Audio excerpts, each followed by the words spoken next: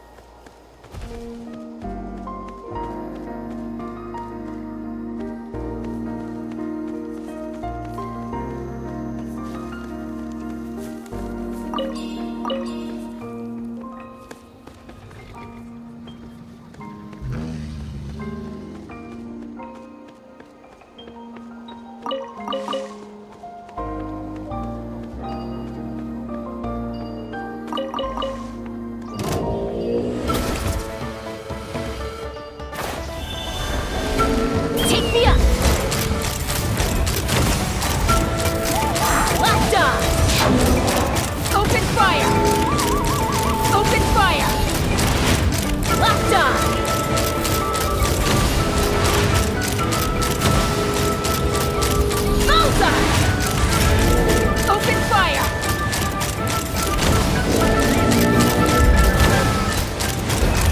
Open fire!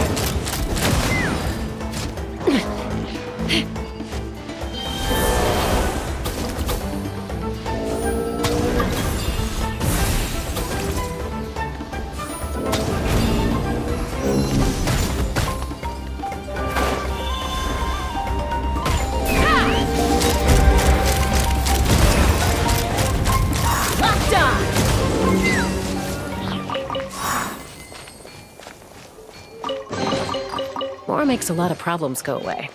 So you can never have too much more, huh?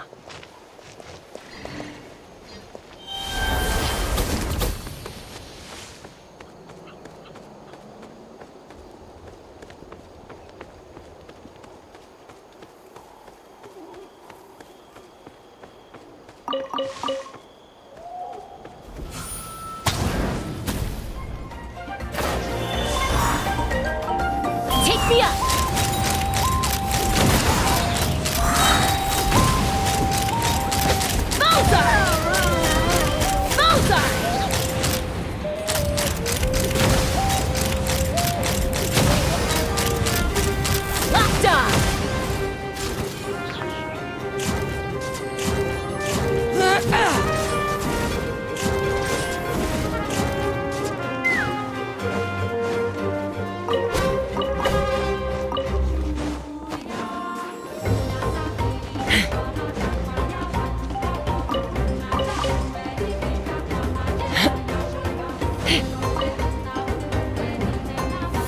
Let's run! That was quick! Dividing the loot is often a cause of conflict, but luckily for you, I don't really need this stuff.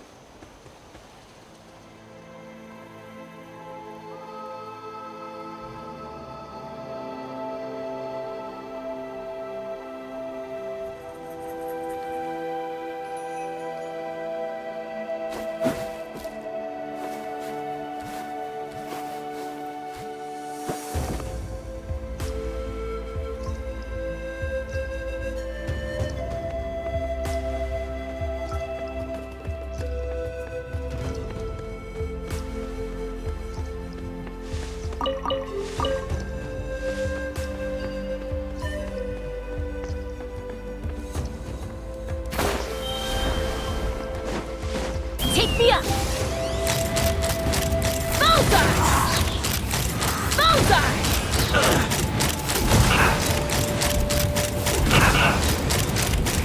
Locked on!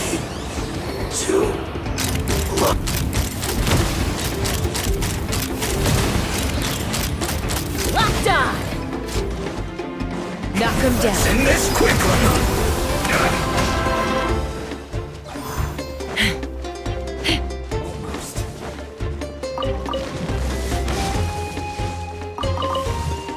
Let's ride! Bullseye! Bullseye! Open fire! Open fire! This isn't good.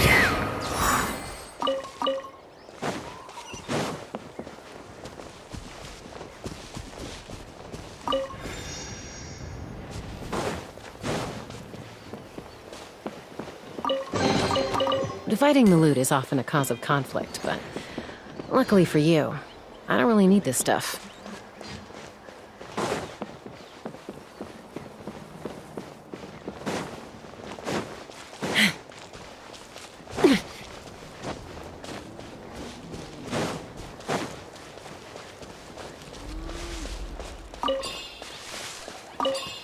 me up! That seemed to work. Bullseye! Locked on! Should be fun. Open fire! Bullseye! It isn't fun. Fire in the hole! Harden up. Let's fly! Locked on! Use this first. Locked on! Yeah! So quiet. Take me up! Open fire!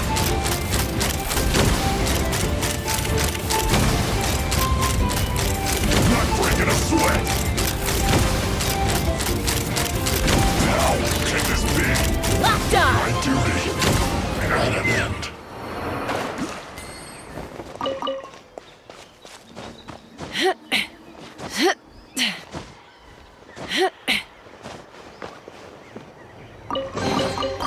Ooh, shiny.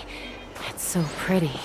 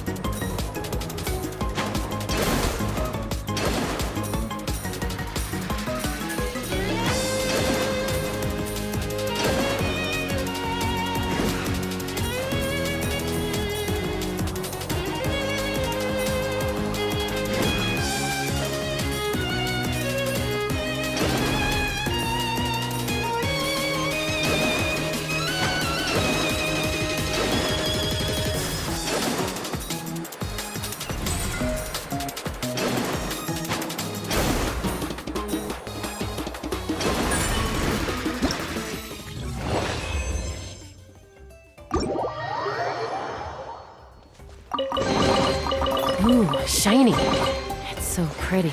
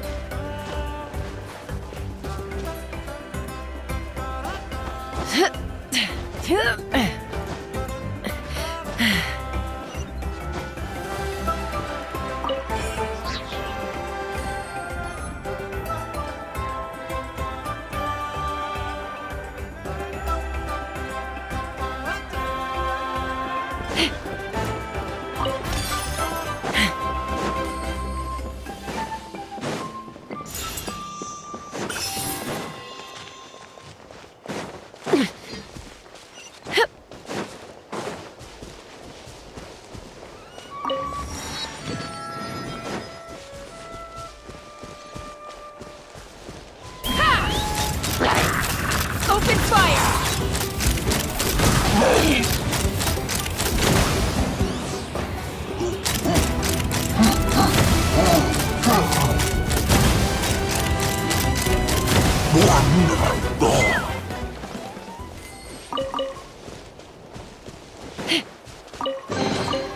Ooh, shiny. It's so pretty.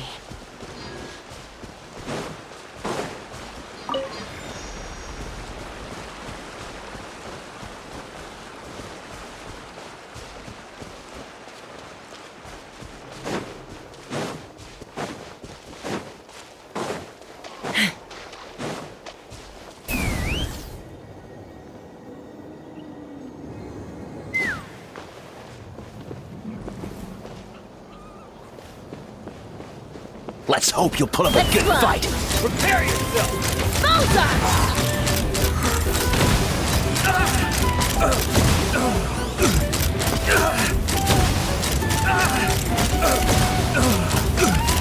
Open fire! Bullseye! Locked on! Stand down.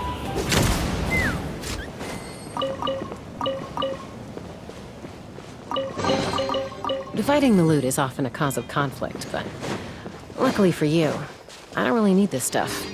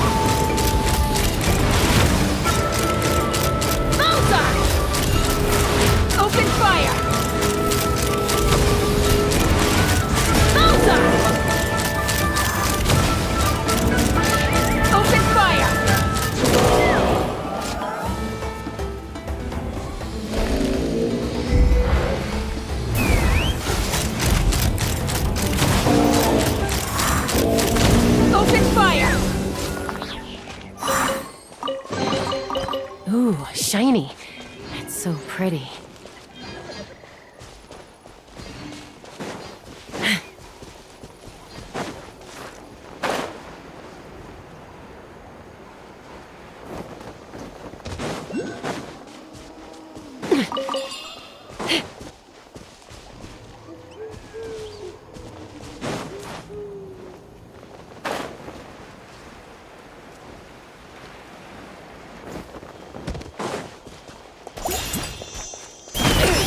Mama!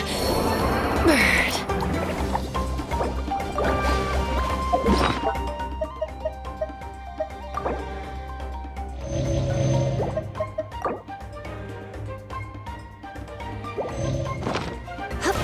Take me up!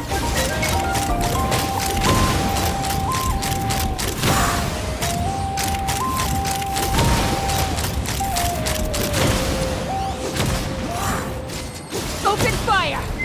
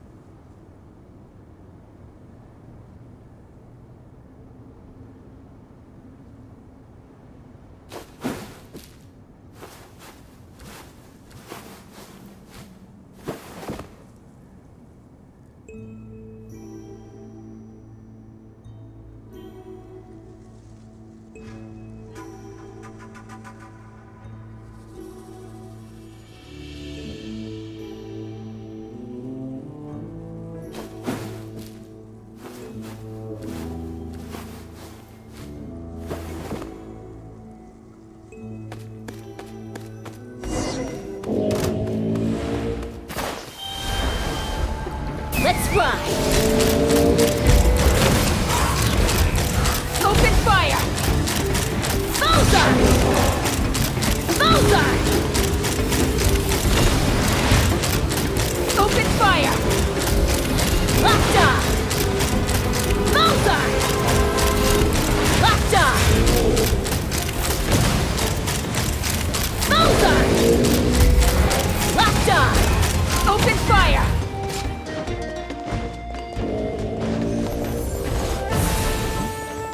Take me up!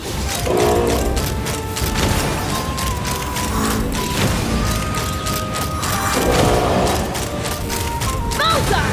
Open fire!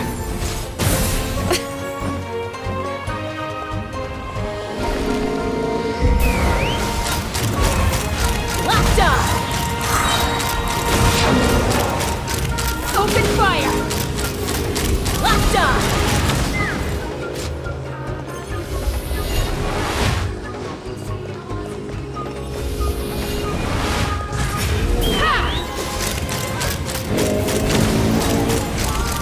Open fire!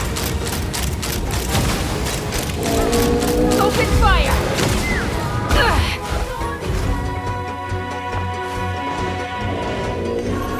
Take me up!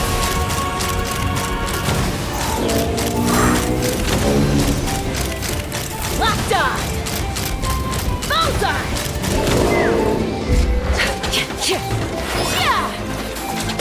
Yeah! Ha!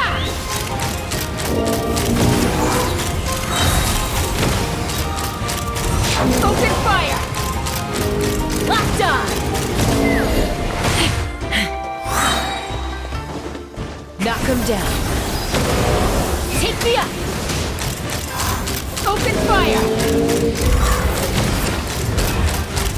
Open fire! Locked on!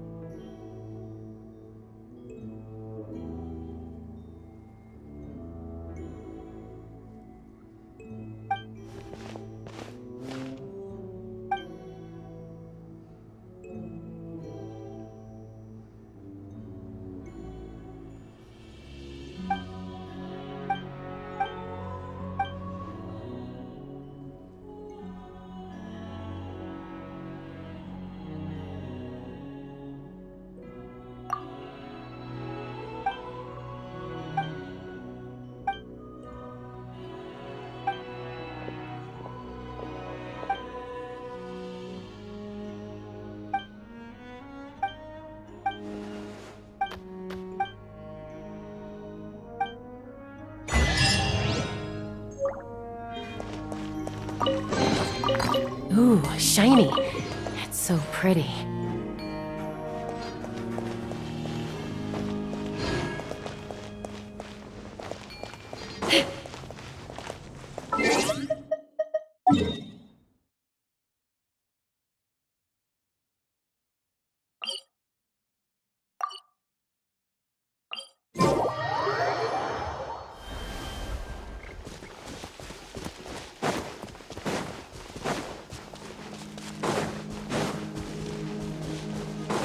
Let's fly!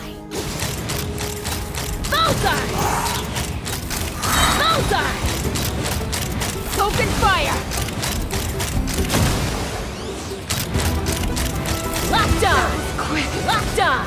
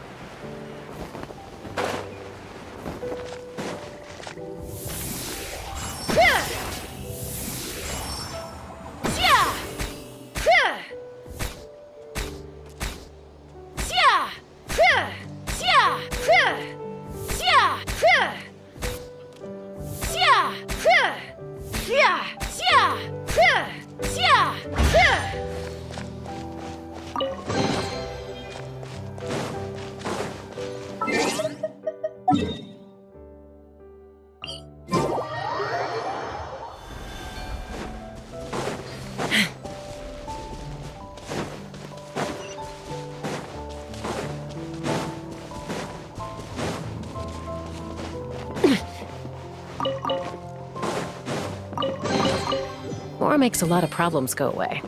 So you can never have too much Mora, huh?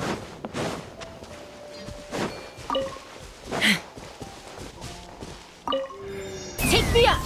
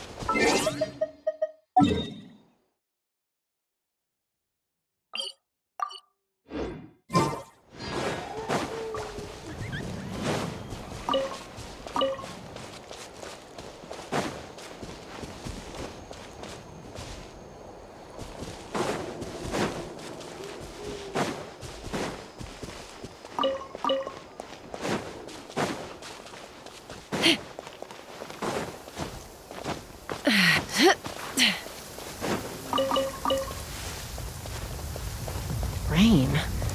Ugh, my hair and feathers are gonna get soaked. Time for some preening when I get back. Yeah!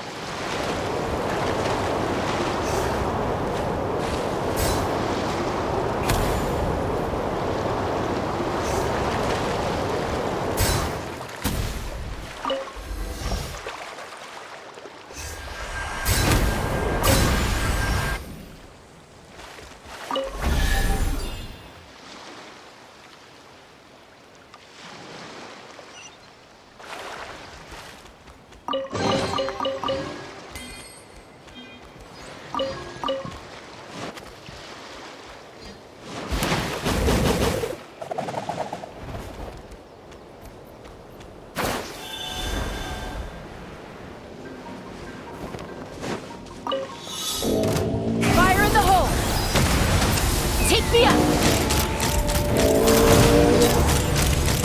Locked on! Locked on!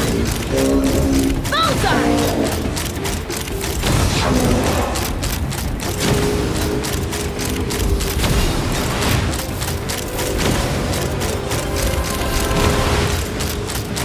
Bullseye! Open fire!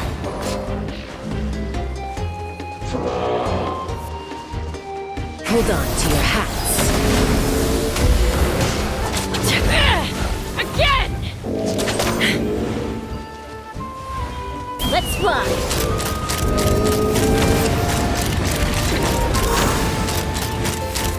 Locked on! Open fire!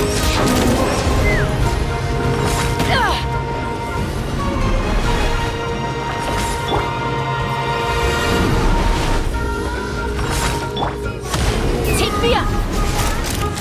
Now I'm all warmed up.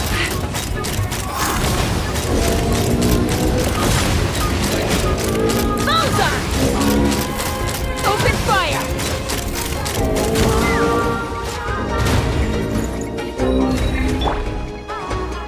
Come a little closer. Terra Smash!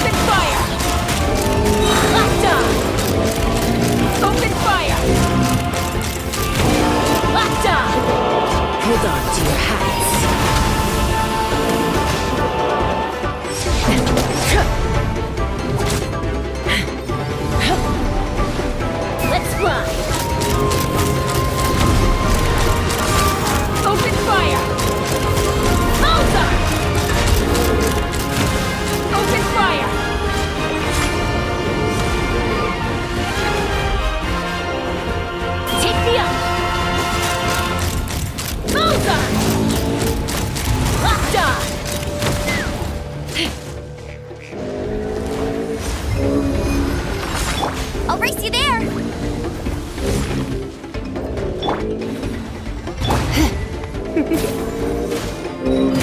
You're in for a little shock.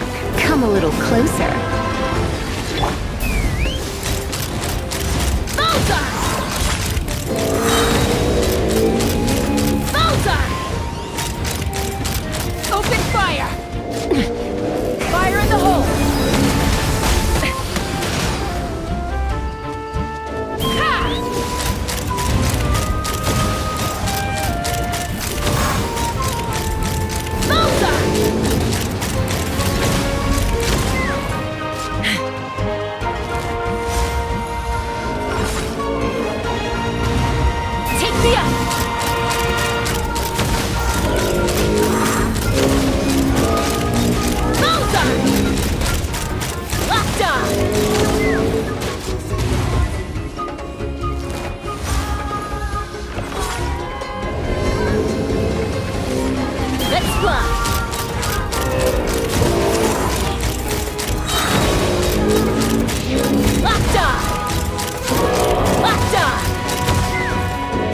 down.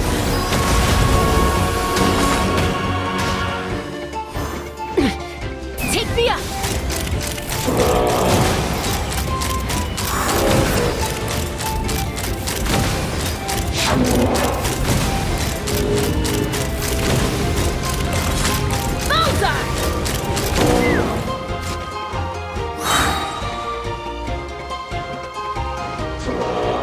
Fire in the hole! Let's fly!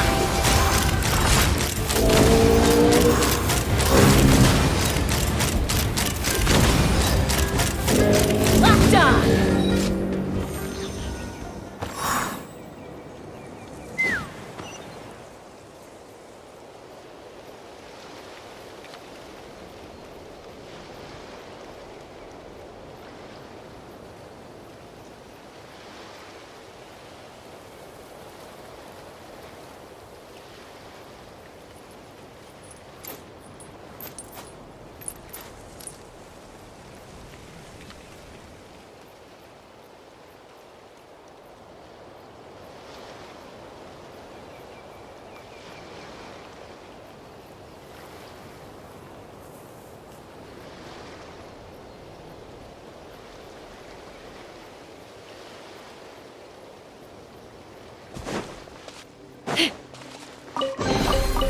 Ooh, shiny. It's so pretty.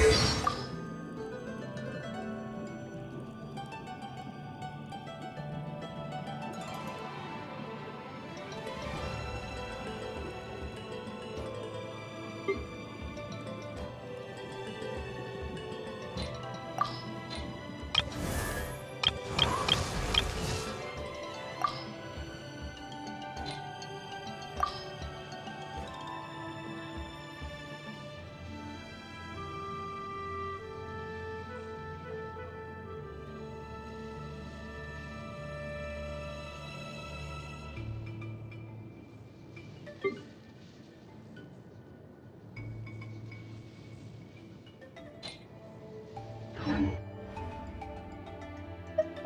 have lost.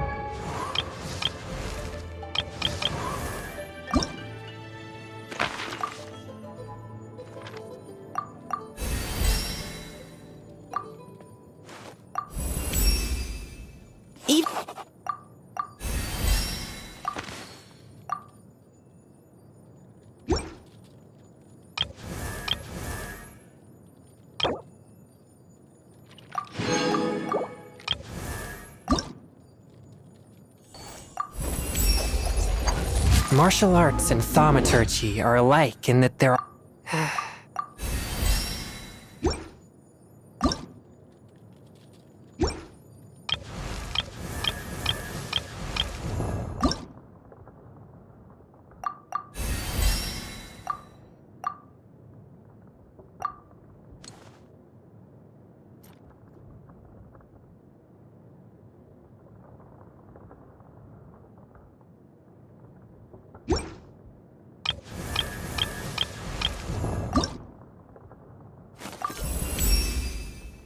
Are my...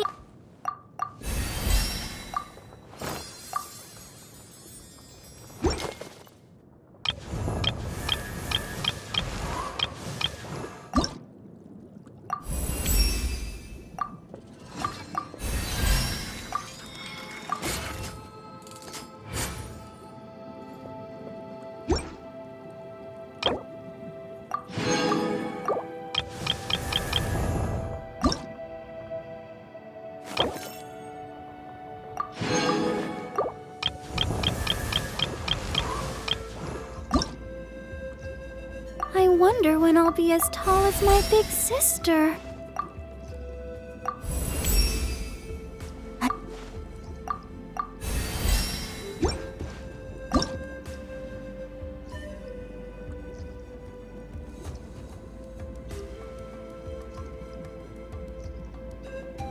La da da da da da da da da.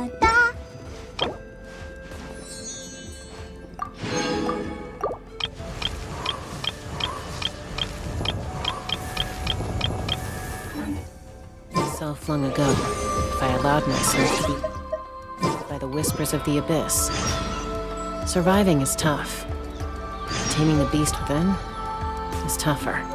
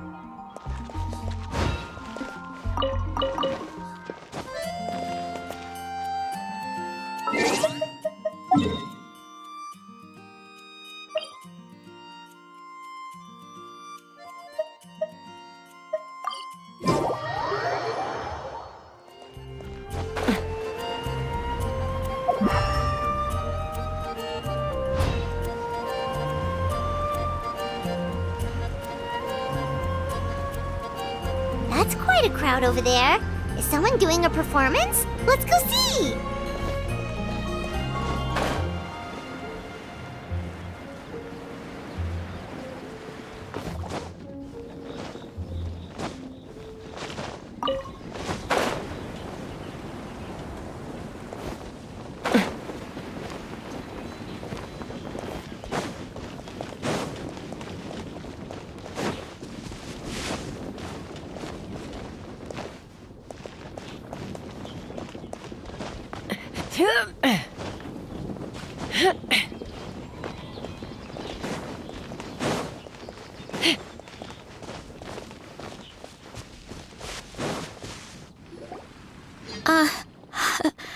Hi everyone.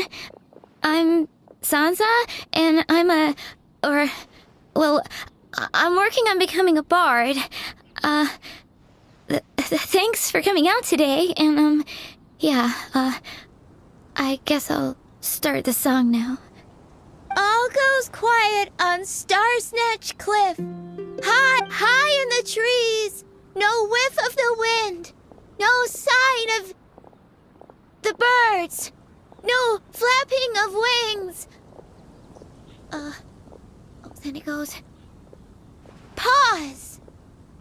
Pause for a moment, and... Oh gosh, this is so embarrassing. I'm making a complete mess of this. I didn't get tongue-tied at all on the 42nd time, or the 90th time.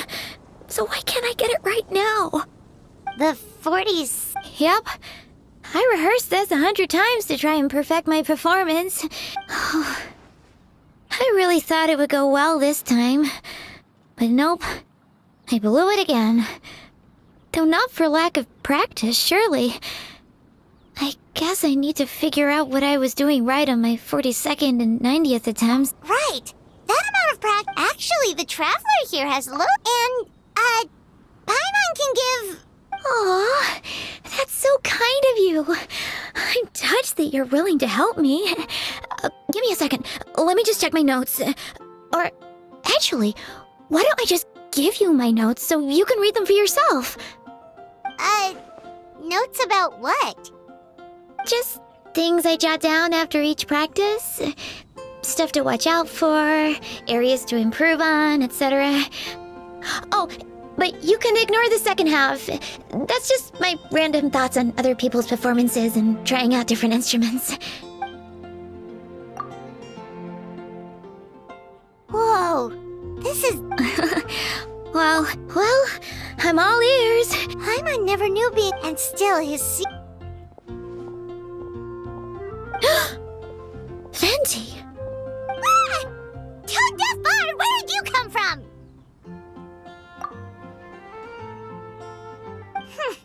Well, A whoosh?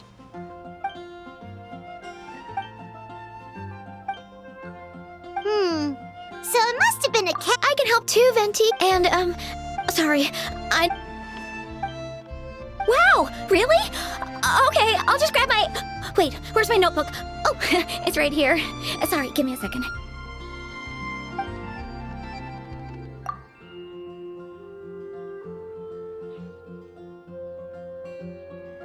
Huh? But then, why did her... I guess I just lack that natural talent. Maybe I'm not meant to be a bard, huh? Let me think. Maybe it was a sense of yearning.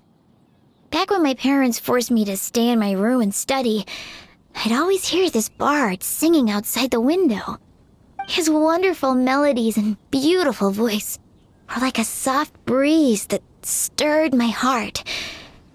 I remember thinking to myself, if I became a bard, could I be free like him? Yeah, that's it. I wanted to be free and happy just like him. But I get so nervous when I'm performing in front of a crowd. I try to mitigate that by doing plenty of practice to make sure nothing goes wrong. But it's no use. As soon as the performance starts, I get tongue-tied. What?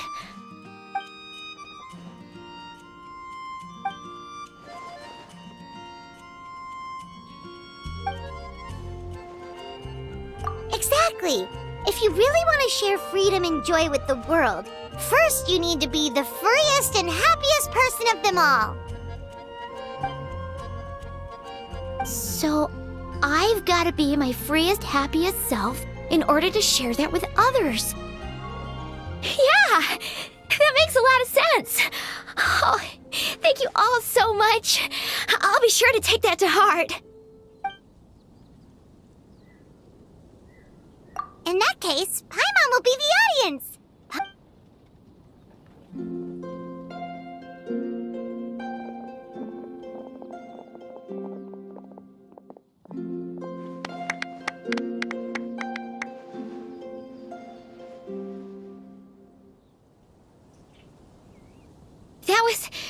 That was my first ever successful performance in front of a crowd. For once, I didn't stumble over my words. Oh, I'm so happy. Once the music started, it felt like I became one with the wind. I could roam freely, and nothing could stop me. The audience definitely felt it too. Look, even that cat came to check out the show. Wait, a cat?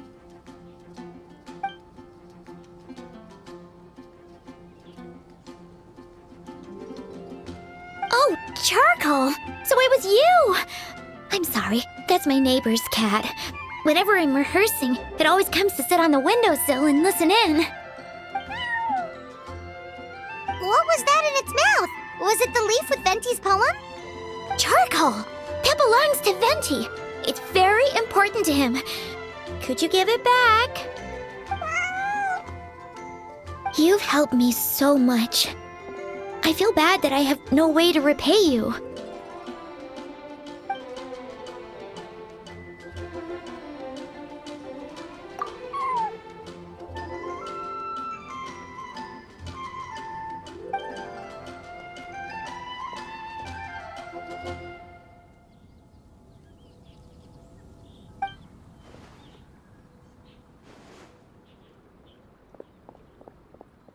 Gone like the wind. I can hardly believe I got a personal lesson from Venti himself. I must find time to thank him properly. Oh, and of course, I owe you two a huge thank you as well. I can't offer much, but why don't you take the songbook? It's from back when I was studying. I noted down all kinds of tunes from many parts of the world. Maybe you'll find it useful. Oh, and as well as tunes, I also collected all kinds of instruments.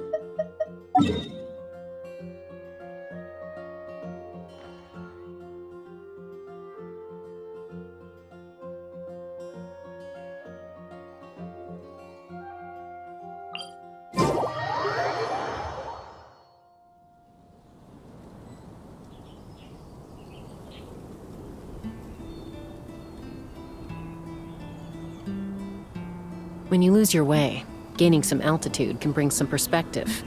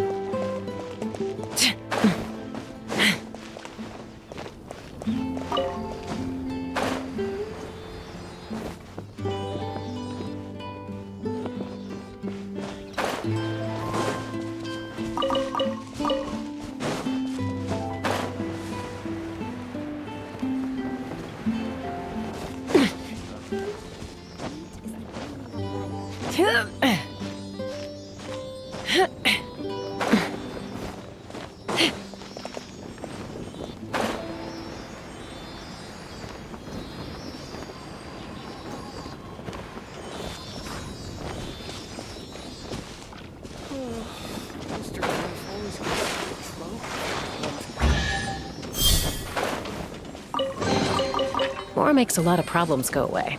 So you can never have too much more, huh?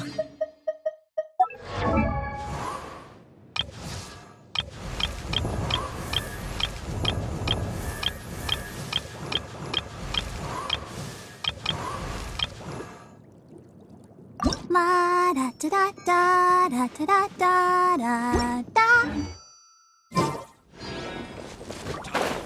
Hunters!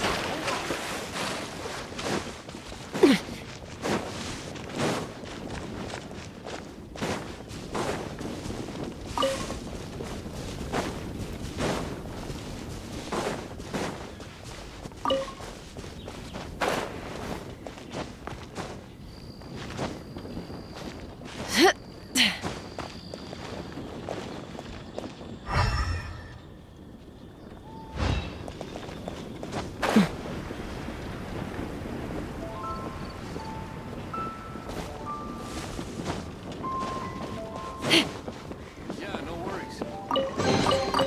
Ooh, shiny. However you do It's it. so pretty.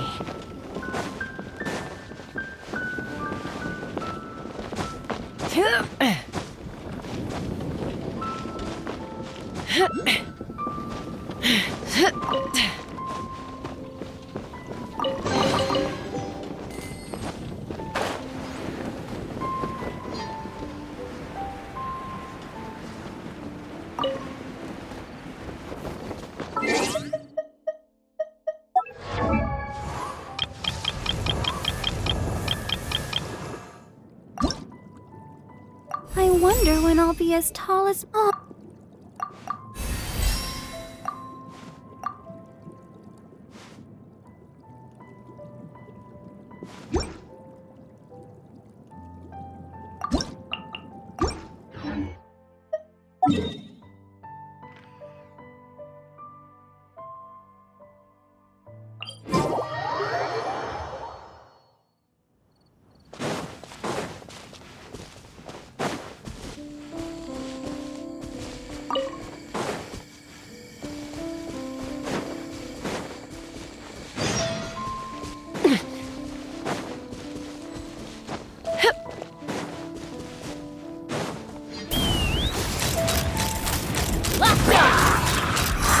Open fire!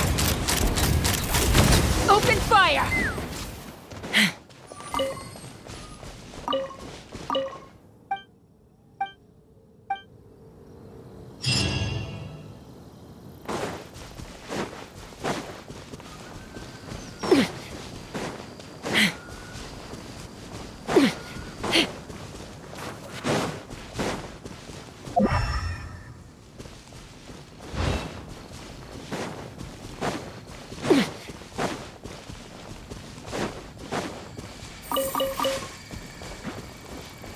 Take me up!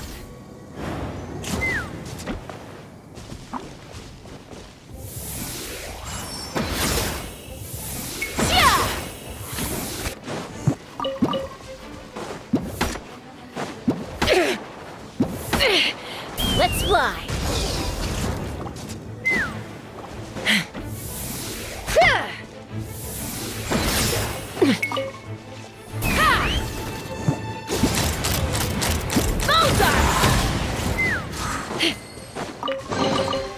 Ooh, shiny.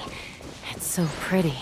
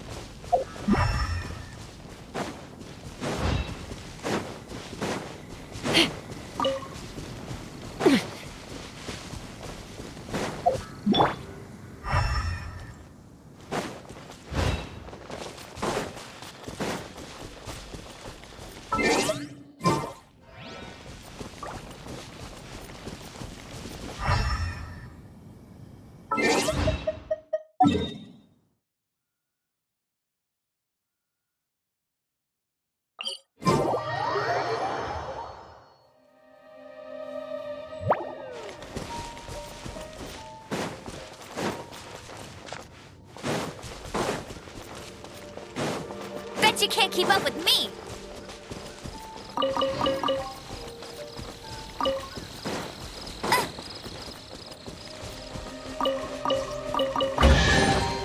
Another target tracked down by Outrider Amber. Bet you can't keep up with me!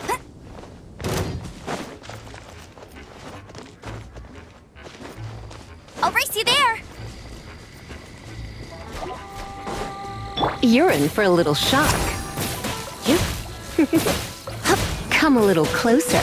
You're in for a little shock. Come a little closer. Oh my.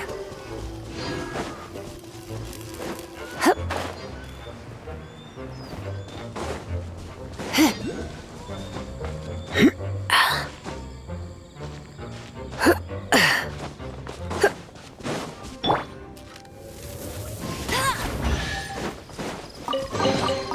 Another target tracked down by Outrider Amber.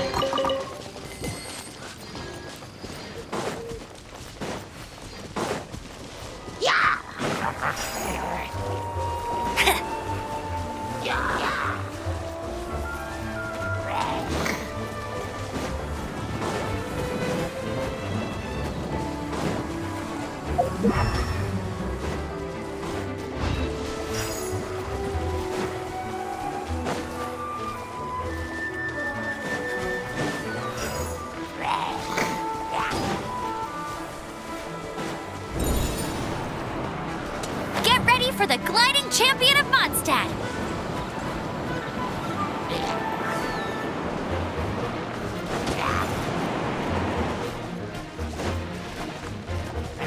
I'll race you there! I'll race you there!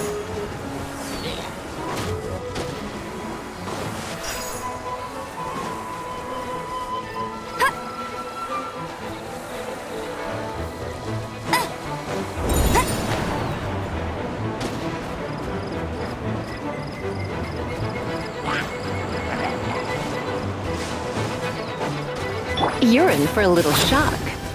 Try not to enjoy this too much. No escape!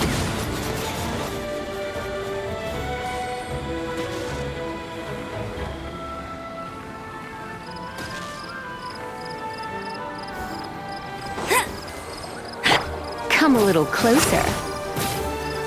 You're in for a little shock.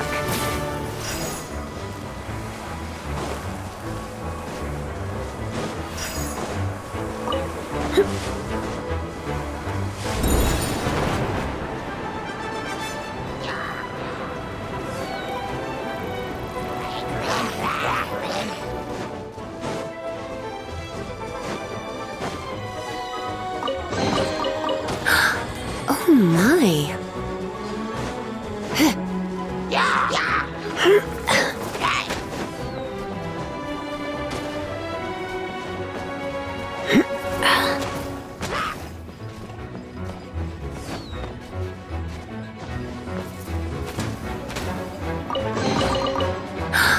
Oh my.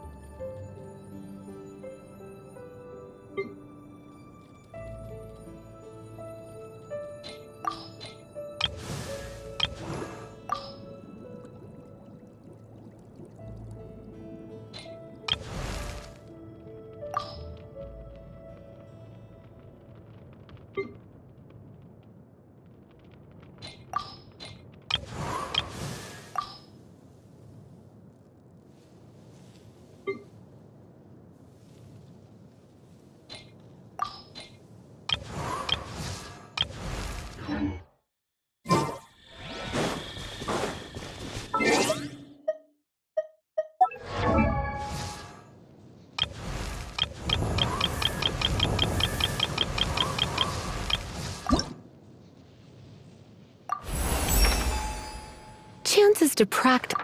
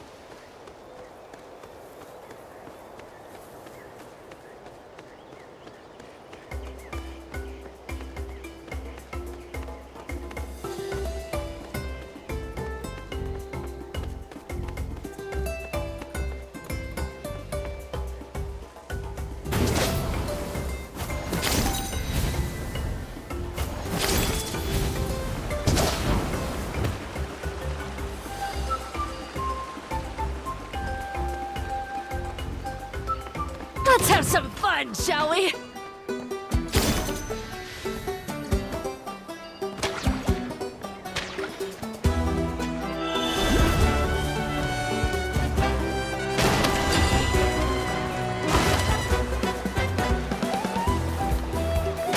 What's this? You'll put up a good fight.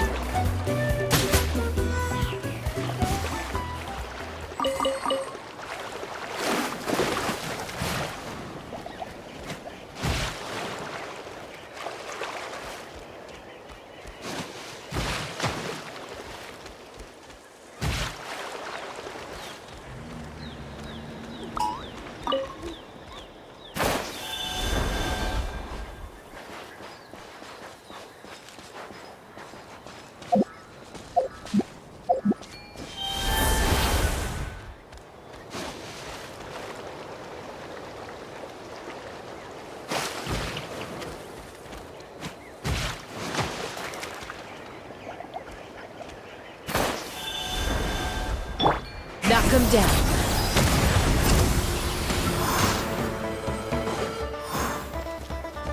Stick around!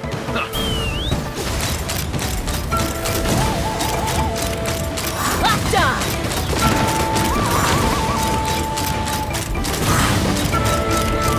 Locked on! Open fire!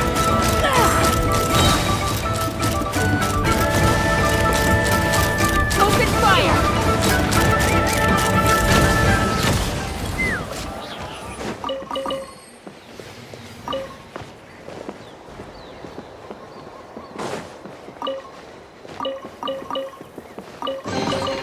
Dividing the loot is often a cause of conflict, but luckily for you, I don't really need this stuff.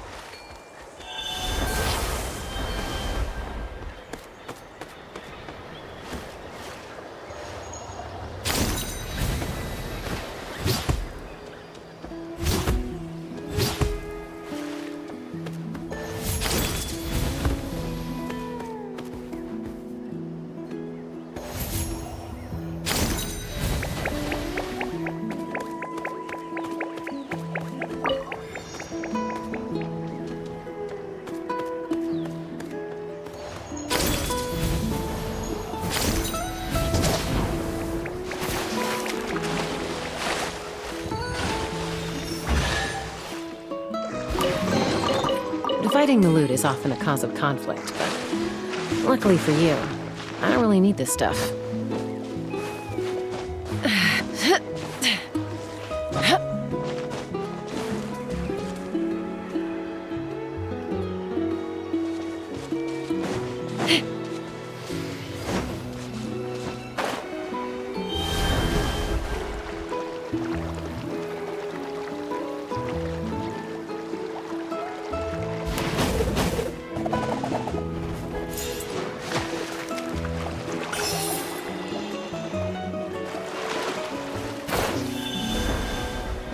Take me up! Open fire! Locked on!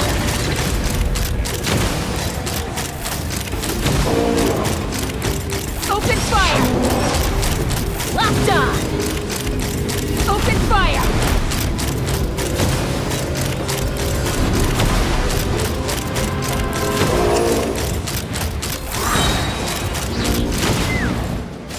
Fire in the hole!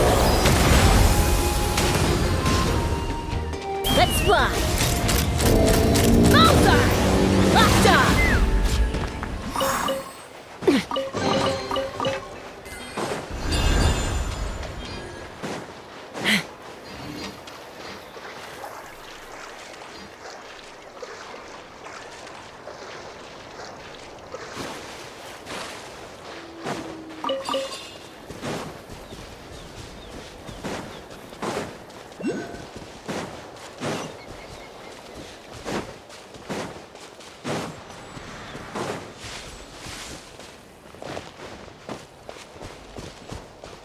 Take me up!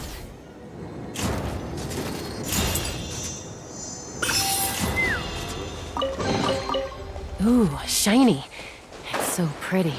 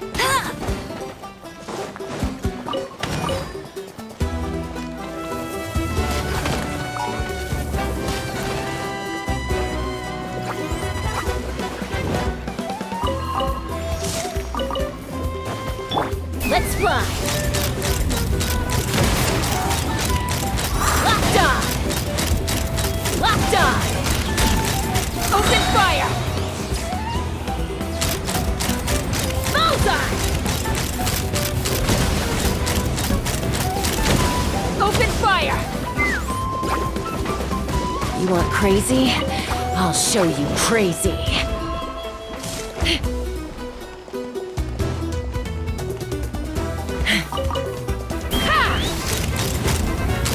Open fire! Bullseye! Locked on!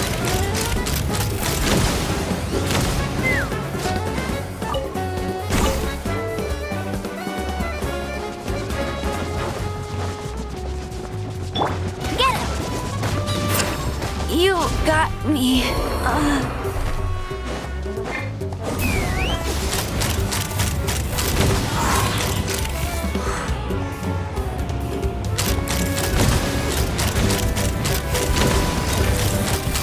Open fire!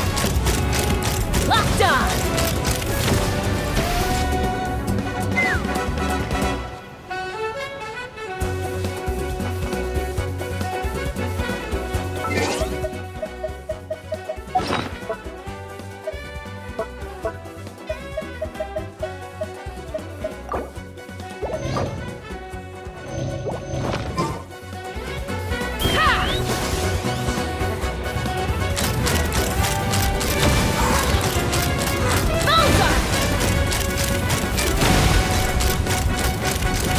A worthy fight. Couldn't transcend.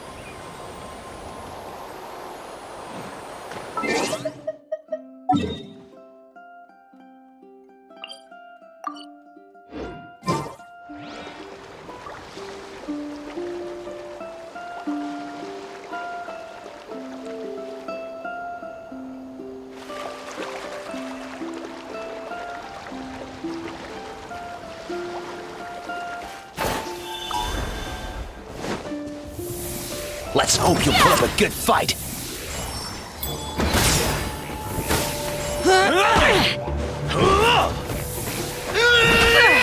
Take me up!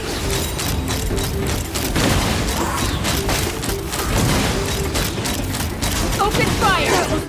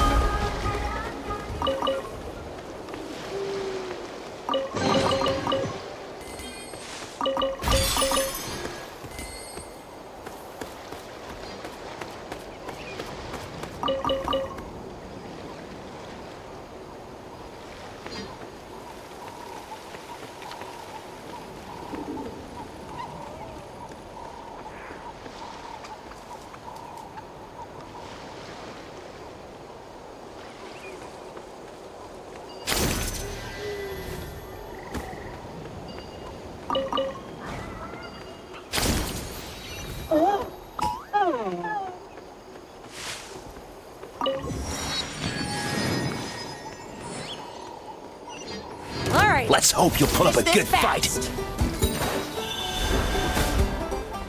Let's fly! Bullseye!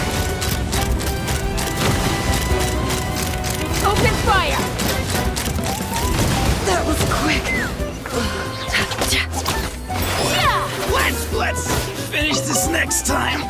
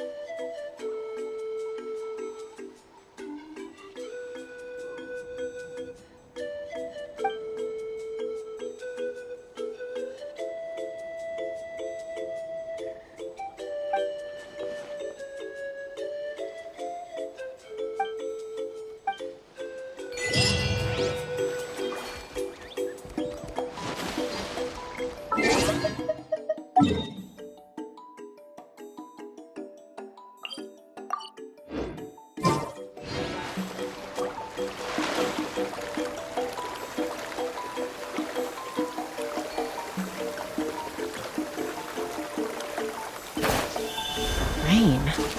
Ugh, my hair and feathers are gonna get soaked. Come a little closer. Come a little closer. Get...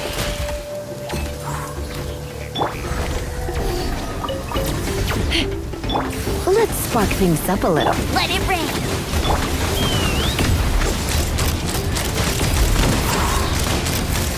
Locked on! Bullseye! Open fire!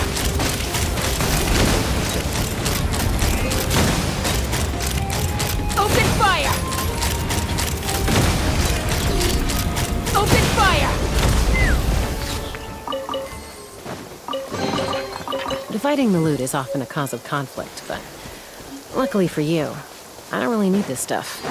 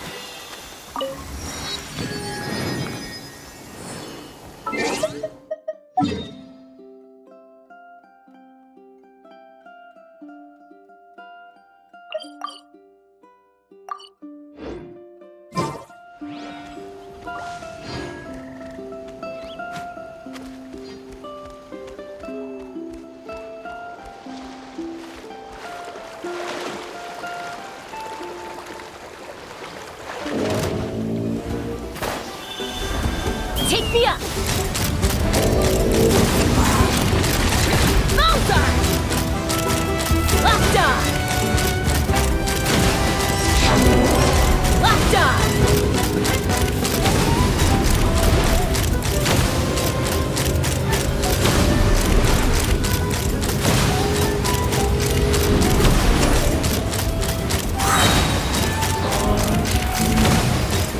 Locked on! Knock him down.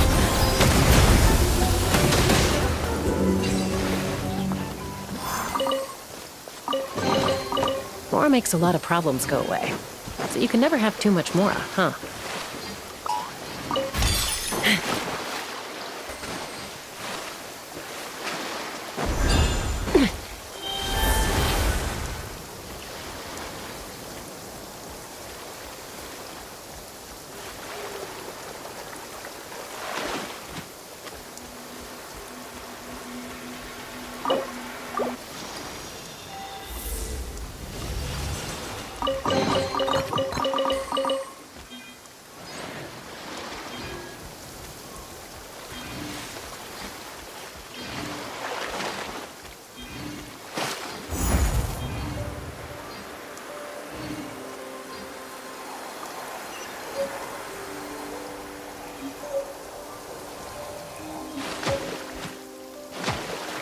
Let's have some fun, shall we?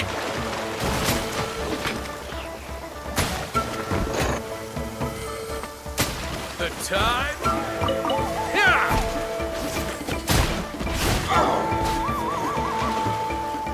How about this? Take a seat. Stick around!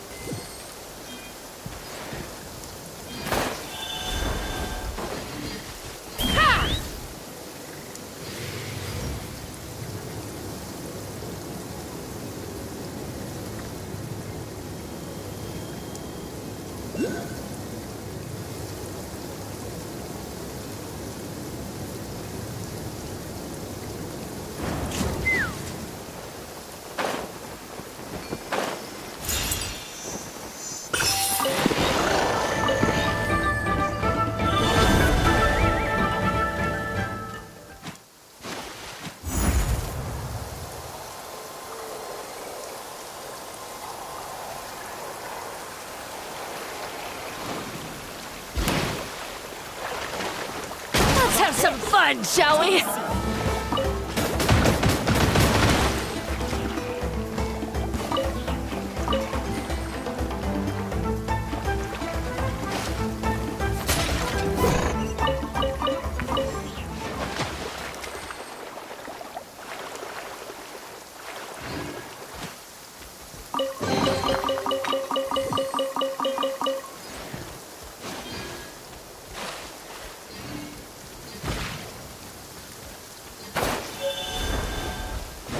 Let's fly!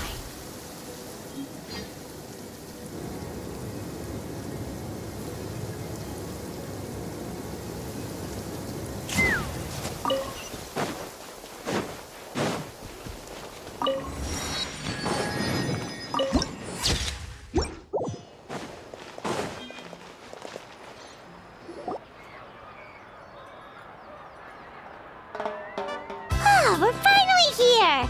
So this is your home, Mualani? Paimon can't wait to have a look around.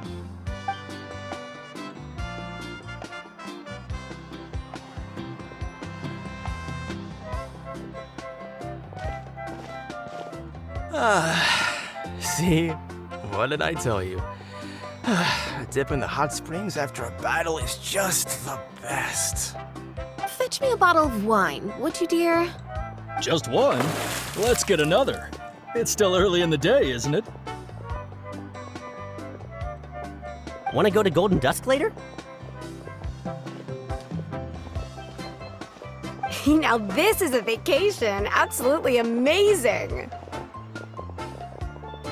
Wow, it's so lively around here. Is there some kind of holiday going on? We try to treat every day like a holiday around here.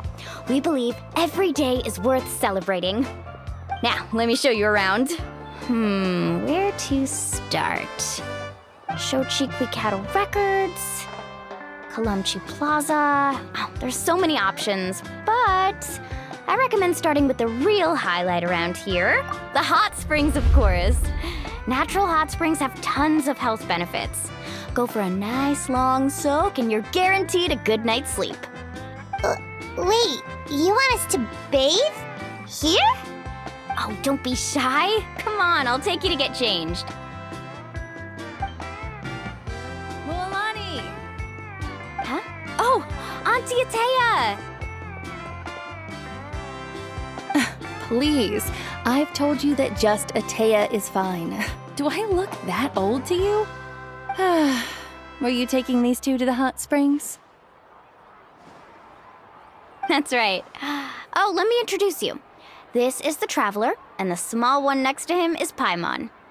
They only just arrived in Natlan, so I'm taking them around to experience our customs. Hi there! I'm Mualani's neighbor, Atea. By the way, Mualani, I heard you lost to Kachina during the pilgrimage. Is that true? Yeah, I was this close to winning. Oh, definitely not the result I wanted, but still not too surprising. Kachina's always been strong. Anyway, it's all in the past. I'm gonna take these two for a dip in the hot springs. Talk to you later. Oh, wait. You'll need swimsuits first. I'm sure I can find you something lying around the shop. I'll go look. Hold it right there, young lady. Have you forgotten the rule about bathing in the hot springs? Rule?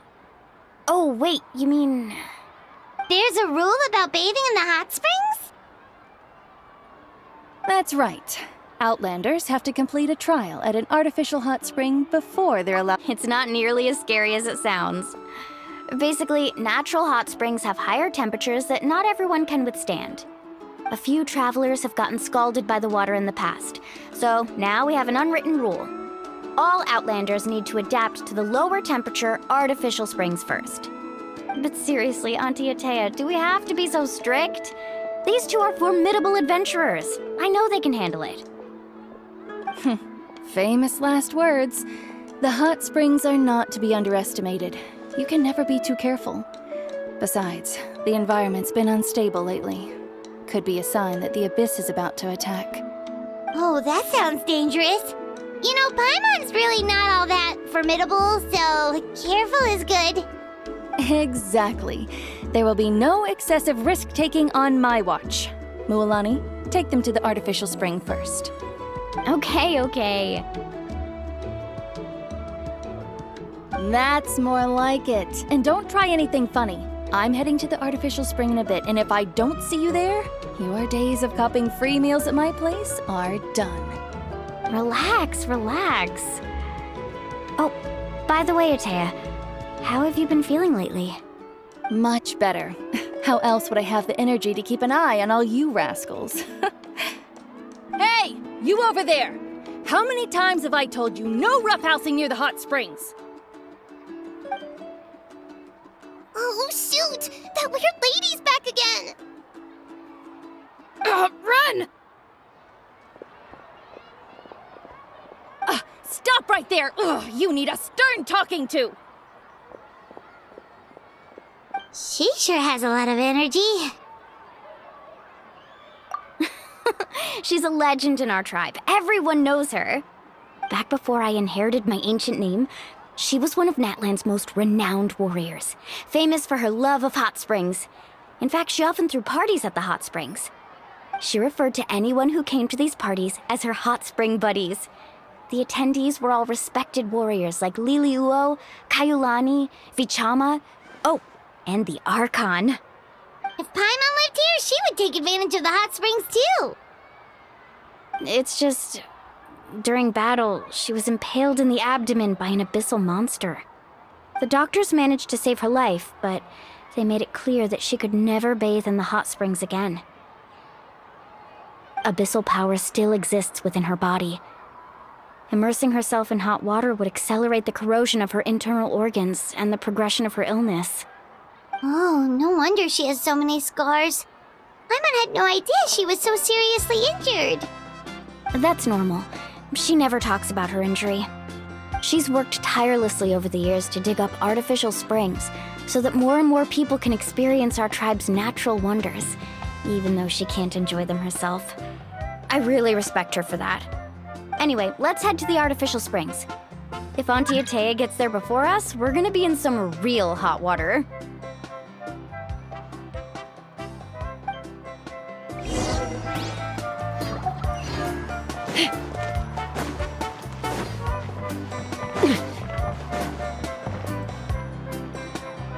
Oh, I see.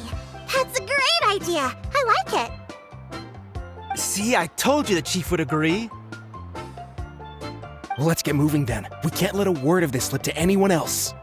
Hey, Amina, Hikaru, Marukao! You three seem particularly cheerful today. What's the occasion? Oh, Mulani! You're back. Who are these two? This is the Traveler and Paimon, two very important guests. I wanted to take them to the natural hot springs, but Auntie Atea caught us, so we had to come here first. Oh, what a coincidence! We were just talking about her. We think Auntie Atea's illness has taken a turn for the better. Really? How can you tell? Okay, so while you've been busy with the pilgrimage, we noticed that she's been visiting the hot springs alone at night. Specifically, the hot springs in the cave to the north of our settlement. I'm sure you know the one. Apparently, she used to go there a lot before they became abandoned for some reason. She could never come into contact with hot water before, and now she's visiting the hot springs every night. I mean, it's pretty obvious what that means, right? Yeah, so we got to thinking, what if we renovated the abandoned spring behind her back, then threw her a huge surprise party? Chief Amina thinks it's a great idea too. So, you want in? Of course! How could you even think of pulling this off without me? I'm a little busy right now, though. I'll come find you once we're done at the hot springs. Of course! Take your time. You should focus on our guests for now. These artificial springs are pretty new, but the experience is just as good as the natural ones if you ask me. We really worked hard on them, so I hope you enjoy. And you two, I know you want to focus on Atea's surprise, but don't forget your patrol duties in the meantime. The Abyss could attack at any moment, so we need to stay vigilant. You got it, Chief. We'll keep an eye out. You can count on us. All right, we're off then. See you at the abandoned spring, Mulani.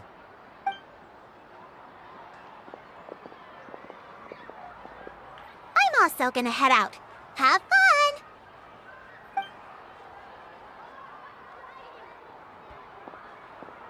Finally, it's hot spring time! Oh, I already arranged swimwear for you guys, by the way. Come on, I'll show you to the changing room.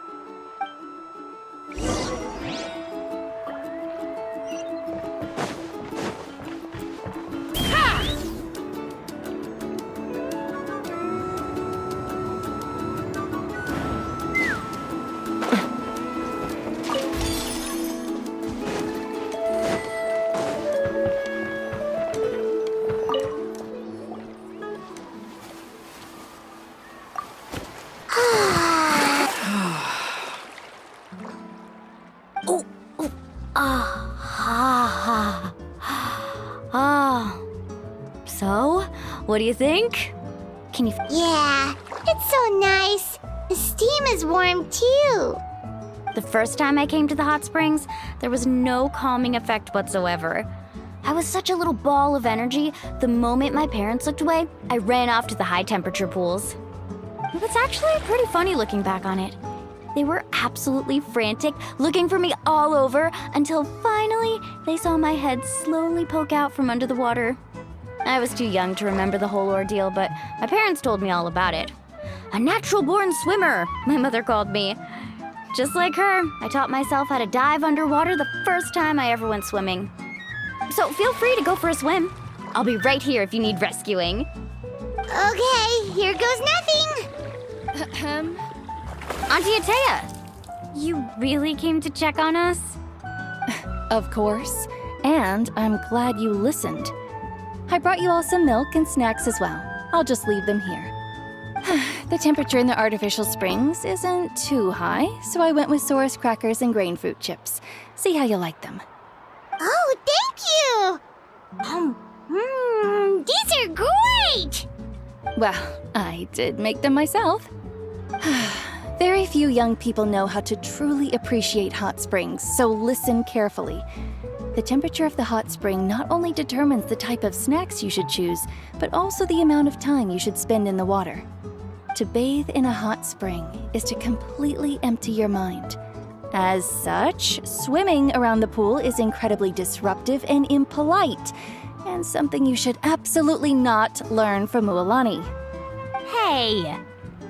All right, looks like you were able to adapt to the temperature, no problem. You should be able to switch to the natural springs then. Well, I've got to get going. Oh, and make sure you drink your milk. I'm looking at you, Mualani.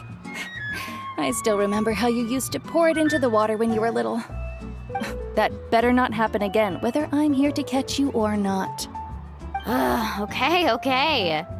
Paimon didn't think you were the type to do something like that. I remember thinking I'd totally get away with it too. But turns out milk is pretty easy to spot when you pour it into clear water. Not my best work. Some people get dizzy if they stay in here too long. You guys all right? Paimon's fine, just a bit stuffed. Looks like you two are naturals. Oh, by the way, I have to leave you on your own for a little while this afternoon. I'm gonna help the others fix up that abandoned spring. I certainly don't trust their aesthetic tastes. Who knows what will become of the place if I leave them unattended. In exchange, though, I can recommend a couple of shops that are worth a visit. Huh? Yeah, she brought us snacks and taught us about the hot springs. We want to do our part too. Friends are supposed to help each other out. We'd feel bad otherwise. Well then, the more the merrier. All right, we should get going. Let's organize the best hot spring gathering Natland's ever seen.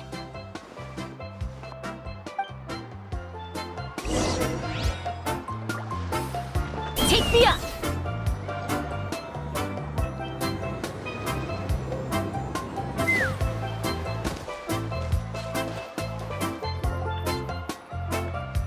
Mualani! Wait, you brought our guests too? We're here to help. But you're important guests. We can't put you to work. All right. Stop trying to out-polite each other, would you? The sooner we get this party started, the sooner we get to enjoy the real party. Now, where to start? Looks like the water outlet is blocked pretty bad. We'll need to dig under it. Ooh, those boxes in the corner need to be thrown out as well.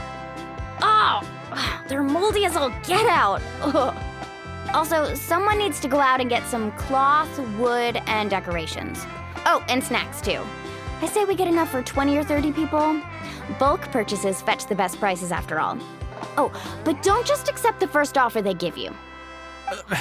I'm not good at haggling. Why don't you go? Hey, I'm not any better, and I wouldn't even know what to buy. How about we handle things here while you three deal with the shopping? Yeah, that works too. I can introduce you to all the shops while we're at it. All right, let's meet back here later.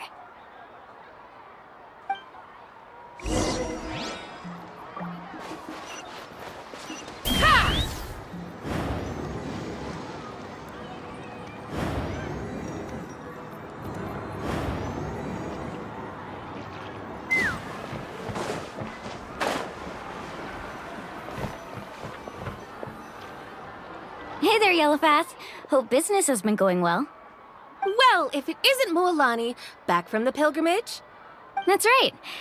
Didn't make the cut this year, though. Well, it wouldn't be a competition if everyone got to win. So, what'll it be today? Here, it's all on the list. Quite a sizable order, as you can see. So, can we expect a discount? Wow, that is a large order. What's it all for? A party? That's right. Keep this between us for now, but We're throwing a hot spring party for Auntie Atea. Wait, you're saying she can go in the hot springs again? That's great news! How about this? You can have the decorations on the house, and I'll give you 20% off the cloth and wood. Come on, I know you can sweeten the deal. That pile of wood's been sitting there since I left for the pilgrimage. At this rate, you need to get rid of it or it's gonna go moldy. All right. Such a handful. Just give me a moment while I pack all this up for you. Wow, that was amazing, Mualani! All in a day's work. By the way, Yellowfath, are these 2 stones for sale? Interested? They won't come cheap. I'm not planning to haggle this time, I promise. Nope. Kachina likes shiny little trinkets, so whenever I come across something like that, I always buy it for her. I'll hold on to them for now. It'll be a nice little surprise for her when she returns victorious from battle. I'm sure she'll like it. All right, that should be everything. If you could just double check, make sure nothing's missing. Let me see. Huh? What's this crate of juice doing here? That's on the house. 7 years ago, when the Abyss attacked our tribe, Atea saved my brother's life. She never asked for anything in return, but I could never forget what she did for my family that day. So, send her my regards, would you? And have fun! Oh, we will. It's gonna be a party to remember. Thanks a lot, Yellowfath. Well, that's our shopping done. Let's head back.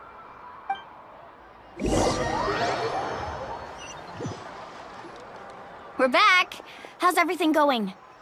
Wow, this place cleaned up nice. You got the water unblocked too. Good work. I would hope so. We spent all day clearing out debris from the bottom of the spring. Did you guys get everything? Oh, we brought back tons of stuff! We set it down near the cave entrance. All right then, roll up your sleeves, everyone, and let's get back to work. Actually, why don't you two take a break? I'll handle it from here. Traveler, so I was brainstorming on the way over, and I'm thinking we could draw something on the wall over here, and the snacks and drinks can go over there.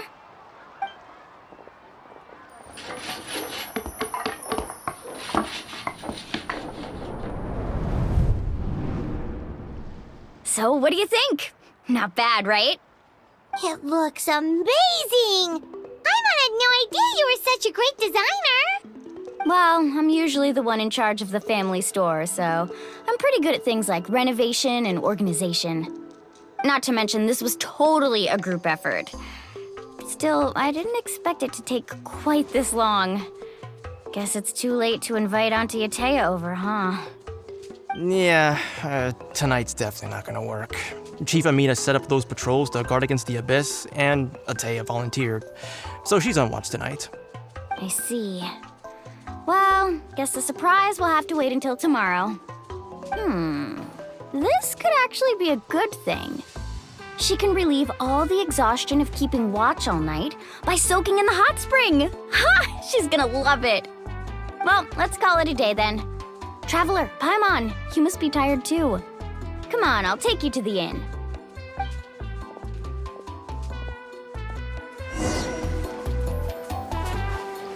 Take me up!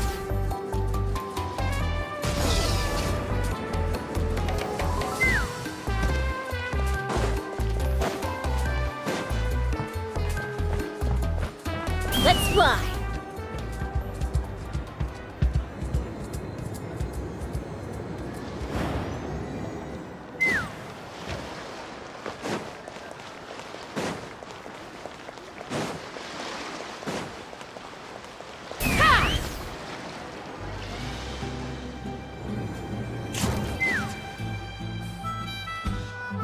All right, this is it. Get a good night's sleep, okay? I'll see you tomorrow. Yep, good night!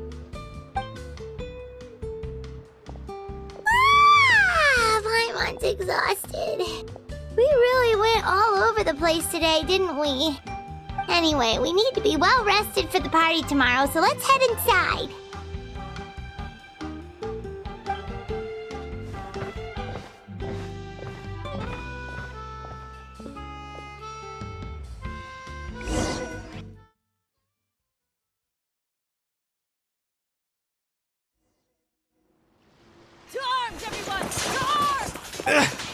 Why not?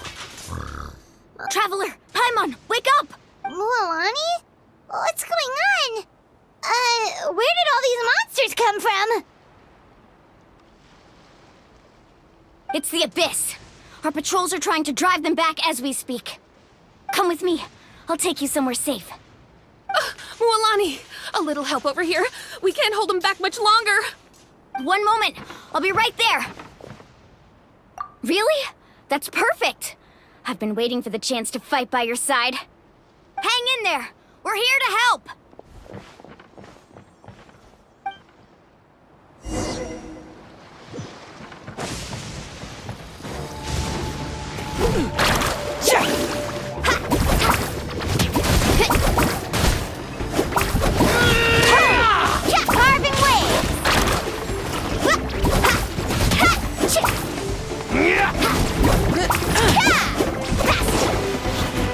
Tide rises!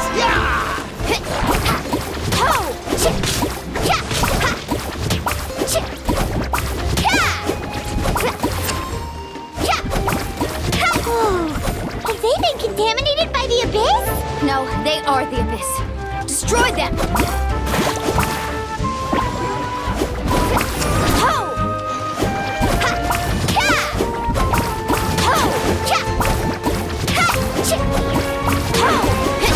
Watch the surfboard!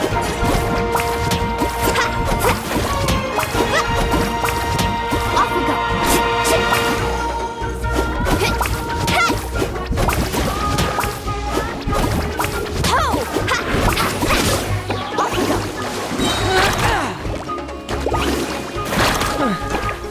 Thank you. I'm alright. Go help the others. My arm is stuck.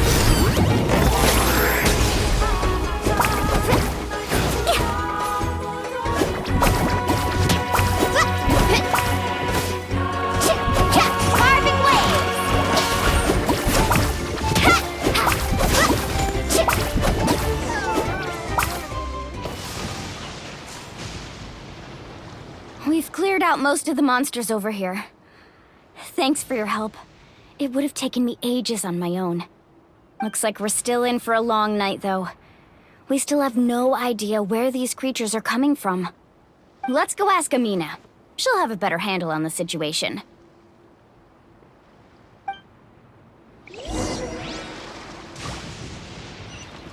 Need a surfboard?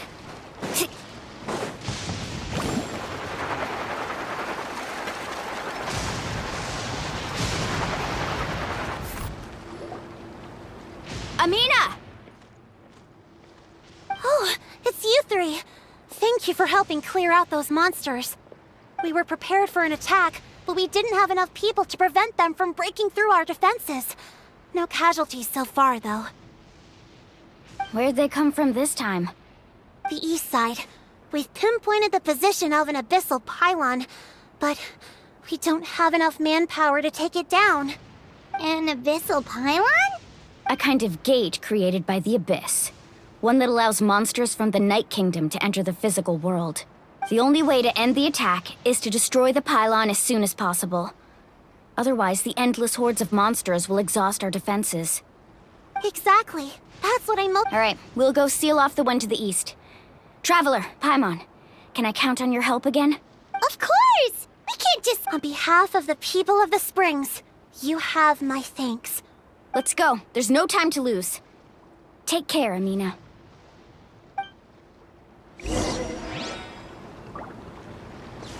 Let's ride!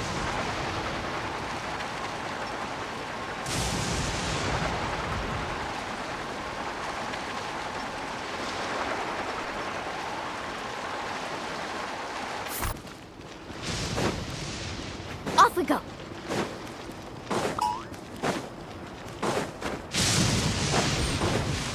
Carving waves!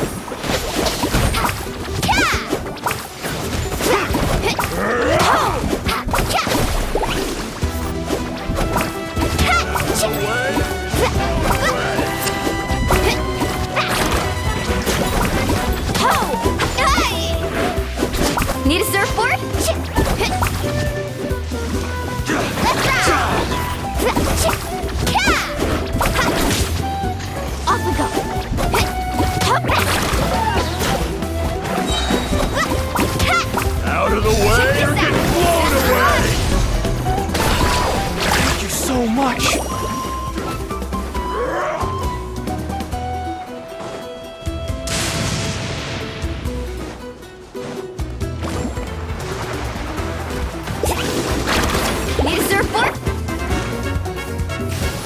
and I'll be gentle. No escape!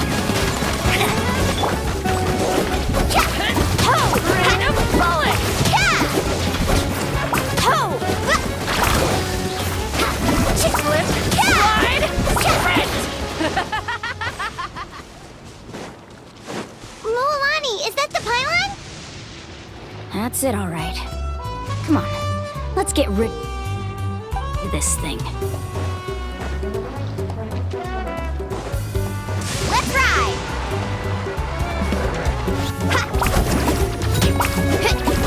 Oh, chill out! Let's shred, Sharky!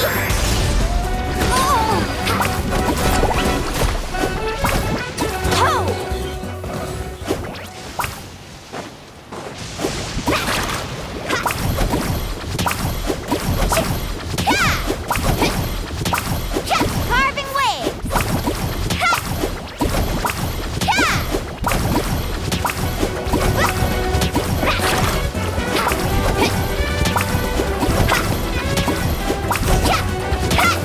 Carving waves! Need a surfboard? Fire in the hole! Take me up! Locked on! Malta! Now I'm all warmed up. Let's ride! Ho! Yeah! Ho! Whew! That should do it, right? I don't see any more monsters, so looks like we're in the clear. Do these attacks happen a lot? Must be hard on your tribe. Yeah, it makes things hard sometimes, but that's how our ancestors have always lived. Besides, the Abyss doesn't care how difficult our lives are. Fighting back is the only option. Come on, we should head back. Huh? What are you looking at? Is there something over there? You're right. Mualani, look! They're coming from that direction! Wait, that area looks kind of familiar. What? How unlucky can we get? We just finished the renovations. We probably don't have any reinforcements over there, so it's up to us. Let's move! Huh? Seems like the monsters are decreasing in number. Come on, everyone, keep it up!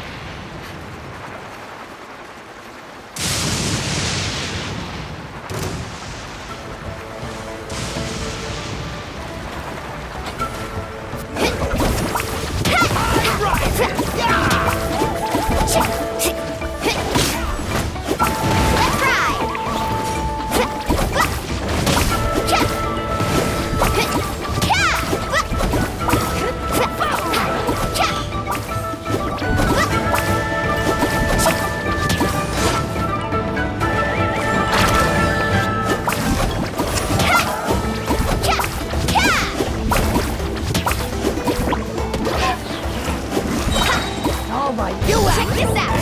Best of luck!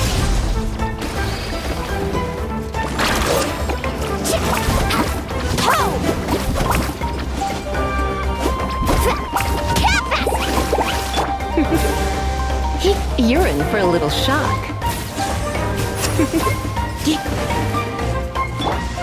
Knock him down.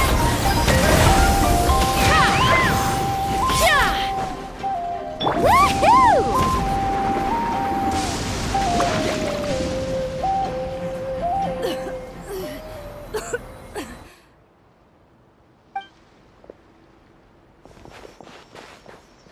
Ateya, what are you doing here? Where's the pylon? Where do you think? If I'm here, means that thing is long gone. I was in a hurry, so it's not my best work. You should check if all the important stuff is still here. Stop talking for now. That wound looks bad. The abyssal power is corroding your body. Is this the right area? Hello? Anyone there? Mualani and Ateya. What's going on? We were told the second pylon was over here. Ateya took care of it, but she's injured. Quick, someone get a doctor! All right. Wait, no. This was meant to be... For me, right? I know. Atea! You think I couldn't tell you were avoiding me on purpose? Not one of you stopped to say hello today. It couldn't be more obvious that you were hiding something.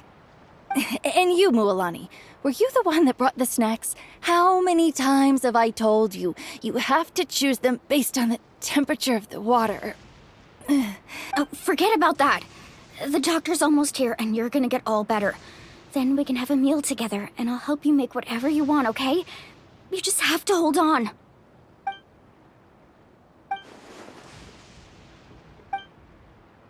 The impurities and the elemental energy we embody repel each other. What? The crystal has been... The anguish he feels. I also came across a teardrop crystal. Atea! Atea! Wait, what do you mean?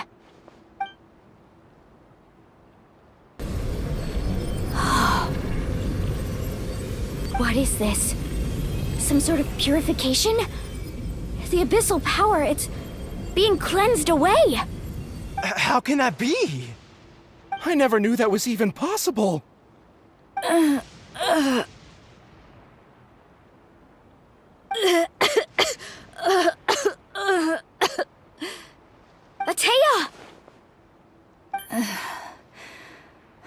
The mark of the abyss. It's gone. Yes, thanks to the Traveler. By the way, Traveler, are you alright? I just saw you purify abyssal power from Atea's body. That didn't injure you in any way, did it? You're sure? Good. Good. Thank goodness. You scared us all half to death just now.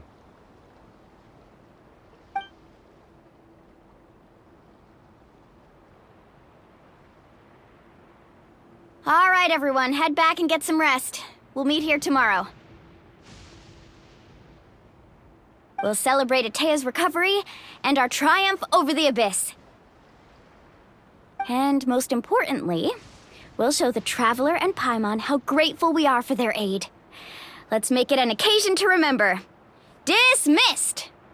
Got it!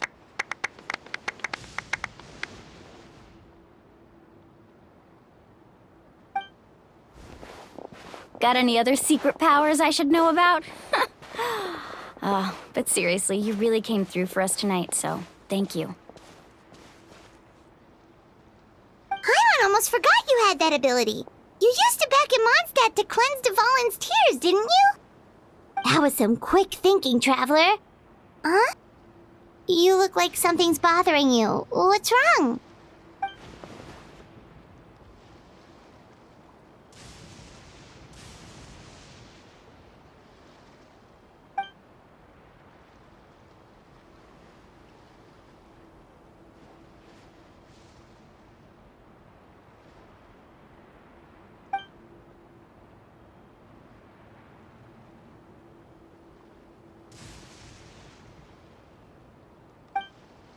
Abyssal power still exists within her body. Immersing herself in hot water would accelerate the corrosion of her internal organs and the progression of her illness. We think Auntie Atea's illness has taken a turn for the better. She could never come into contact with hot water before, and now she's visiting the hot springs every night. I mean, it's pretty obvious what that means, right?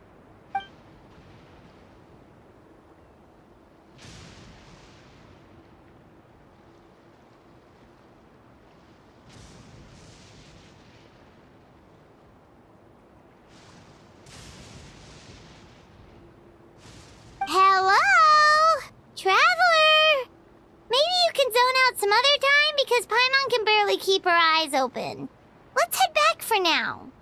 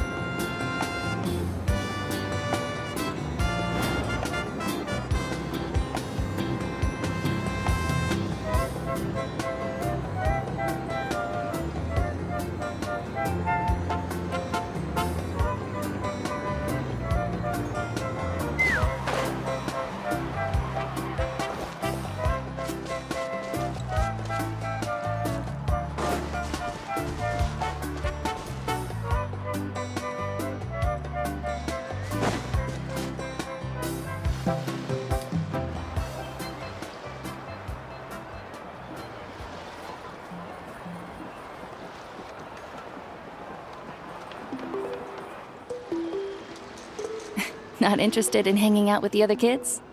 Snacks not to your taste? Hot spring temperature too high? None of the above, huh? I heard you were the one who cleansed the abyssal power yesterday. You sensed it, didn't you? I was hoping to keep it a secret for a few more days. Didn't want to ruin the celebrations and all. But looks like it was no use. Who, me? Yes, you. Come on. Let's go for a walk. Hey, where are you going? Did something happen? Just going to get some air. It's too noisy in here. You have fun. We'll be right back. Oh, and there are extra snacks in that box over there if they need replenishing. Baked them all fresh this morning. All right! Sounds great!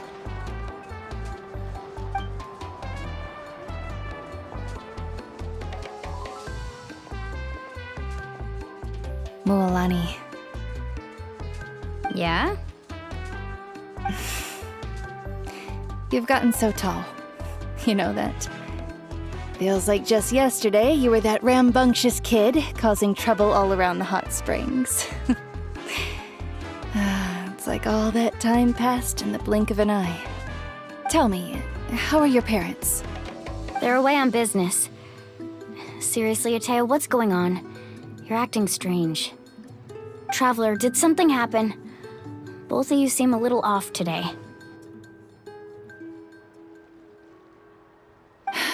I guess I should explain.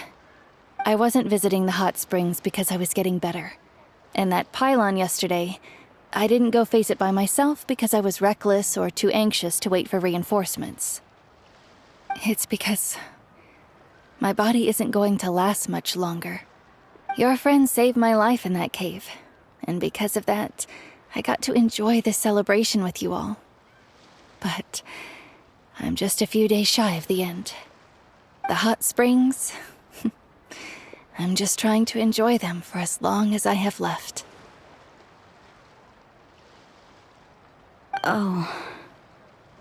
Mualani? That better not happen again, whether I'm here to catch you or not. That's what you said back at the artificial spring. I had a bad feeling then, but I didn't want it to be true. I wanted to believe you were actually recovering. You want to know something? Recovery, death, to me, the two aren't all that different. Both are worth celebrating. You've never been resurrected, so you might not understand. But Death and I, we're old pals by now. There's nothing sad about being reunited with an old friend. I lived with regret for a long time. Regret that my illness meant I could no longer take to the front lines, especially as our nation slid deeper into crisis. But yesterday, I was finally able to let go of that regret. Not only because I found the strength to fight the abyss, even at the end of my life, but because I got to see you in action, Mualani. Seeing you out there, it made me realize that I don't need to worry about our tribe or our nation's future. You have the capacity to bring us all together. Even if I was never injured, old age would still take me one day. But I've done what I needed to do. The future is in your hands now. Just remember, whether in life or death, I am always with you. I understand. Seems like you've given this a lot of thought, Atea. Thank you for telling me all this. I'll do everything in my power to protect our tribe, our nation, and live up to the example you set for me. Good. Oh, and if any of you have the chance to meet with the Archon, could you give this to her for me? A talisman I've carried with me my whole life. It may seem strange to say while I'm still alive, but just think of it as a relic I'm leaving for her. It's brought me good fortune in battle. Even after I became too sick to fight, I never took it off. Just tell her it embodies fond memories and my strength of will. She'll know what I'm trying to say. Don't worry. We'll make sure she gets it. All right.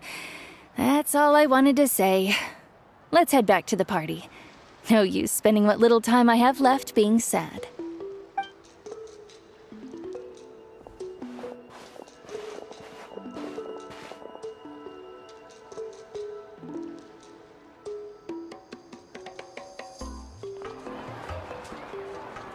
Traveler, Atea, Mualani! If you don't hurry up, there won't be any snacks left! Excuse me, what did I say about bathing in the hot springs on a full stomach? Hey, are you listening to me?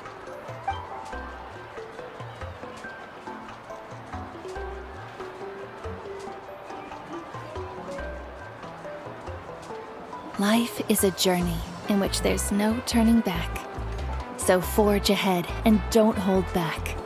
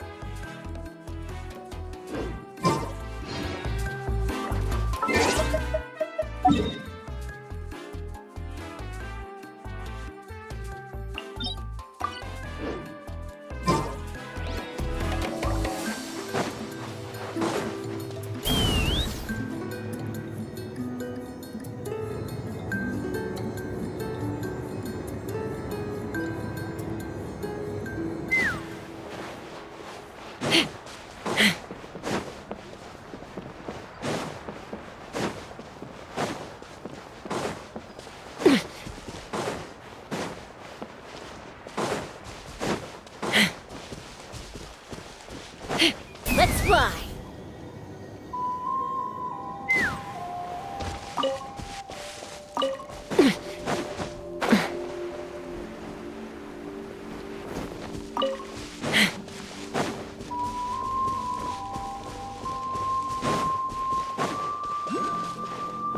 How about your move? Take a seat. Open fire! Locked on! Locked on! Locked on! Let's finish this next time! Bullseye! This is fire in the hole! Mama! Bird!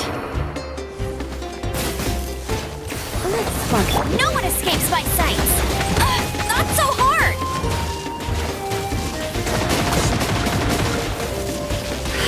Full speed ahead! That's cheating! Take me up! Open fire!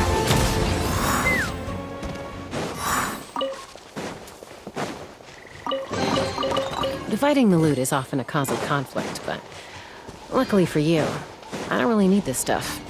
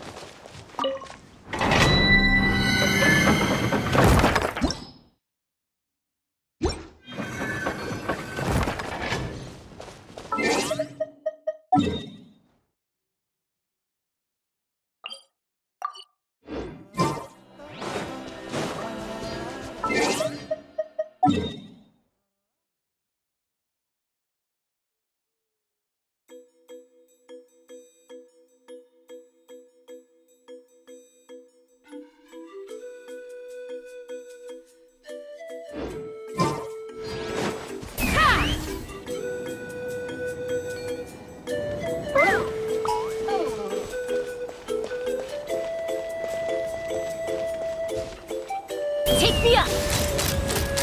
Bullseye! Open fire! Locked on!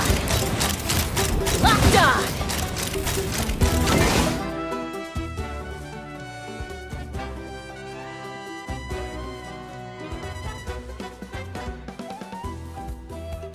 Bullseye! Locked on! Locked on!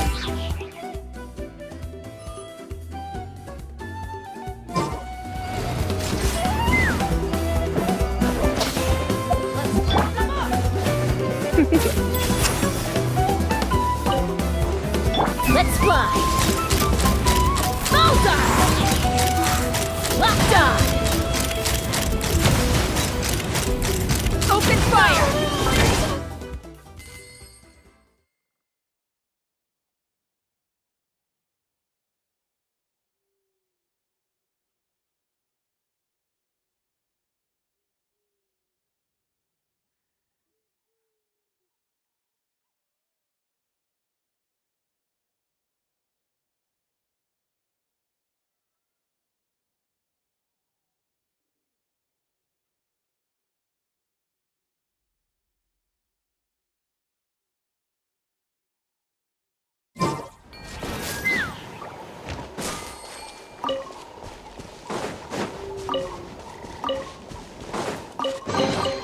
Dividing the loot is often a cause of conflict, but luckily for you, Take me up!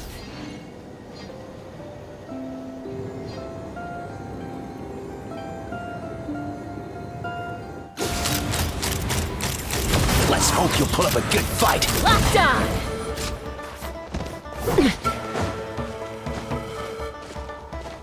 Let's fly! Locked on! Locked on!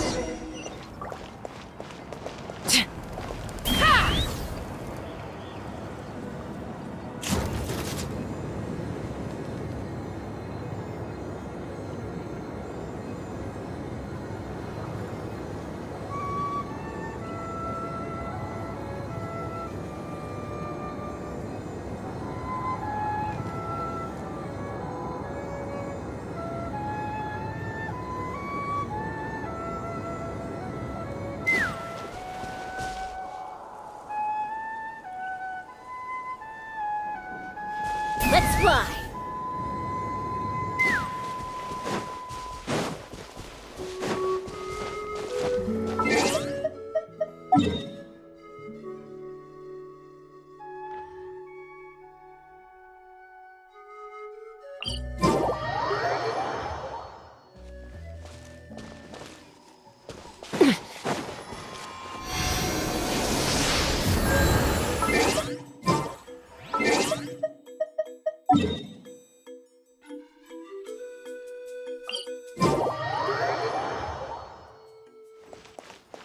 Take me up!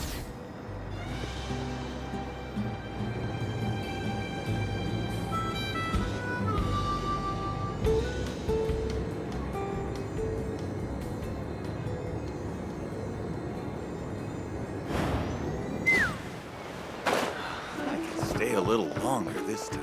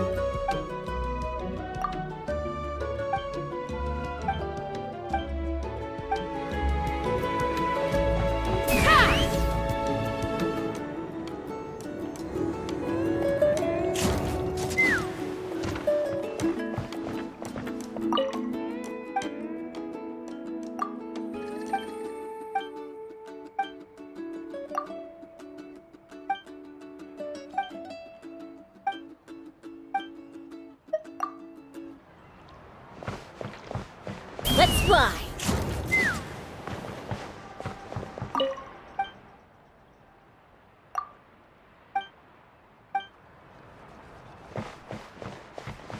Take me up!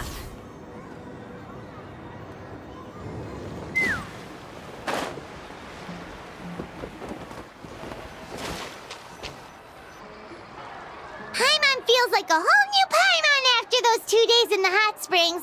The Abyss kinda threw a wrench in our relaxation, though.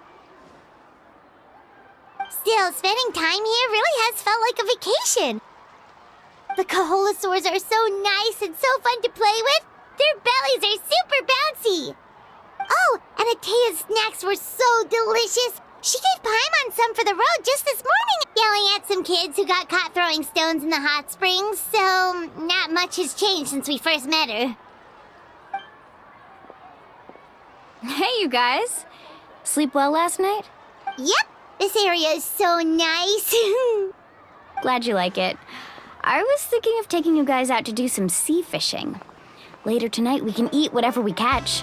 Fresh. Hey, Moalani! Yeah? What do you need? The team sent out to fight in the Night Warden Wars has returned. And Kachina? Is she back as well?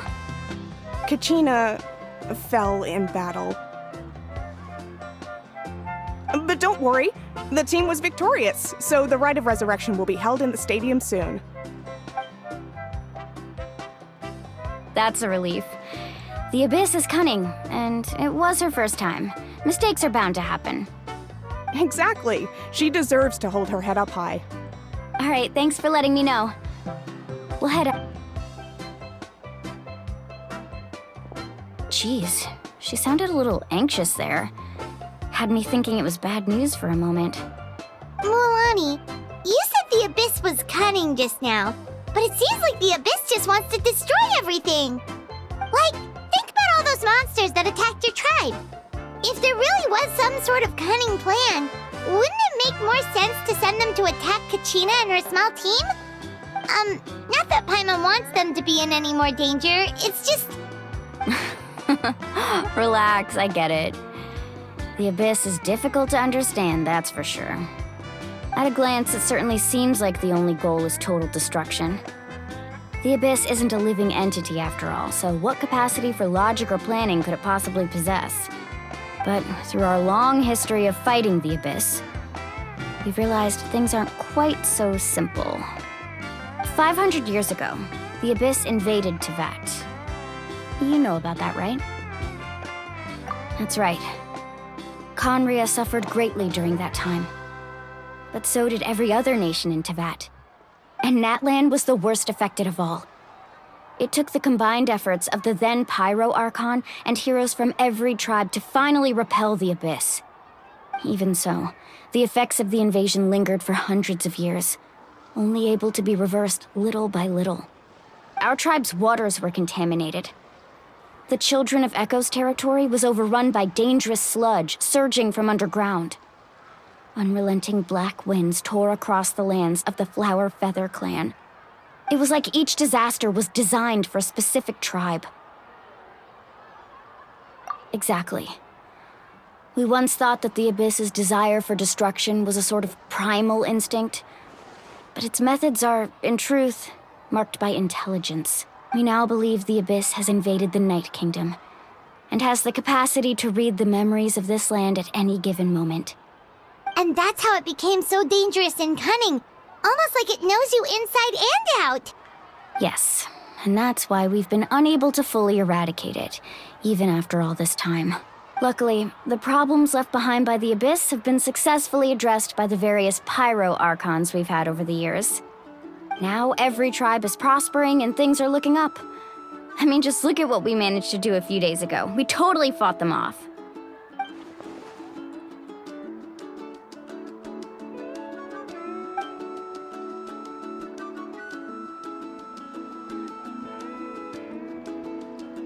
You must have had to sacrifice a lot to get to this point.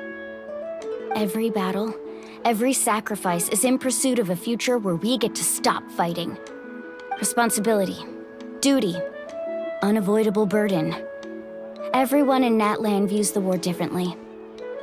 But I believe we will be rid of the Abyss one day, and the efforts of all who fought against them will become a story for the ages. To think that my name could survive in ballads passed down to future generations, it's kind of romantic. Everyone has something that drives them forward, you know?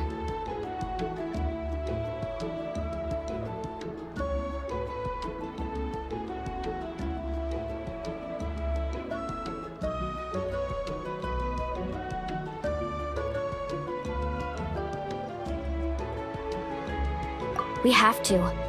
Not only for ourselves, but for our future. Anyway, let's head to the stadium. Our fishing trip can wait until Kachina's back with us. The sea's not going anywhere.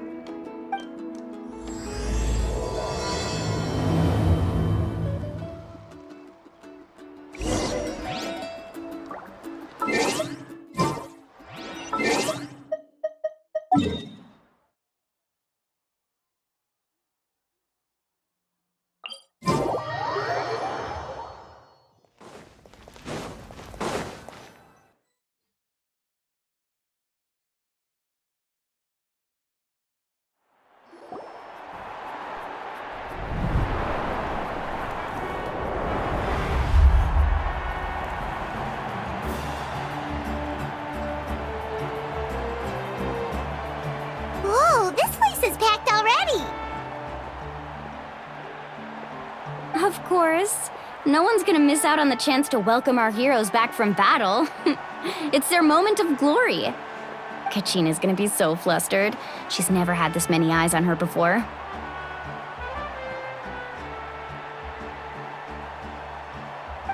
Yeah, she doesn't seem like the kind of person who likes being the center of attention.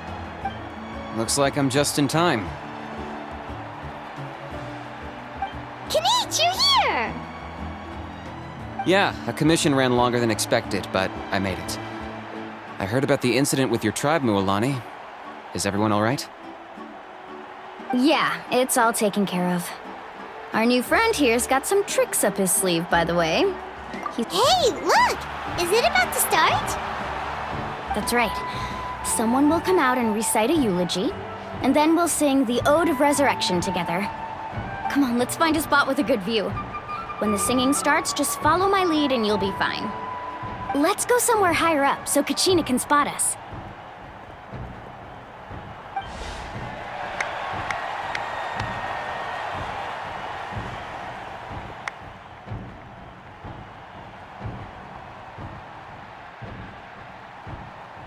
Warriors of Natlan, heed the call of life. We are the inheritors of memory and legend. Those who grew alongside sun and wind. Those who forged our own destiny and future. That is Natlan's fire, the lifeblood of our nation.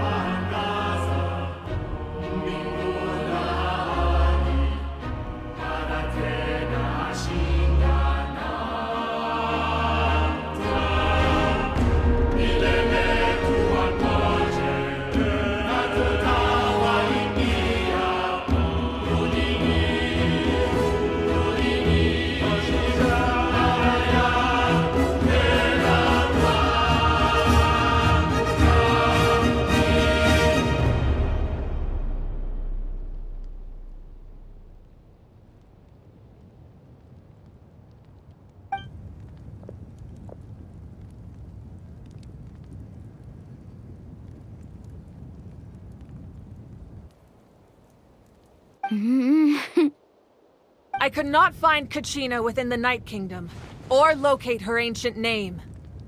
What? What does that even mean?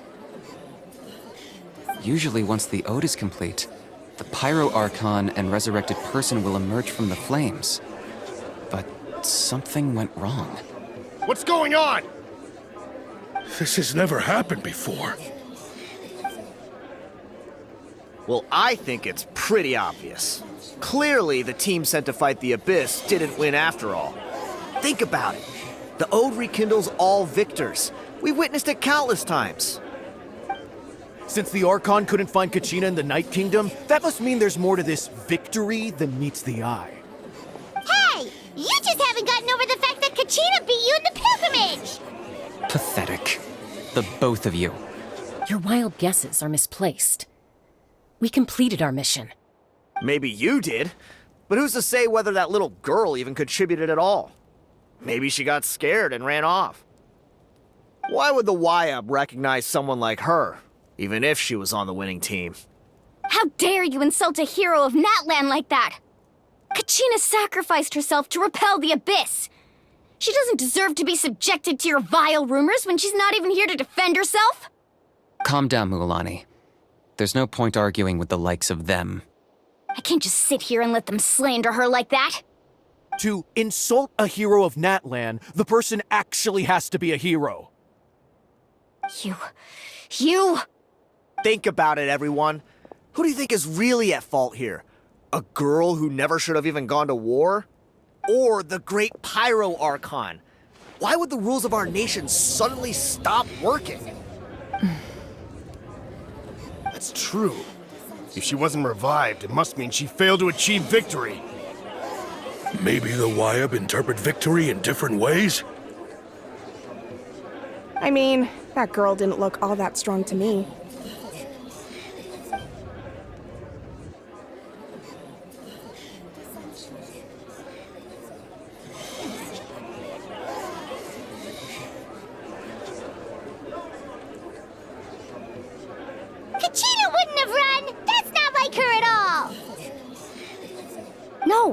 She's been waiting for this moment for too long. No matter how daunting the situation, no matter how scared she might feel, she's always the first person to stand up and face it head on. We don't even know what happened, so don't you dare try to use this as an excuse to vent your anger or slander her reputation. Fine. We'll find out what happens soon enough. Then, we'll see who truly deserves glory. That's enough. There is no doubt about today's victory, or Kachina's part in it. She is a hero worthy of our admiration and celebration. However, the failure of today's ceremony is undeniable. Kachina has not been rekindled, and I offer you all my deepest apologies as I continue to investigate this matter. To prevent further casualties, I have decided to suspend the pilgrimage until this matter is resolved. What? No one is all-knowing. No one is infallible, not even myself. But doubt is a means by which we seek the truth, not a weapon we wield against others. I didn't mean it that way, Archon. I just... If there are things you wish to clarify, then ask me directly. Doubt my answer if you wish, but now's your chance. You have concerns? State them.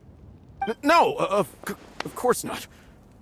Even though I have said nothing to change your mind, then it would seem the truth never mattered to you at all. That guy doesn't even have the courage to answer the Pyro Archon's question. So much for all that glory talk earlier. I have a question, Archon. My friend Kachina. Do you have any idea where she is? It's extremely important to me. I know you said you were investigating the situation, but I'm sorry, that's not enough. I've already shared everything I know.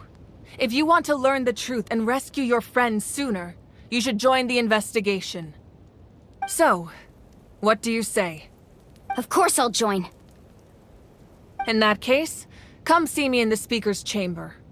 We should join them. Oh, and if it's not too much trouble, could you drop by as well, Traveler? I'd like to have a chat. Rest assured, everyone, I'll keep the tribal chiefs informed on the progress of the investigation. Once again, I apologize for the outcome of this ceremony. If there are no further questions, let's part for now. Did she just ask us to come along? I believe she did. Let's go. I'd like to know what's going on myself.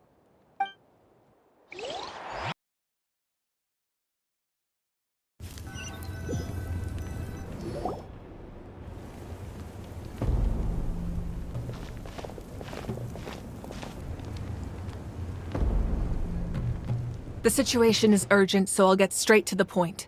Kachina is undoubtedly a hero of Natlan, and I'm deeply sorry this happened to her. There's been unrest in the Night Kingdom, but I don't know what's causing it. As a result, I've been unable to track down her location. Until we find and address the cause of the unrest, the Ode of Resurrection will continue to be ineffective. And that means Kachina won't be able to come back? That's correct. Not until the problem with the Night Kingdom is resolved. How long will that take? It's hard to say. Kachina always dreamed of fighting the Abyss, of doing her part to defend Natlan. She wasn't afraid of death because she knew, if it came down to it, the Pyro Archon would be there to bring her back to life. Whenever we sat down together, exhausted from training, she would always hum the Ode of Resurrection. She was supposed to come back to us. We were supposed to hug her and celebrate with her and share her joy. We supported her every step of the way, but what are we supposed to do now? Sit peacefully and wait for her return? Lose ourselves in grief over her death? Tell me, are we her friends? Or her murderers? That's not fair, Mualani. It's all right. I understand your rage and your grief. Kachina's life means a great deal to me, Mualani. Believe me, I want to bring her back as soon as possible. I would give you that peace of mind if I could. But please, hear what I have to say so I can at least give you a broader picture of the issue we are now facing. Considering the recent attack on your tribe, I believe the Abyss has found a new means of undermining the rules of our nation. You mean... The Sacred Flame. The foundation of our resistance against the Abyss. If we continue to hold the pilgrimage and send teams to fight the Abyss, there will likely be more casualties. But if we stop altogether, the Sacred Flame will only grow weaker. The Abyss will scale up their attacks, and the tragedy we saw with the people of the Springs will only be the first of many. If we compare the two choices, the former seems to be the lesser of two evils.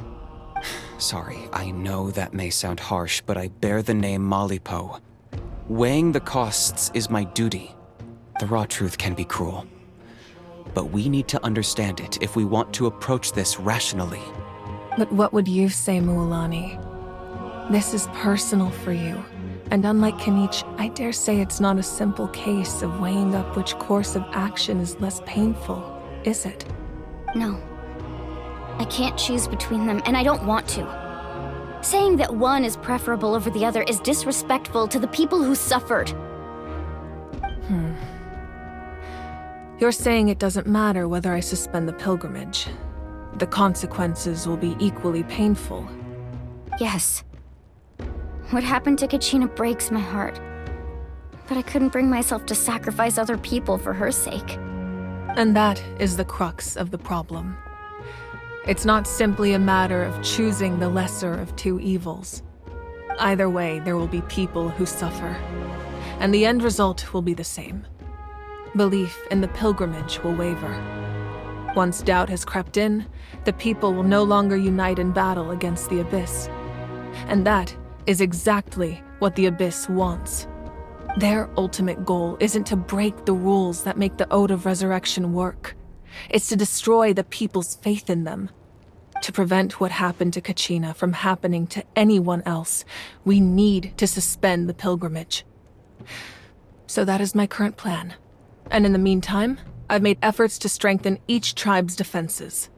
Then, we have to find another way of strengthening the Sacred Flame to keep the Abyss at bay. This won't be easy. I'll need time to figure out the best approach. I understand your anger, Mualani, but I hope that provided some clarity at least. Wow. Paimon thought things were gonna get heated for a second, but the Pyro Archon took the time to explain everything so patiently. I owe you an apology, Archon. I let myself get carried away earlier, and I'm sorry. You're right. We need to focus on finding solutions.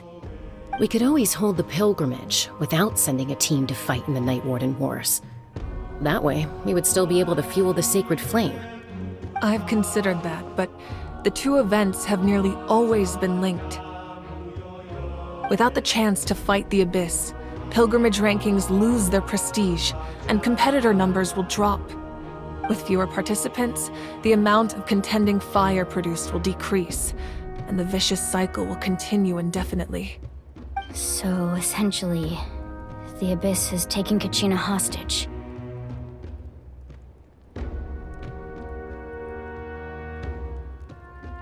You've learned about the concept of ley lines during your travels, yes? The Night Kingdom is something similar. Staying there for a short period of time shouldn't have an effect on the person. But with the Abyss in the picture, it's a different story. Your sense of self will be devoured until eventually you become one with the Sea of Souls. Imagine pouring a cup of water into a rushing river. You can try to scoop up another cup, but there's no chance it will be the same water you had before. I won't sugarcoat it. That is the danger Kachina is currently facing. Just like you said, Archon.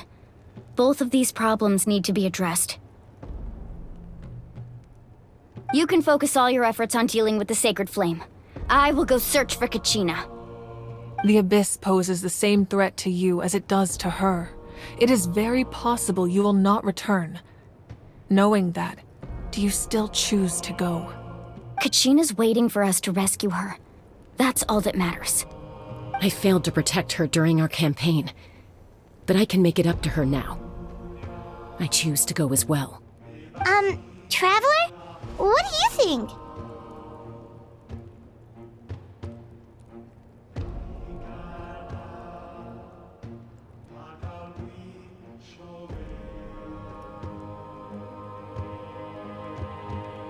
Understood.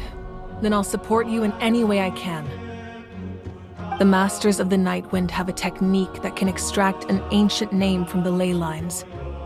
If we can find Kachina's ancient name, I can use the link between them to pinpoint her position within the Night Kingdom. Then comes the hard part. You need to visit the Night Kingdom in person and rescue her. But isn't the Night Kingdom a land of souls? Can we even go there? Under normal circumstances, only the consciousness can enter. But there is a way to go there in person. However, know that the Night Kingdom will attempt to repel you, and the Abyss certainly won't leave you be. That's fine by me. Same here. Fighting the Abyss is nothing new for me.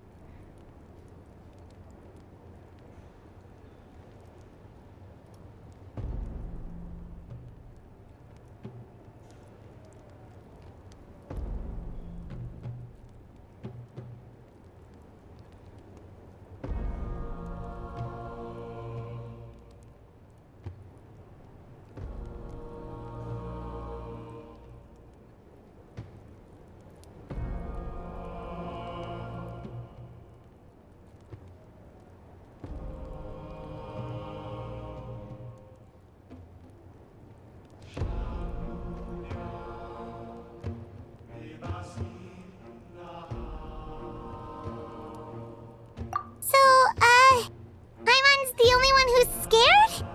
Well, if he's going, Paimon's going too. Citlali of the Masters of the Nightwind once created an artifact that can be used to communicate with the Wyab. We call it the Spirit Speaker Stone. It was originally used as a ceremonial artifact wielded by the tribal chiefs. But that spiritual quality also means it can be used to search for an ancient name. That was the artifact I delivered to the Scions of the Canopy a few days ago. Didn't think I'd be hearing about it again so soon. Thank you so much for your help, everyone. Your thanks are unnecessary. I will offer you whatever aid I can, but your fellowship and courage are what will truly decide the success of this operation. Besides, you're the ones helping me. I can only focus on one thing at a time, after all. Traveler, I certainly didn't expect our first conversation to be so serious. I've heard all about your accomplishments. Ever since you arrived, I've been hoping to meet you and offer you Natlan's highest level of hospitality. Why? Why? Is that not what happened in the other nations you visited? Yeah, things were pretty complicated at the start. And, in the middle. But our reputation's solid nowadays. That's more like it. After all, I've heard you're someone who transcends fate. Perhaps even more than you can imagine. But we can talk about that some other time. Ideally, this would be the perfect night for a drink and some musical ambiance. But there are important things to be done. Oh, I almost forgot. Atea was wounded in the fight against the Abyss. She wanted us to give this to you.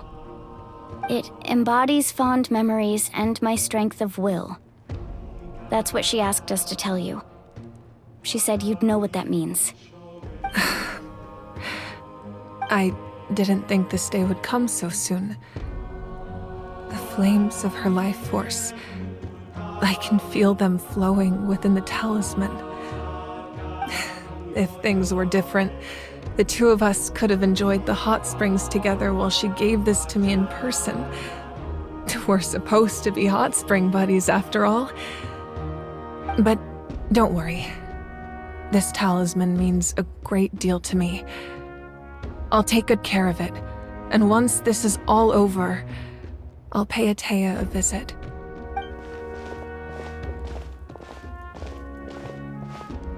You said you didn't want to jeopardize the production of Contending Fire. But that's not at all why you decided to suspend the pilgrimage, is it? You're right.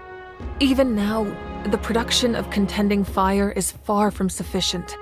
The gradual corrosion caused by the Abyss has resulted in a massive shortage of pyro energy, and we're currently at the breaking point. As things stand, the pilgrimage is a lost cause. Suspending it allows us to save our strength to defend the tribes. The Abyss has brought catastrophe to Natlan, and Kachina's disappearance in the Night Kingdom is a direct consequence of that. We can't let the general public know that. No. If the public learned that Natlan's destruction was close at hand, there would be immense panic. But if I said nothing at all, they would have continued to question the integrity of Natlan's heroes. Another simple choice. The latter was clearly the better solution. But you chose otherwise. I have never subscribed to the belief that the right choice is the one with the fewest sacrifices. Let's go. There's still a way for the sacred flame to last a little longer. You mean? Yes. Come with me.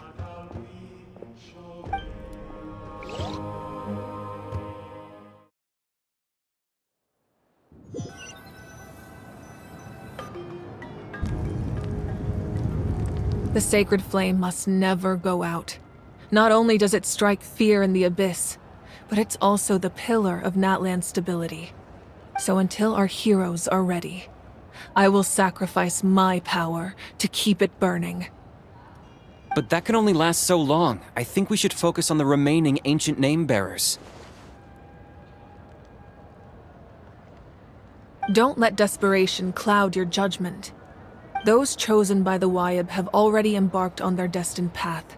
It is for them to decide how that journey ends, not us. All we can do is support them. Even so, for you to make this sacrifice, it's not right. If not me, then who? No other is capable of sustaining the sacred flame. I possess great strength, but I'm not above my people. This is part of my duty.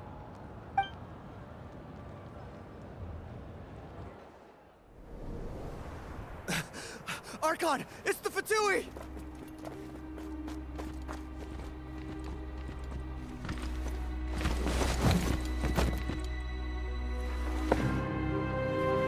The Archon of Natlan. A force to be reckoned with. The secret of the ley lines is no secret to me. Long have they been destined for ruin.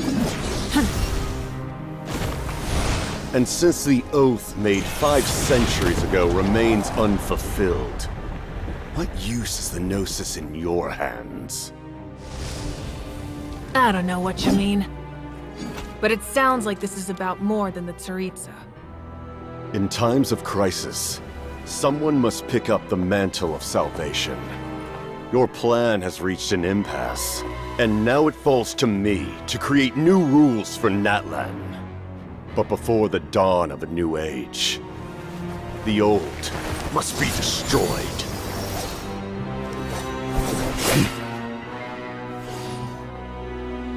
I assume that's the end of your speech?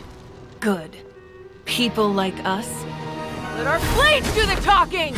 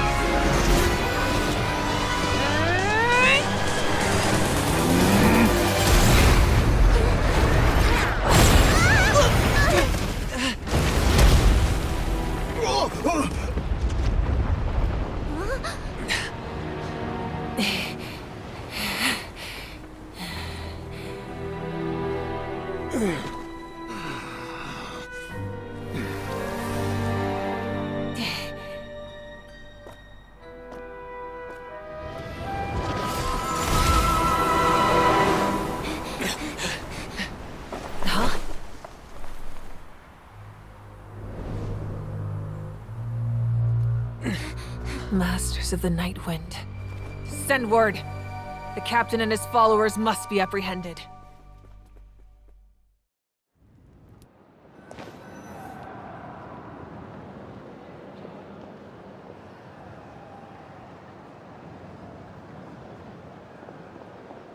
Are you alright, Archon?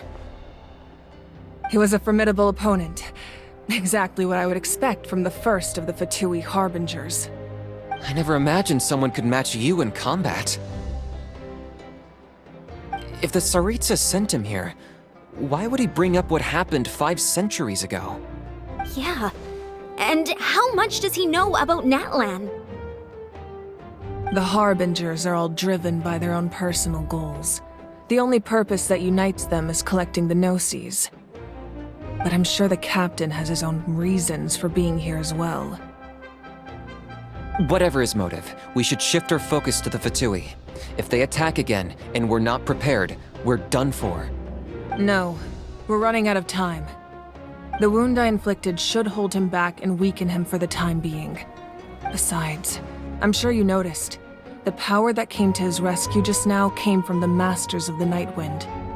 In other words, there are traitors among us. Not necessarily. This could prove to be a very valuable turn of events.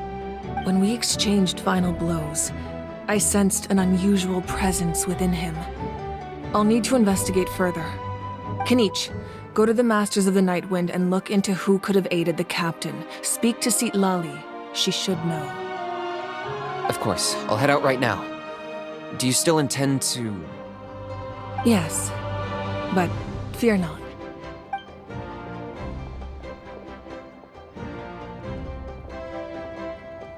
Natlan's strength has never rested solely in its Archon.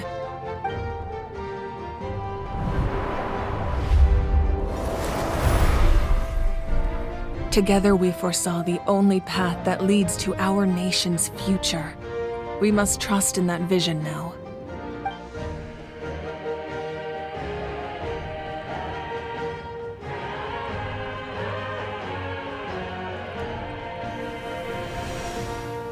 Is everything okay, Archon?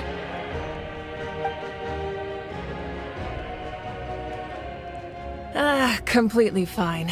Just lamenting the fact that I never got a picture when I could still turn my hair into flames. Too late now. I just hope the others have a safe journey.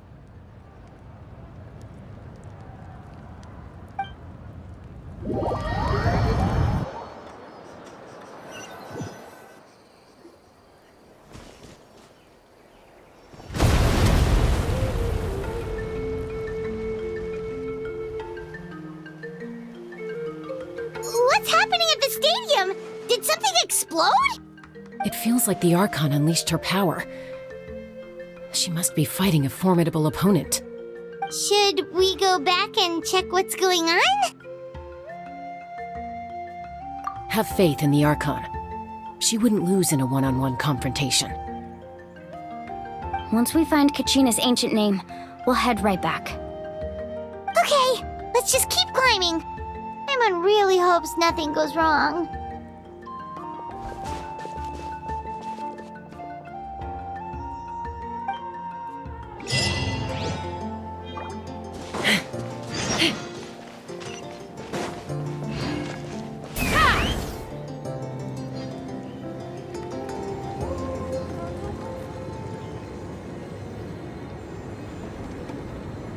What can you tell us about the Scions of the Canopy? The tribe's people are very adventurous. Oh, kinda like us then! I'm not so sure. You don't strike me as the type to enjoy danger. The Scions of the Canopy are a bunch of thrill seekers. They love extreme sports like rock climbing, rappelling, volcano parkour, or even bungee jumping without a rope while a Yumkasaur stands at the edge and uses its tongue to catch them. Sound like something you'd be interested in?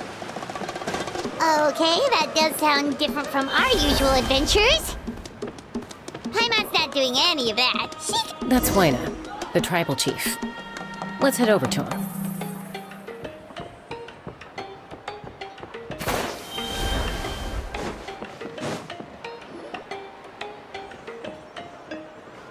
Chaska. Nice to see you again, Wyna. I'm afraid we don't have time for pleasantries, so I'll get right to it. We're here for the Spirit Speaker Stone. Whoa, hold on a second.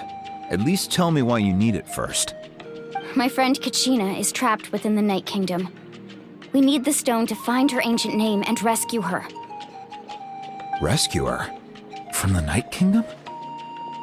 That's right. I'm sorry, but someone needs to tell you what you don't want to hear. Going there, a mature warrior would never make such a foolish decision. The nature of battle is unpredictable. You never know how it's going to end. Losing a friend is tragic, but when that happens, the best thing you can do is focus on how to prevent further casualties. I appreciate what you're trying to say, Chief Wyna.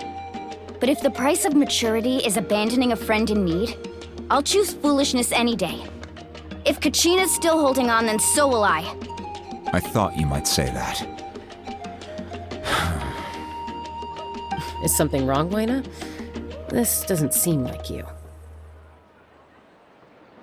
Life isn't complete without taking risks. That's always been your mantra. It's nothing. The Night Kingdom is a dangerous place. Can't blame me for checking if you were up to the task. If you're that determined, far be it from me to stop you. Here's the stone. Keep it safe, okay? It's not like we have a spare. Thank you. Huh. Seems like you two go way back. But aren't you from the Flower Feather Clan, Chaska? Oh, Chaska's a peacemaker, so she's famous throughout the tribes. She's always the one people call to resolve conflicts, so we slowly got to know each other that way. Her younger sister Quichi's always hanging around our tribe, too. She's helped us out a lot in the past. Oh, you have a younger sister? Yes, I'll introduce you to her sometime. But let's get back to business. Wyna, how do we use the stone? As you probably know, your intended destination is completely different from the real world. The Night Kingdom is like a river flowing with concepts, and the ancient name you seek is like a tiny fish swimming downstream. In that sense, the stone is like a fishing boat drifting down the river, but the boat alone isn't enough. You need a fisherman experienced enough to steer it in the right direction. We couldn't do that ourselves? With a little practice, I'm sure you could. You have the strength and the talent. If you want to make sure this works, though, I could recommend someone to you. Who? Vichama, a legendary warrior and scout from our tribe. He's got a keen eye and a well-honed intuition. Even his ancient name means to seek. If you're fishing for a name, you're gonna want him on the boat. Vichama? Why does that name sound familiar? He's one of Auntie Atea's hot spring buddies. I've heard stories about him. Where can we find him? Ever since Malco passed, he spends most of his time gazing out at the scenery from the cliff tops. Follow the path that way, and I'm sure you'll find him. Thank you. We'll go look for him there. Good luck. I hope everything goes well.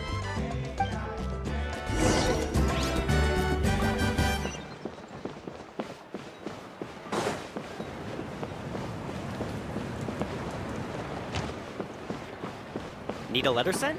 I can help.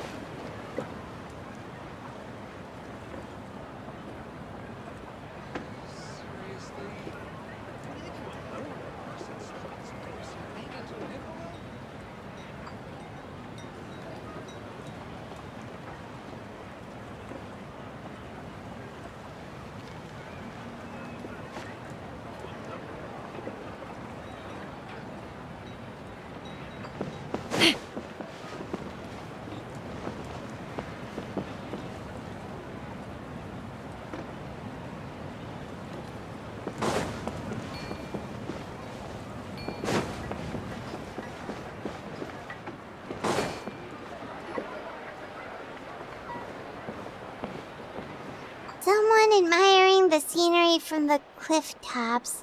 Ah! That must be him! Hello there, are you Vichana? That's me. Did you need something?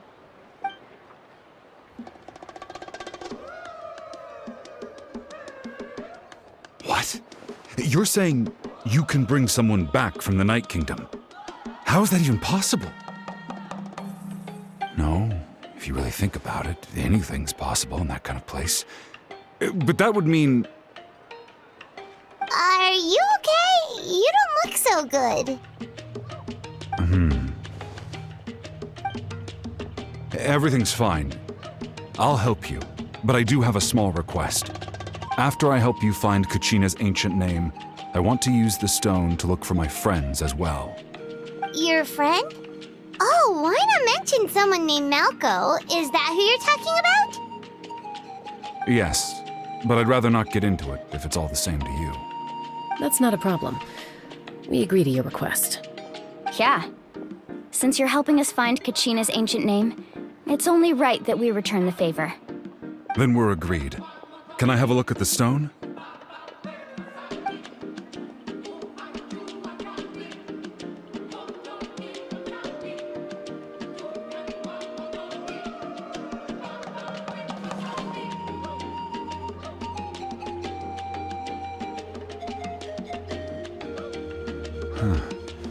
I see.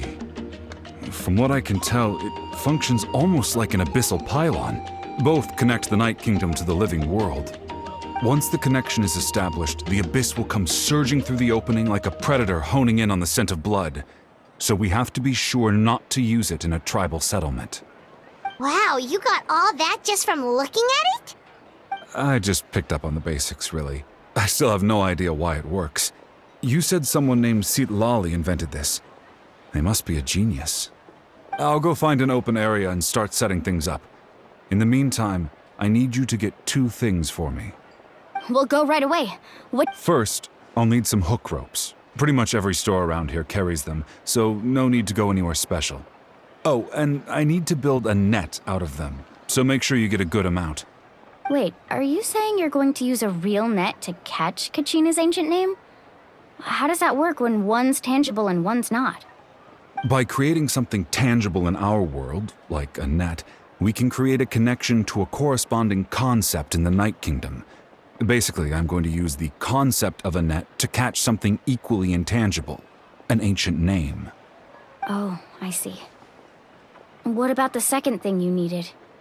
Right. I need 2 chunks of obsidian. Once we bring the ancient names into our world, we'll need a place to store them. Normally, you can only get obsidian from the Children of Echoes, but I heard there's a traveling merchant from that tribe around here somewhere, so maybe you can try your luck there. Gotcha! All right, let's split up. See that clearing? Let's meet over there when you're done. Oh, and you can send someone with me if you want. In case you're worried I might take the stone for myself. What do you think, Chaska? There's no need. Lena spoke highly of you. That means you're trustworthy. I appreciate it, even though that doesn't mean much to me anymore. Anyway, it'll take some time to set everything up, so no need to rush. I'll see you in a bit.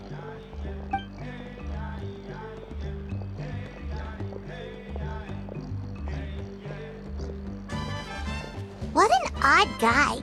He seems so defeated, but also really invested in the stone at the same time. I don't have any more insight than you, Paimon. Let's just focus on the preparations for now. Hang on, Kachina. We're coming for you.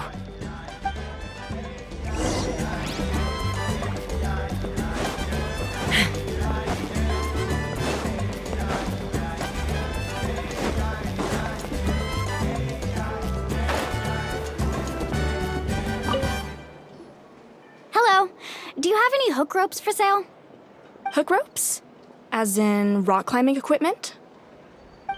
Yes. How much for your whole stock? Oh, the whole thing? Let me see. That would be 30,000 mora in total. Deal? Deal. Wait, really? What, you want me to drive down the price? We just need these as fast as possible, thanks. Oh, no problem at all. I'll even pass along some information on the house. These ropes are usually used by rock climbing enthusiasts. If you want to learn, Roka's the person you want to ask. All right, that's everything. Here you go. Now we need the obsidian. Let's go talk to the traveling merchant Bichama mentioned.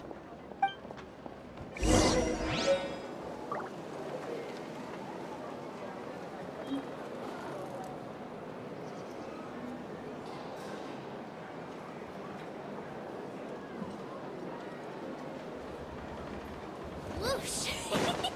No one can catch me! Excuse me, do you sell obsidian? Why, yes. I've got a chunk for sale right over there. Perfect. Is that the only one, though? We actually need two. That might be tough. Tell you what, I'll take a look through these boxes over here and we'll see what we can find. Thank you so much. We'll wait here.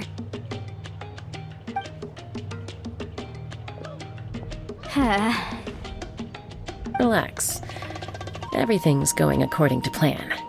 I know, it's just... I could tell Vichama feels the same way about his friend that I do about Kachina. I hope this chunk of obsidian isn't the only one. Kachina always carries all sorts of shiny stones with her. If I was the one trapped in the Night Kingdom, she'd have a whole pile of obsidian ready in a heartbeat. Well, would you look at that? I did bring an extra. Here you go, young lady. How does it look? Perfect! Thank you. How much do I owe you? If you hadn't shown up, these stones would have just sat here collecting dust. I'll take 3,000 mora for both. Here you go. By the way, I heard you mention Vichama just now. You running an errand for him, then? How's he doing? Malco's been gone for 5 years now. It's about time he started to move forward. Do you know what happened between them? I heard about it in passing while I was out drinking one night, but I don't know all the details. Bichama and Malco grew up together, and even made a name for themselves together. Malco was an amazing fighter, capable of knocking out multiple opponents in a single hit, while Vichama excelled at scouting and analyzing the battlefield. The two made an excellent team, and managed to beat back the Abyss several times. 5 years ago, they both emerged triumphant in the pilgrimage, and were placed on the same team to fight the Abyss. But on the eve of battle, the Abyss launched an attack on their tribe, and Bichama suffered an injury to his leg while attempting to rescue someone. Then what happened?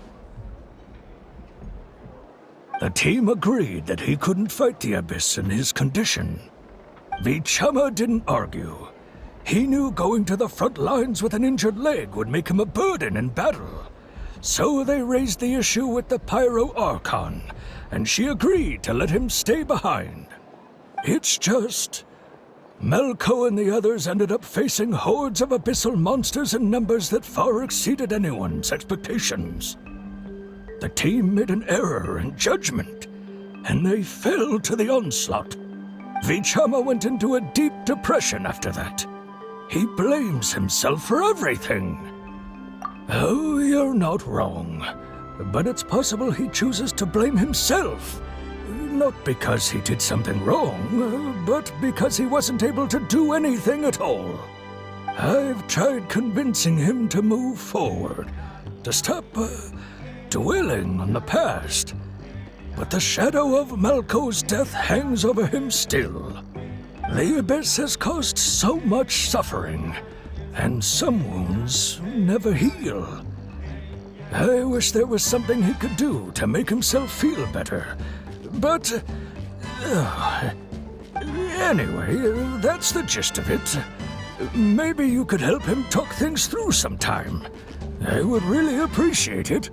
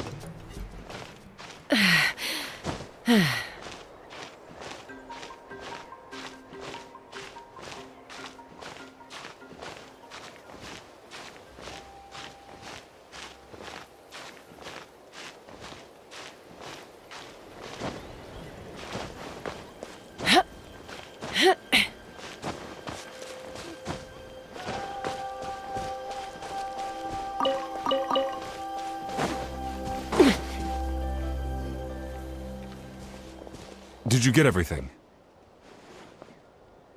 Yep, it's all here. When do we start? I've made all the necessary adjustments, so we're good to go. As agreed, I'll help you find Kachina's ancient name, and then you return the favor. Go ahead.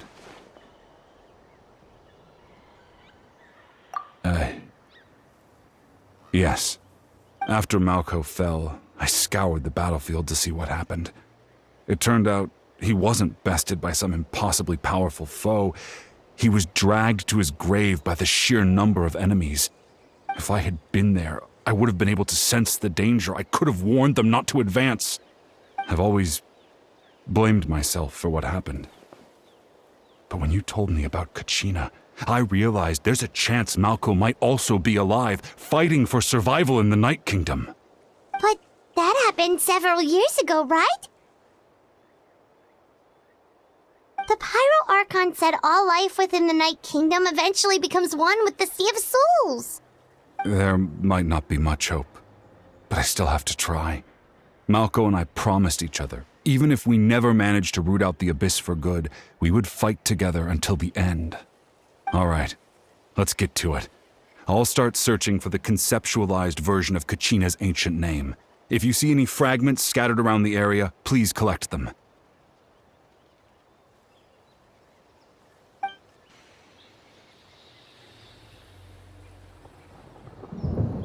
Make sure you prepare yourselves for battle. As I said, the stone will link the mortal realm to the Night Kingdom. The Abyss will likely emerge in response. Look at that golden thing! It must be one of those fragments Vichama mentioned. Let's get closer!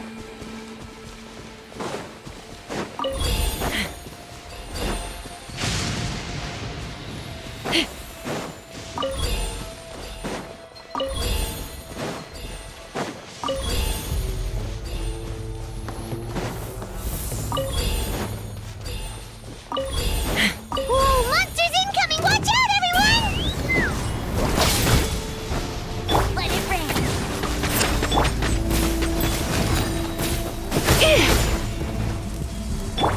Knock him down.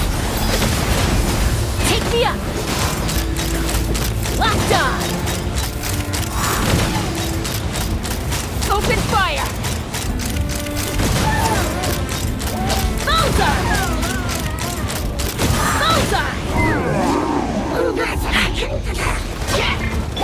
Try not to enjoy this too much. Quick! Go, Barret Bunny!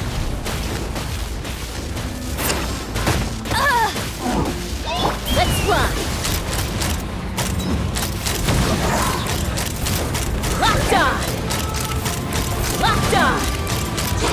Bullseye. Bullseye. Hold on to your hats.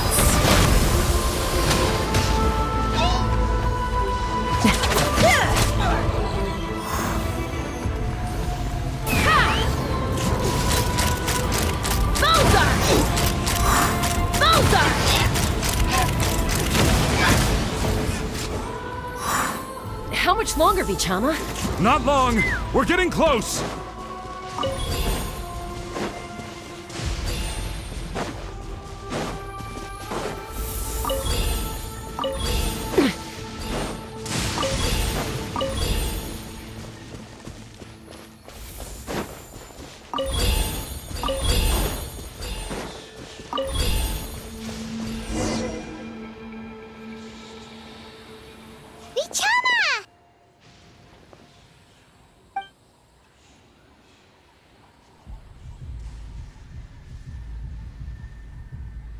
Quick! Take it!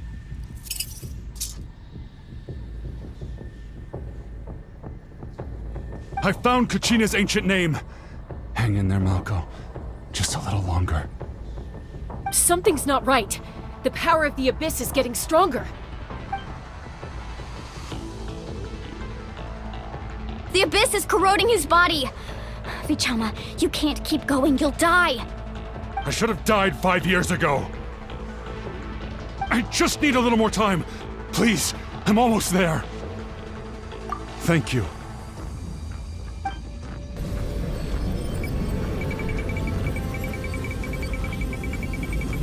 Whoa, watch out!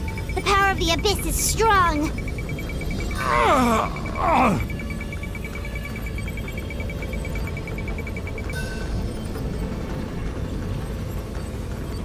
This power.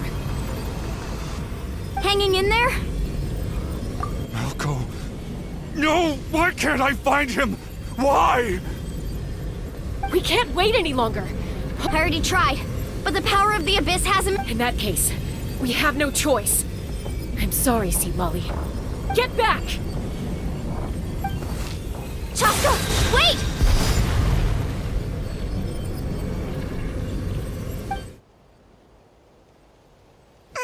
Ouch! What happened just now? It looked like the Spirit Speaker's stone was...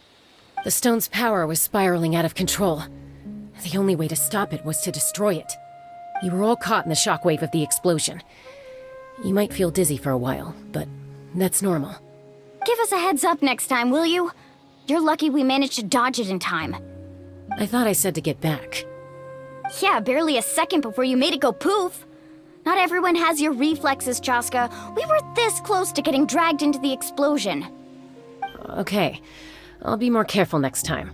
At least Kachina's ancient name is still in one piece. Wait, where's Vichama? Vichama! Vichama! I couldn't find Malko's ancient name. It must be completely gone by now. Once your ancient name disappears, there's no coming back. From the very beginning, I knew there was a slim chance, but still. And now... it's too late to save him. From the minute he left that day, it was already too late. Vichama. I'm sure he's heard enough condolences over the years. Let's just give him some space. Huh?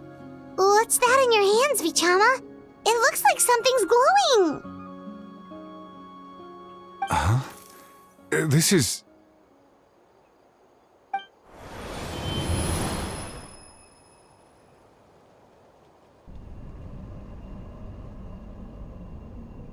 Hey, Malko.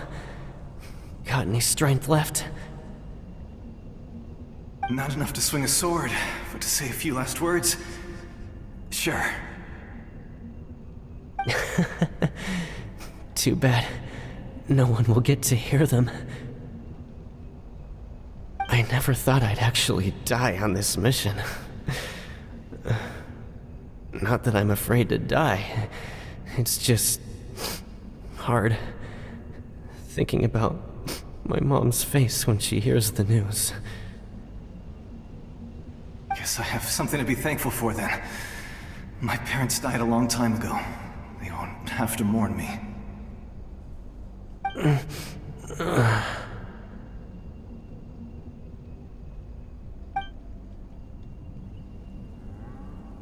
Pisak! Always had to beat me at everything, didn't you? Right to the end, you were never one for goodbyes. Maybe you're right. Maybe no one will get to hear our last words. But just in case... Vichama, I'm so glad you didn't come with us. Don't be sad.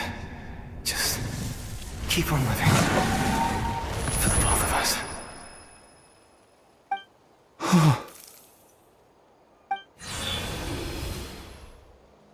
Was that a memory? Seems like we were able to salvage something after all.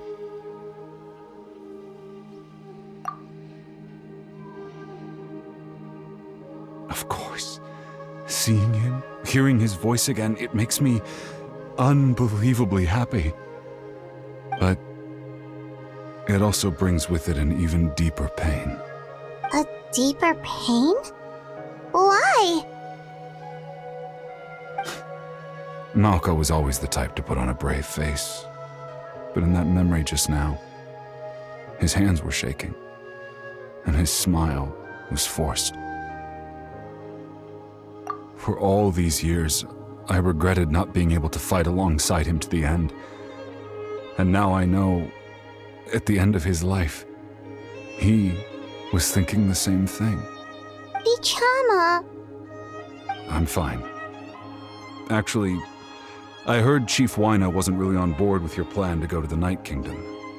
When you asked for my help, I hesitated too. I knew helping you find your friend's ancient name meant leading you one step closer to danger. But I also understood why you had to try. Everyone has regrets in life, but not everyone gets the chance to make up for them.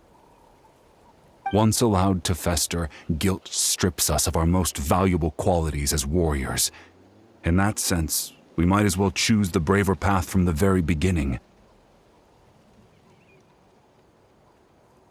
If I could do it all over again, I would have followed Malco to the front lines no matter what. Even with an injured leg, there were still things I could have done. That way, even if the outcome stayed the same, I still would have fought alongside him to the end. There are critical junctures in life, and if you don't seize the chance to act, there's no going back. That's something I had to learn in hindsight. But you're still at the crossroads of your journey, so I hope you can walk away without regrets. Thank you, Vichama. I feel even more determined now. Kachina will come back to us. I'll make sure of it. I promised I would find her, and I intend to keep that promise. That's good to hear. Strange. My body, it's... Once abyssal corrosion enters the body, a portion will fuse itself to your internal organs. Even though the Traveler possesses powers of purification, the corrosion can never be fully eradicated. Thanks to him, though, you were only briefly exposed. Slowing your breathing and controlling your emotions should help you keep the symptoms in check.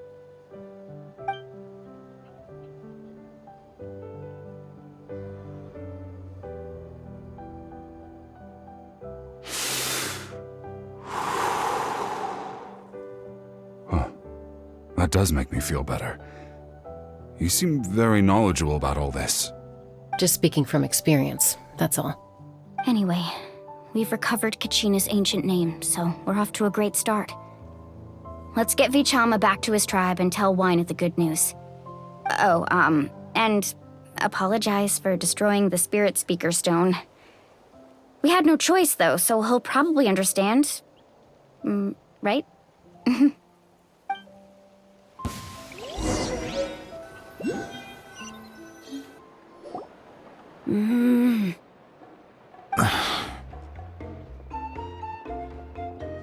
Koichi, are you really gonna just stand there like that?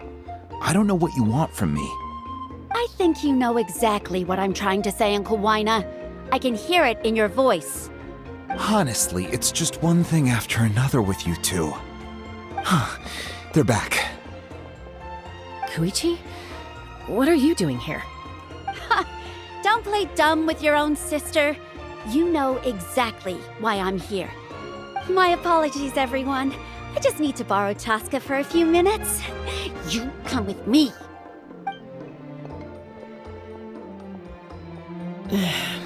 I'll be just a moment. Who is that? Koichi, Chaska's younger sister. Although the two aren't actually related by blood, it's kind of a long story.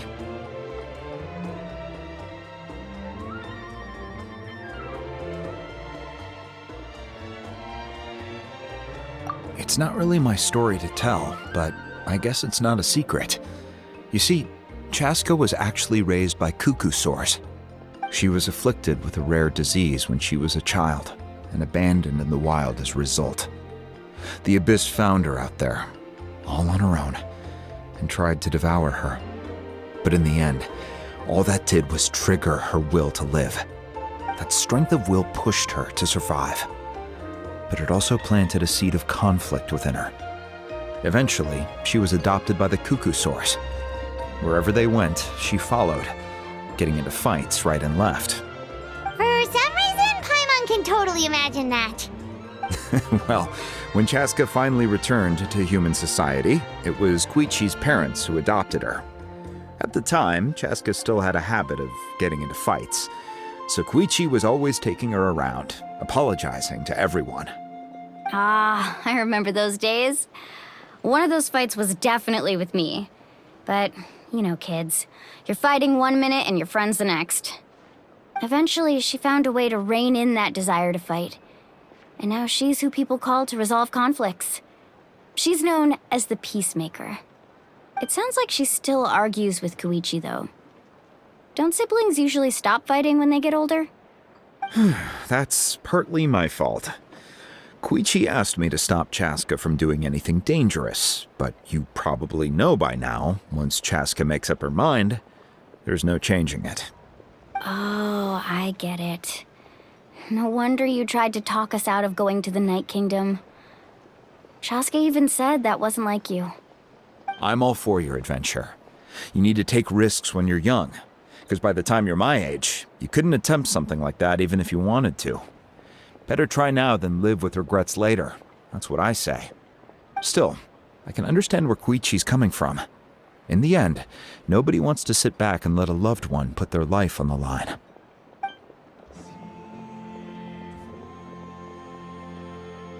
All right, it's just the two of us now.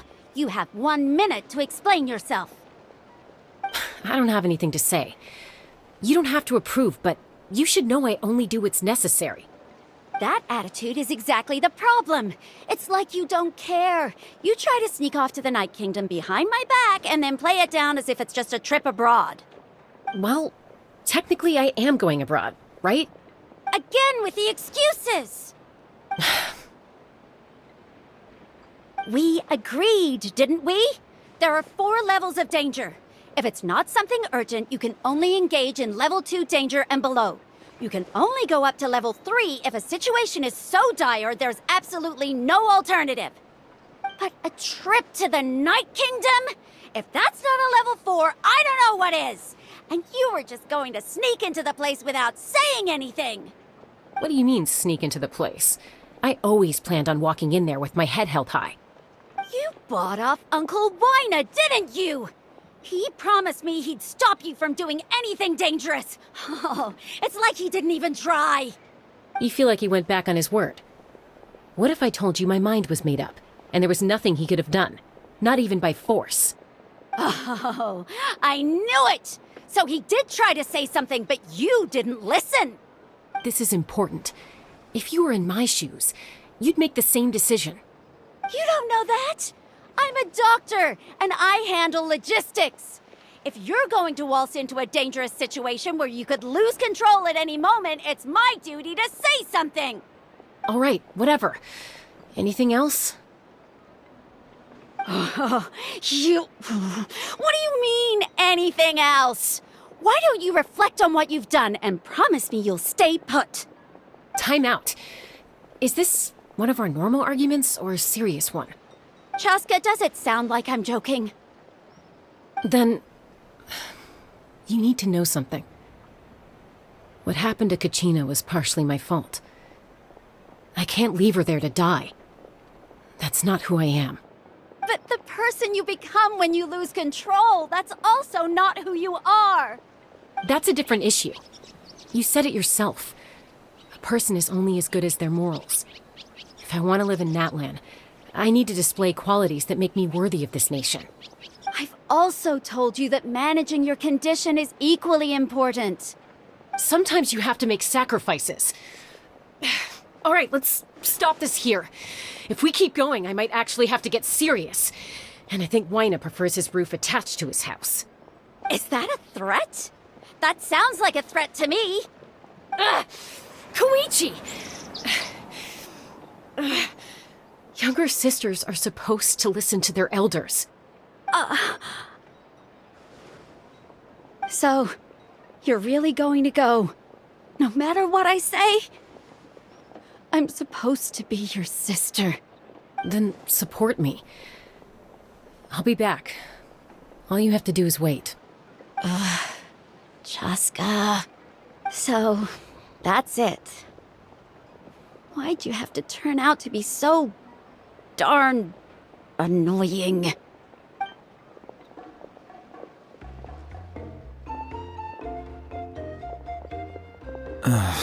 You two are something else. Something you wanted to say? I know you aren't related by blood, but you two sure are similar. Really? You know, I said that very thing to Koichi not too long ago, and she reacted the exact same way, down to the very tone of voice. It's not my place to get involved, but I will say this. Try to spend a little more time with your sister. You're tough kids. That doesn't mean you have to go it alone. Thank you. Anytime. All right. If you're done with the Spirit Speaker Stone, you might as well hand it over. According to Kinich, it's an important ceremonial artifact, so it'd be safer to keep it with me. About that. If only Tone Gift Bard was here, he could have repaired it just like the Holy Liar. The Spirit Speaker Stone might be 2 stones now. Huh?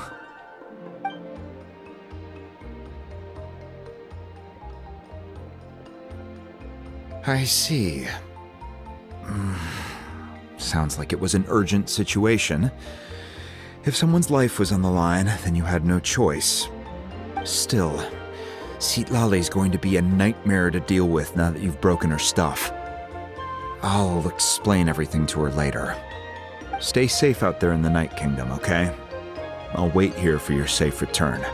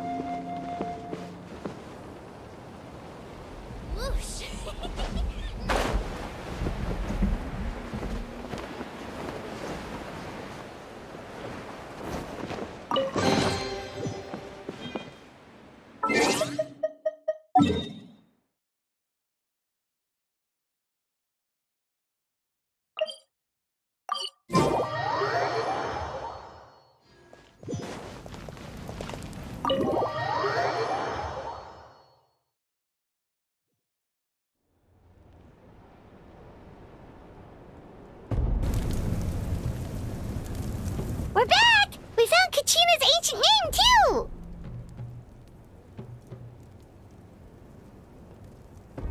Well, it's fairly complicated. Let me give you the condensed version. The Fatui again? We can't go anywhere without them causing trouble. But what if the Fatui finds out you've lost your power? Won't they try to take advantage of the situation? That's why it has to be our little secret. No one else can know, or we're asking for trouble. Look, I wish I could offer you some sort of consolation, but I won't lie to you. With multiple factions closing in, there's nothing comforting about the situation we're facing. Still, all you need to do is focus on your goal. You can leave the complicated matters to me.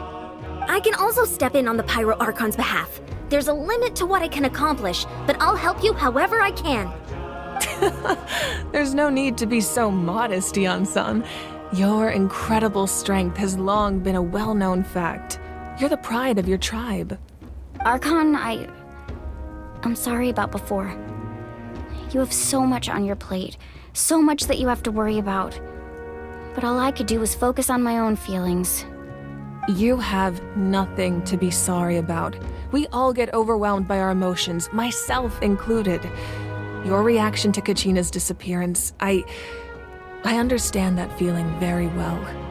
Well, now that we have Kachina's ancient name, let's go track her down. Follow me.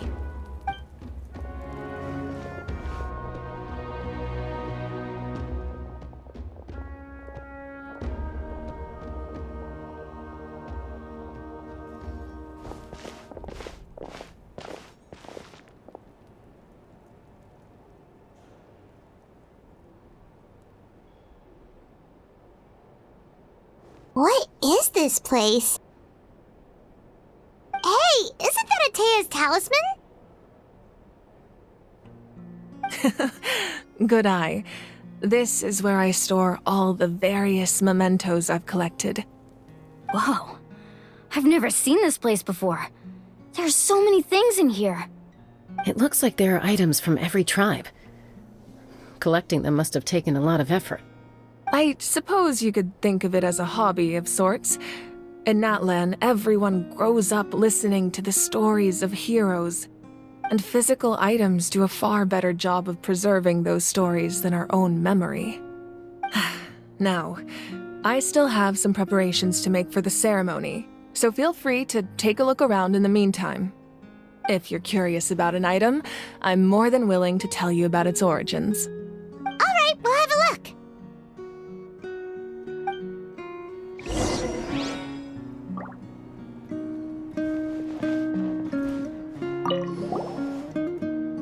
Hey, there's a fishing rod here. It must have belonged to the people of the springs. That's right. It belongs to a legendary fisherman named Matavaru. I have his entire set of fishing equipment, actually. He and I met in a tavern. He told me about a particular kind of giant fish and his meticulous plan to catch it.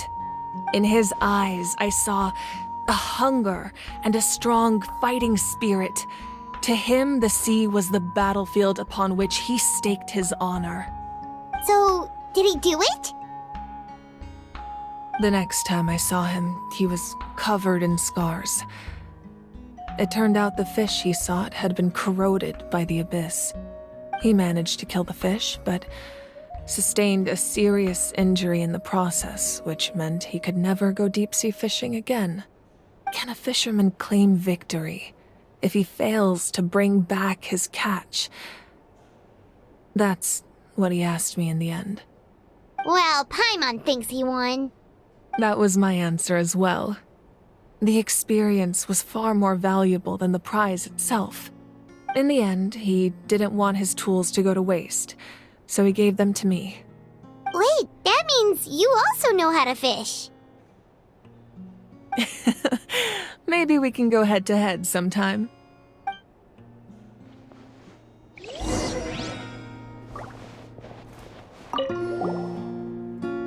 This is Atea's talisman.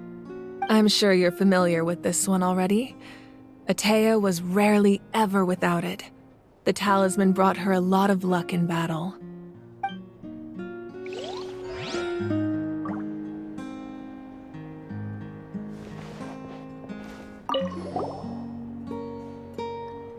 There are so many jars and potions around here. Do they have anything to do with alchemy? No, those belong to the Masters of the Nightwind. They're ceremonial tools used to amplify the ability to communicate with the Night Kingdom and the Wyab. Yamaya is an expert in this field, and she taught me a lot. Even though she appears stoic and serious, she actually has a keen sense of humor. The tools you see here are quite traditional. Her students found them outdated, so she passed them on to me. The contents of the jars aren't all that special. Oh, except the big jar in the middle. That's what she really wanted to give me.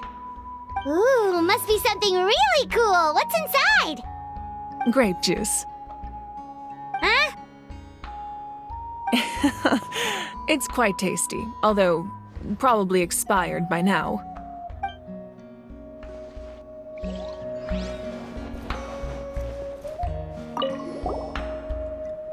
Whoa, that belt is bigger than Paimon's head.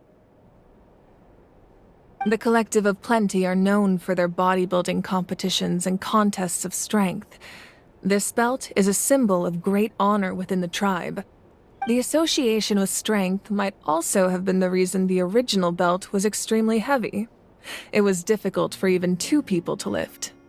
And even if a warrior had the strength to put it on, wearing it for any length of time would still leave them gasping for breath.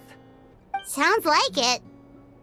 So the owner of the original belt, Kitera, commissioned a craftsman to make a copy identical in appearance but far lighter in weight. That is the belt you see before you. He would often wear this version when training in order to protect his waist. Or he made a lighter version so he could wear it all the time and show it off.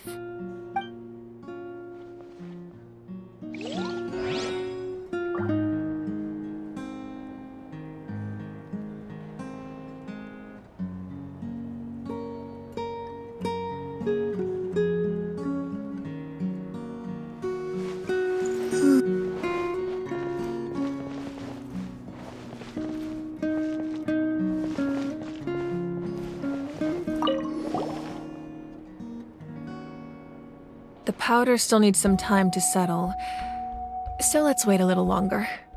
Well, what do you think of my collection? Do you feel like you have a better understanding of Natlan's culture now? Yeah! If each item represents a different story, seems like Natlan's really been through a lot.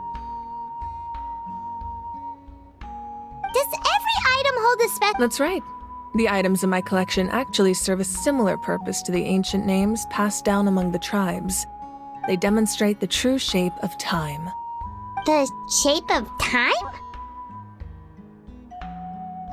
Most people perceive time as a linear concept, almost like a straight line that can only move forward. We cannot change the past or predict the future. But there's also a different theory, one that I believe to be closer to the truth. Namely, that the past, present, and future all exist at once. At once? Paimon's not sure she understands. Let's say your journey ended right now. Thinking back on your experience in each nation, which one would you say was the most important?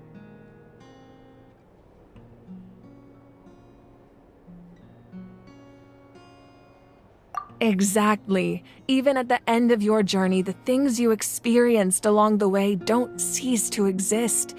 They become part of who you are. Take out a portion of that journey, and you would likely make very different decisions, and eventually arrive at a very different destination. The future is the same way. It exists even though it has yet to come to pass. We just lack the means to perceive it. Of course, there are those with the power to foresee the future. They simply call it by a different name. Fate. You're quite familiar with that concept, I would imagine. That does kinda make sense. The future hasn't happened, but already exists. Humanity excels at living in the present, but too often we forget the past and neglect the future. While the pilgrimage and the Night Warden Wars lead us to a better future. Only by uniting the people of Natlan across countless eras can we fight back against an enemy as formidable as the Abyss. To come up with such a set of rules, the first Pyro Archon must have possessed a level of insight I can only imagine.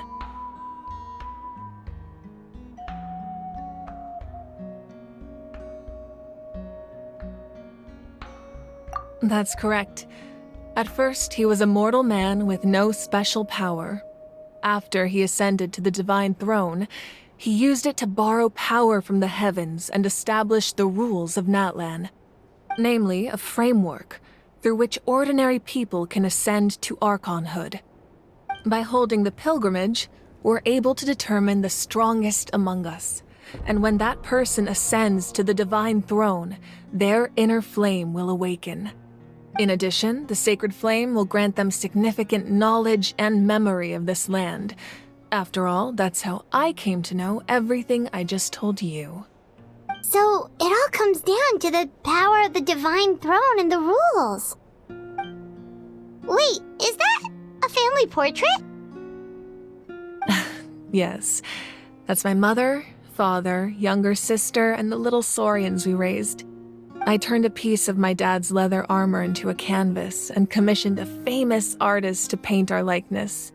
Your sister is so cute! It looks like the two of you are really close. Paimon was having a hard time thinking of an Archon as an ordinary person, but seeing this portrait, it kind of makes sense now. It really doesn't look like there was anything special about you before. Oh, wait, is Paimon allowed to say that? A little late for that question, don't you think? Sorry! Paimon's so sorry! Paimon's mouth works faster than her brain sometimes! It's all right. I'd never get upset over something like that. No matter what others may say, my past is a precious part of my identity. I'm forever proud of the life I used to lead. Becoming the Archon doesn't mean you sever ties with your family. The position just comes with a lot of responsibilities, so it impacts how often you get to see them. My father made the most delicious stew, so my sister would often bring me a large pot of his cooking, and we would sit on a blanket and eat it together. One time, we didn't close the door securely, and the saurians we were raising ran into the room and knocked over the entire pot. My sister immediately burst into tears.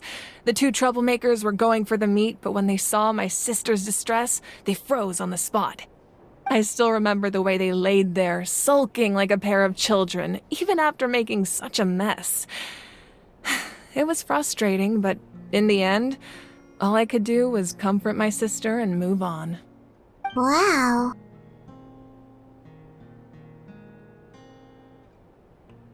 Isn't that what being a family is all about? I think about that story a lot, actually. As the Archon, I made a vow to defend this nation, and experiences like that, they remind me exactly what I'm trying to protect. Well, what happened after that? This portrait looks pretty old. Your sister must be all grown up by now, right? I believe she ended up working as an architect and artist. She built many houses and crafted many beautiful works of art. Anyway, that's enough about me. Now that the powder is settled, we can begin. Ian-san, Mulani, Chaska, over here, please. Place the ancient name up there, and then we'll begin.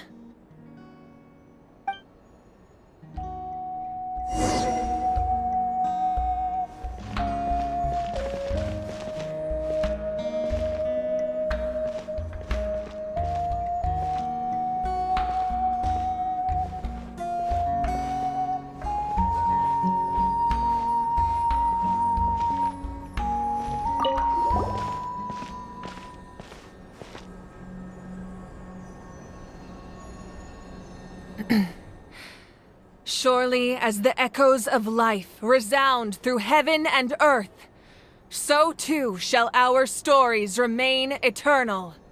Ancient name, take us to your fated bearer. Allow her to answer our call.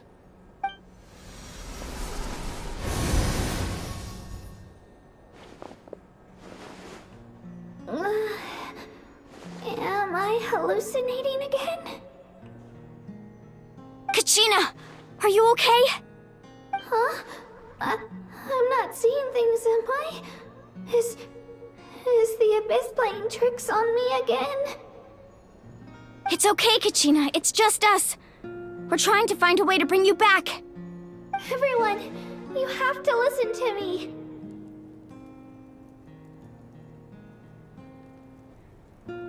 I've been investigating the Night Kingdom this entire time, and I figured out what's wrong. The Wyub is being affected by the Abyss.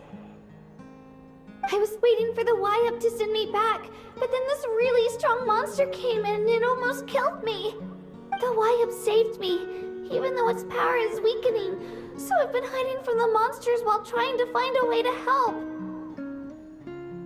The Night Kingdom has become a huge mess, though. I keep hearing these awful sounds and seeing really horrible things. Don't listen to those sounds, Kachina. The Abyss is trying to strip you of your sanity. All you need to do is stay safe and wait for us. We'll be there shortly. It's okay. I feel so much better now that I've had the chance to talk to you guys. You don't need to worry about me. I've never been strong or special at all, really. So I don't blame anyone for forgetting about me or leaving me behind.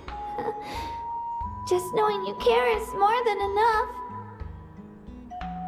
I'll find a way back. You don't have to put yourselves in danger to come rescue me.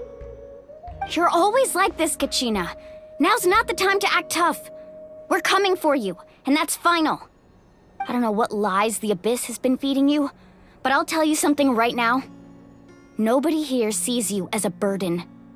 You're a victor of the Night Warden Wars, a hero of Natlan. All you need to do is wait for us to rescue you, and you'll get all the applause and recognition you deserve.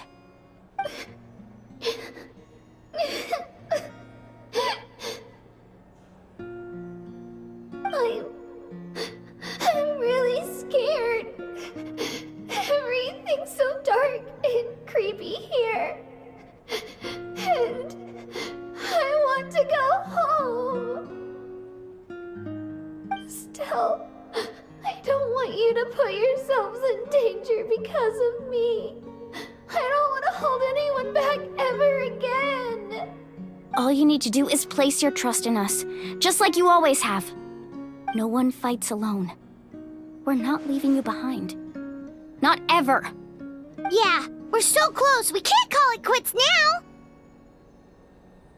Thank you. Be careful. Looks like we've lost contact. Now comes the most dangerous part. You have to traverse the Night Kingdom in your physical form. This entrance to the Night Kingdom was left behind after an abyssal invasion. Even a brief amount of time inside could expose you to corrosion. I know. I'm prepared for that possibility. All right, then I wish you all the best. I'll tell Koichi to be ready just in case. She's very experienced in dealing with abyssal corruption. That face you just made. Don't tell me you two got into another argument. No, I just feel bad for creating more work for her. I'll go with them too, Archon. The more people, the stronger the party. Thank you so much for your help, everyone. It really means a lot that you're willing to brave these dangers with me. And there's no time to lose, so let's get going. Now that I've lost my power, I won't be able to provide much practical support. But I can still keep an eye on the situation from here. Eon-san, I know it's unlikely, but if you encounter a situation you can't handle... That won't happen. I hope not.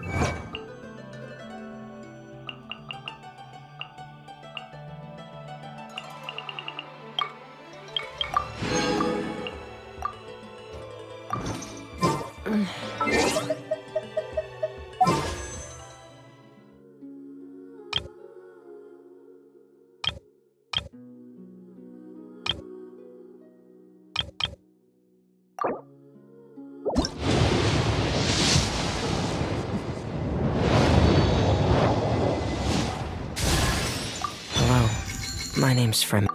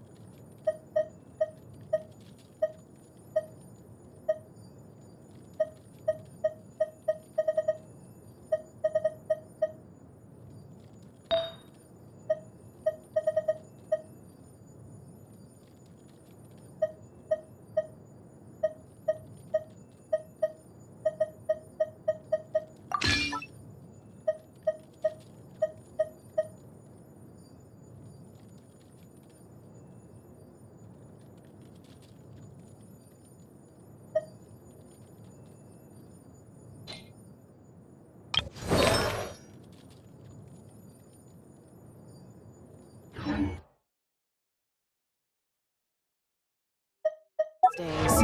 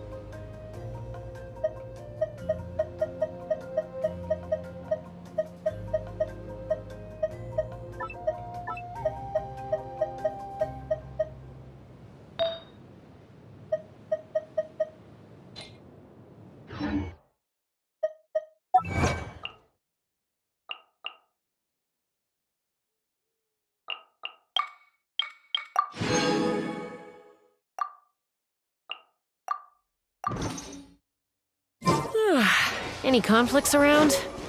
I'm in the mood for some peacemaking.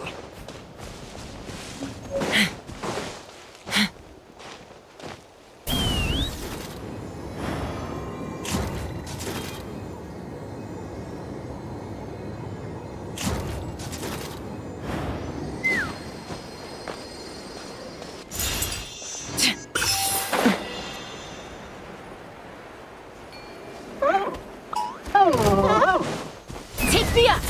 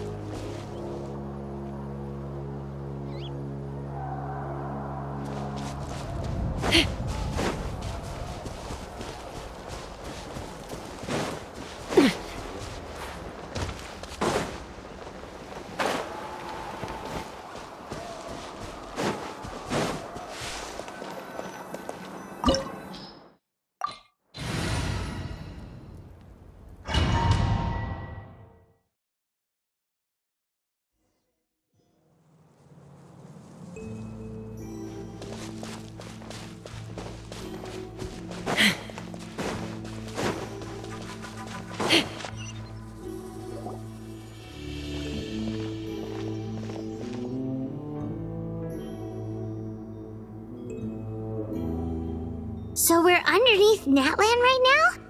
It looks nothing like Paimon was imagining. That's because in the distant past, Natlan was home to an incredibly advanced civilization ruled by dragons. Humans only established their own society after the fall of the dragons. So these are Saurian ruins?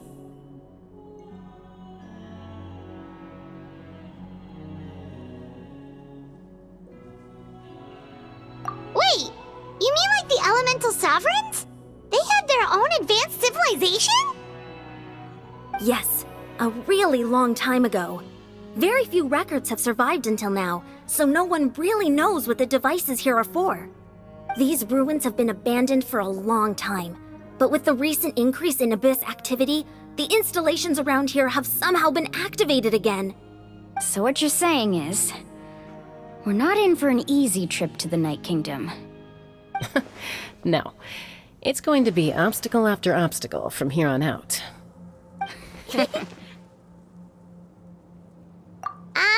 Why are you all laughing like that? It's creeping Paimon out. It's the pre-adventure excitement kicking in, right guys? Of course. I'm eager to get started. Then let's go. We won't let anything stand in our way.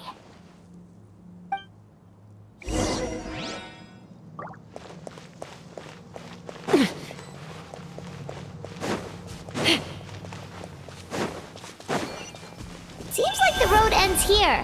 How should we get across? As a professional trainer, I think you could stand to build up your endurance, Paimon. Professional trainer? Paimon thought you were a warrior from the Collective of Planning. Well, that goes without saying. But I actually work as a sports coach. I provide professional guidance for many of Natlan's popular sports. And I don't just mean physical training. I design nutrition plans as well. Ah, so basically no sugar, no soft drinks, no grilled meat. Those guys look familiar. We've fought them before. Let's go. Show no mercy.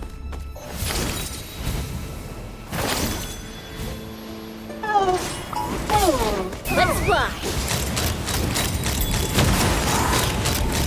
Bullseye! Bullseye!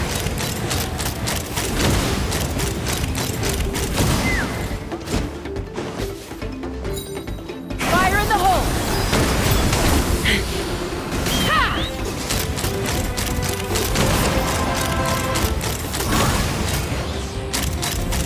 Open fire! Locked on!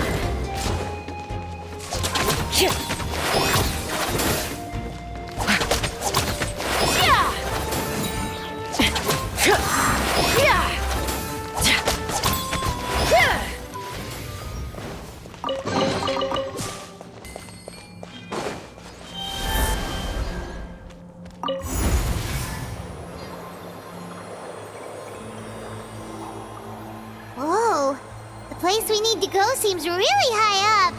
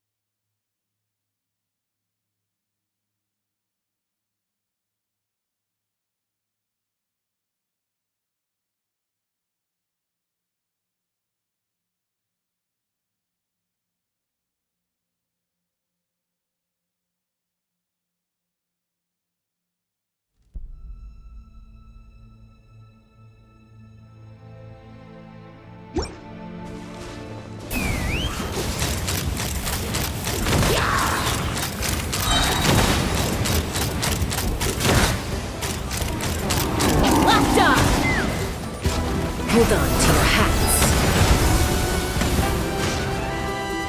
Take me up!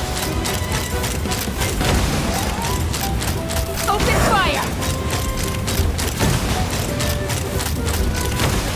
Bullseye!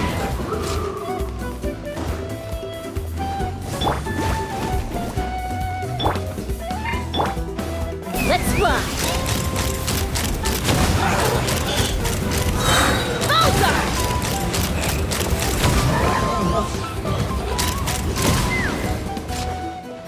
Knock him down. Ha! Open fire! Locked on!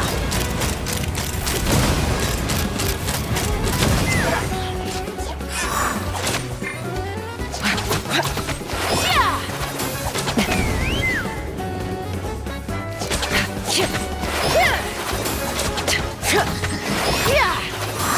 me up! Open fire!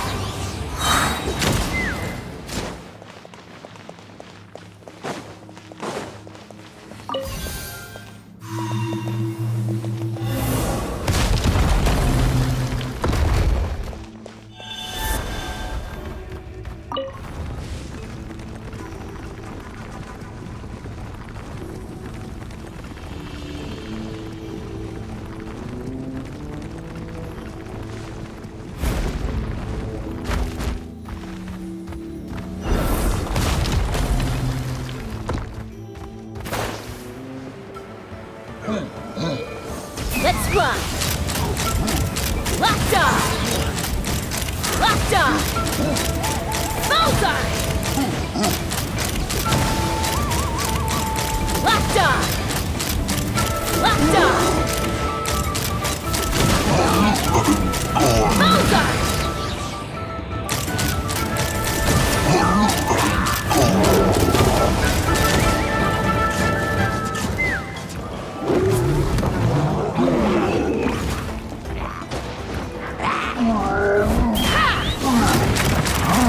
Open fire! Locked on! Open fire! Bullseye! Bullseye! Locked on! Bullseye!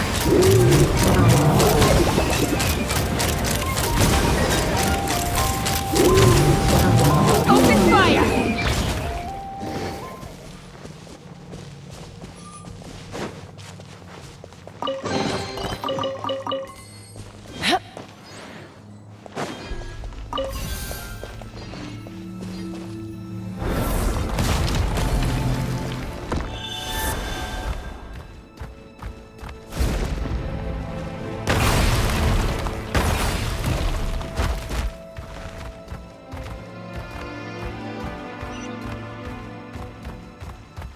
This is the final stretch. We just need to climb up, and we'll be there. Nothing to it. Easy for you to say.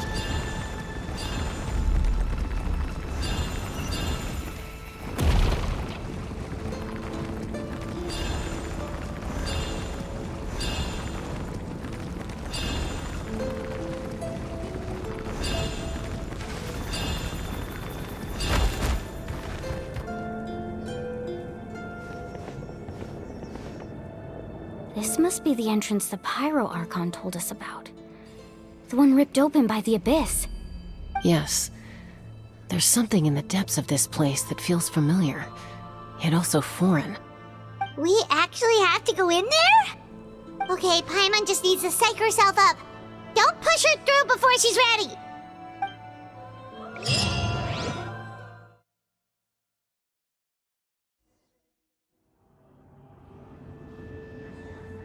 Hey! You don't have to drag Paimon! You're pulling too hard!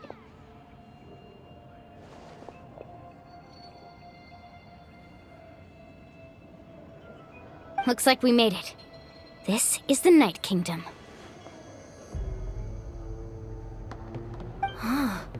It looks so different from what I imagined in the stories. That overflow of energy is probably what trapped Kachina here in the first place. From this point forward, everything we know about the real world no longer applies. Anything can happen here. Paimon's more worried about how we're gonna make it out. We obviously can't go back the way we came. Do you see that patch of light on the ground? It's shining down from that fissure in the sky. Oh yeah, right in front of us. So that's coming from up there? Oh, it's so high up. Did we really fall that far down? Just like I said, our real-world knowledge doesn't apply here. We fell all this way, yet came out completely unscathed. If this was the real world, we'd have to climb our way back up to the entrance. But here, all we have to do is stand underneath the light and offer a prayer. That's it? Right. We still got a job to do. So that means all we need to do is find Kachina and bring her to this location. Exactly. This light is streaming in from the real world. It's a link between the two realms. The terrain looks difficult to navigate, and the visibility's not great either. How are we supposed to find Kachina in these conditions? Yeah, these floating black things don't look super friendly either. Those are all manifestations of abyssal power. Be careful. Ghost! A talking ghost! Calm down, I'm here to help. You're the ones who helped Vichama, right? Yes, I'm Vichama's friend, Malko. I was completely lost to this realm until I sensed a mysterious power calling out to me. It's like it was seeking me out, attempting to reassemble the pieces of who I used to be. Of course, it could only do so much. I'm sorry I can only appear before you in this imperfect form. No, we should be the ones apologizing. If the Spirit Speaker Stone hadn't become corrupted by the Abyss, we could have done much more. But we had to destroy it. Otherwise, Vichama and his tribe would have been in danger. Of course. Thank you for protecting him. I never imagined that, even after all these years, he'd still take such a risk for me.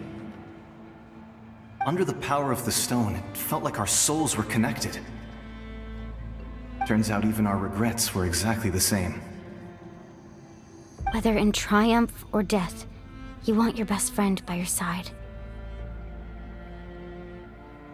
Exactly. That may not be in the cards for us, but it's not too late for you. You're looking for a young girl from the Children of Echoes, right? She's being chased by an embodiment of abyssal power. I'd like to help her while I'm still in this form, so follow me. Be careful. This place has been severely corroded by the Abyss.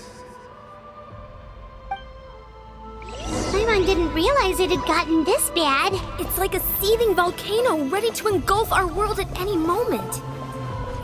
Ouch! Get back here! You can't go wandering. Stick close to me. My power will be able to ward off attacks for the time being.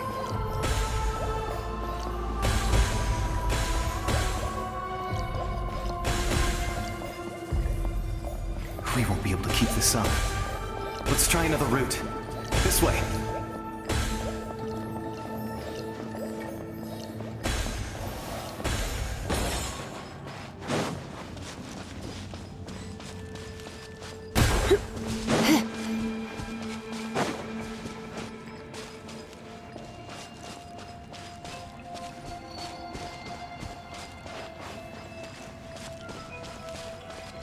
Not good.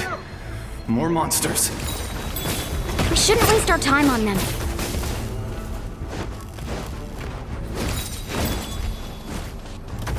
You're in for a little shock. No one escapes my sight!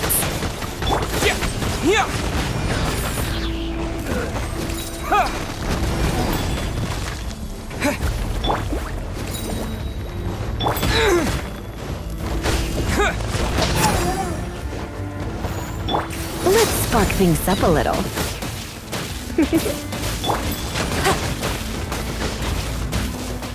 Get him!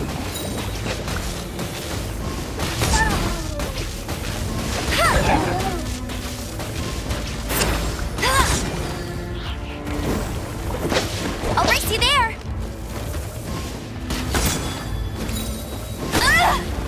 Go, go, Baron Bunny! Terra Smash! You're in for a little shock. Hup, come a little closer. Come a little closer. You're in for a little shock.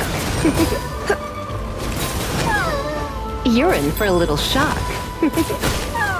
You're in for a little shock. You're in for a I'll race you there! Hey! Come a little closer. You're in for a little shock.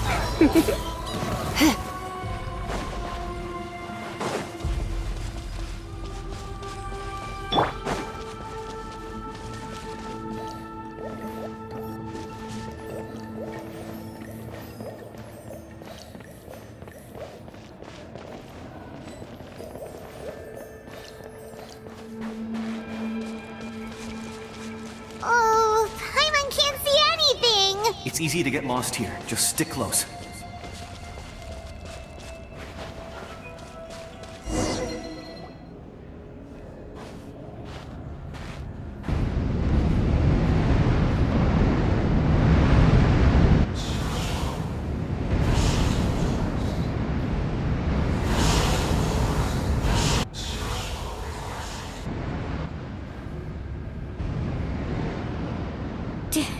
Did you hear that? What? Never mind. It was probably just my imagination. Don't scare Paimon like that! I heard it too. It was a voice from the abyss. What did it say? Doesn't matter. It certainly doesn't harbor good intentions.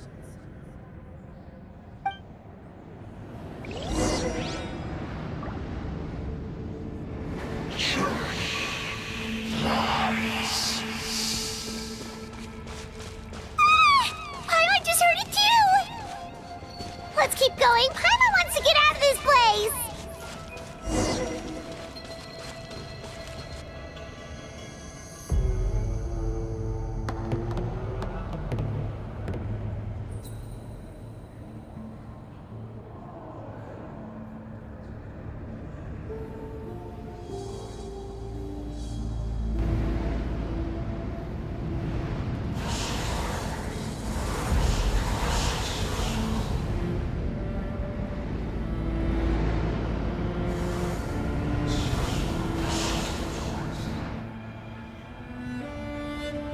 We're here, Kachina!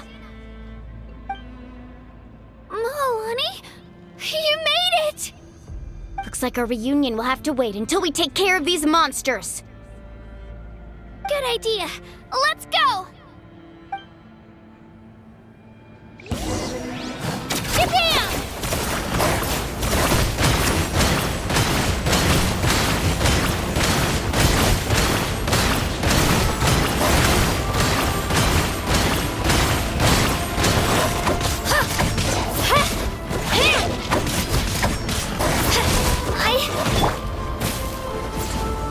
No escape!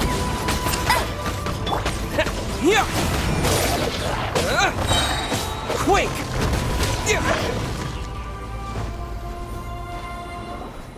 You're here. You're finally here. Thank you so much. That monster can appear from anywhere. It almost caught me a bunch of times. The Wyab's power helped keep me hidden, so I just tried to stay out of sight until you got here. Had a girl. You did so well. And most importantly, you weren't hurt. Should we start heading back then? Actually, I have a request. Will you come visit the Wyab with me?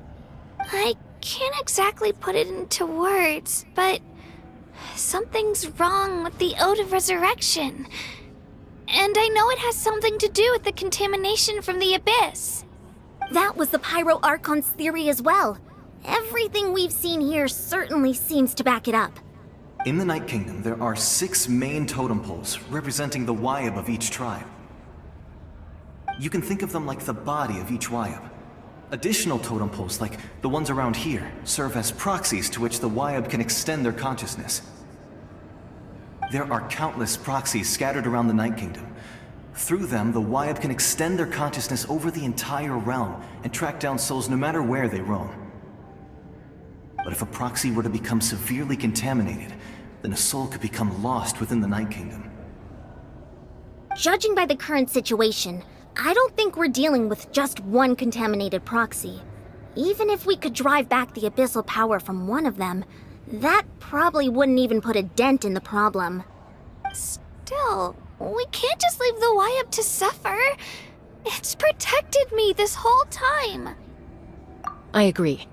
We might even manage to draw out the monster that's been hunting Kachina. Getting rid of the monster might slow down the deterioration of the Night Kingdom.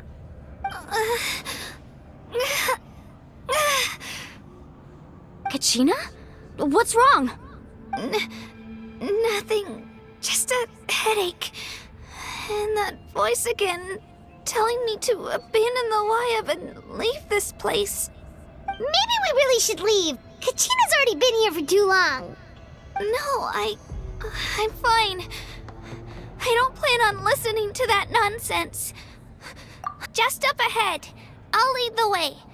Besides, I can still fight, so please, help me out a little longer. Listen to me, Kachina. We'll come with you, but that's because we want to help the Y-Up, not because we have something to prove. You don't have anything to prove either. It's okay if you reach your limit. We'll be there for you. All right. The sooner we get this done, the better.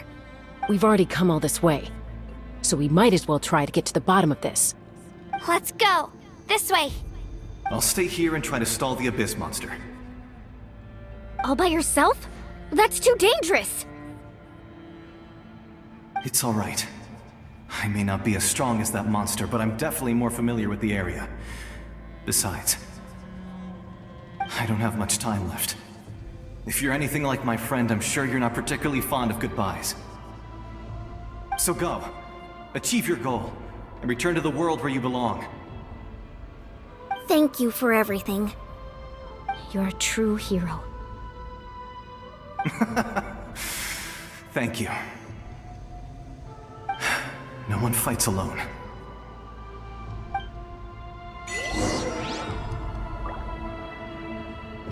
Does your head still hurt? Let me help you walk. I'm fine. I'm fine. You should know I'm made of stronger stuff than that.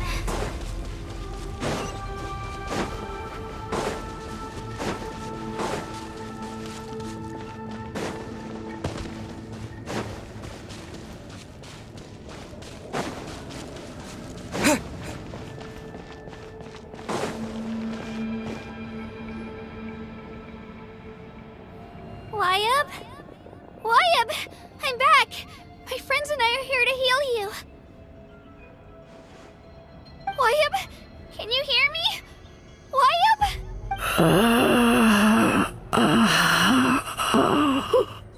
So we were right. The contamination is already too severe. It's preventing the Y-Up from answering our calls. Alright, get ready everyone. Time to purge the abyssal energy from this place. Careful. We've got company. Already? You really think that puny soul could slow me down? Courage in the face of futility is pure folly. He tried to get in my way, so I disposed of him. You killed Malco? He would have dispersed with or without me. Rather than worrying about him, I would urge you to focus on yourself. You may have defeated others of my kind in the past, but underestimate me now, and it will be to your peril. No, the power of the Abyss is intoxicating. The destruction it seeks captivates like a masterful work of art. I strive only for the opportunity to see it up close.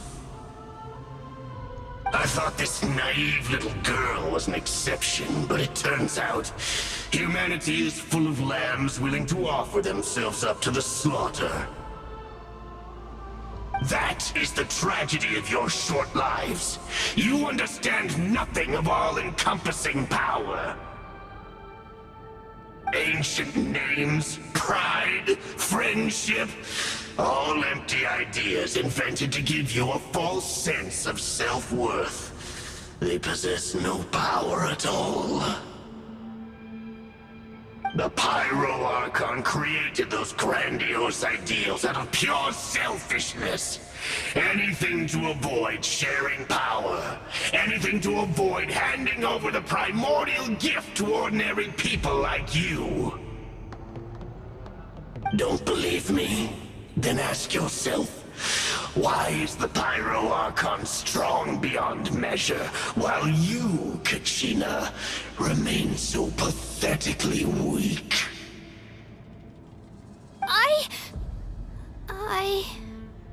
Kachina! Give me your hand.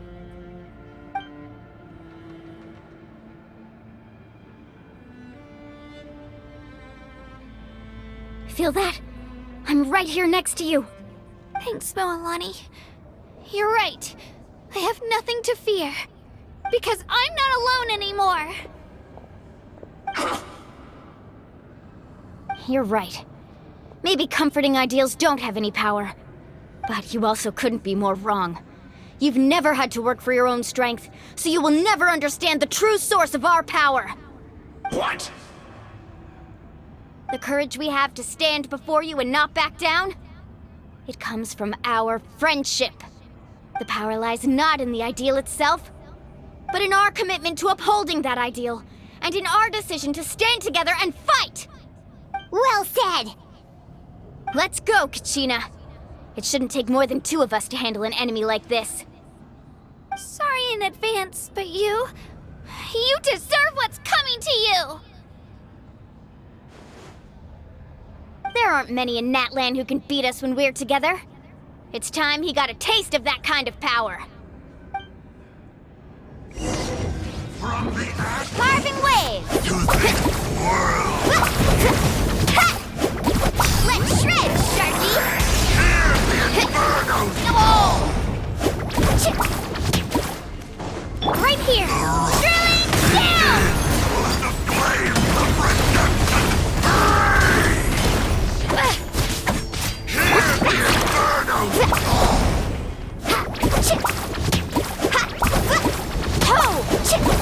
Off we go! Hear the infernos! Right here! Let the flames of redemption! Carving waves! How brightly burns the truth!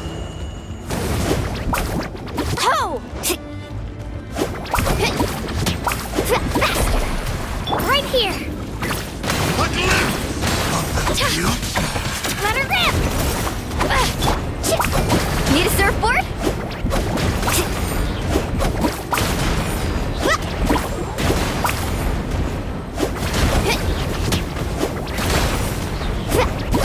Oh, watch the surfboard! Carving waves! What the flames that say to this world is already. We won! We actually won! That's what he gets for underestimating you two. Fantastic work, Kachina! Absolutely fantastic! This makes me so unbelievably happy. I'm happy too, Moalani. Together we really are unstoppable! Huh? What's happening?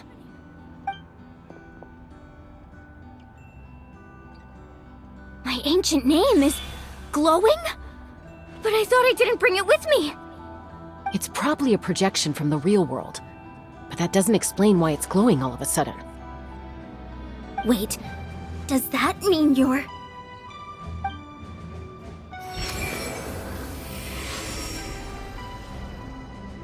That was a bold move.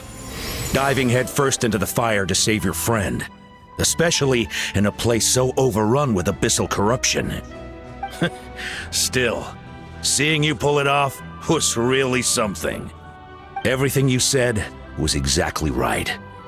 As isolated individuals, we stand no chance against the power of the Abyss. It took years' worth of scars, and lots of unnecessary suffering, for me to understand that for myself. The Pyro Archon's plan will unite us as one. Everyone has a part to play.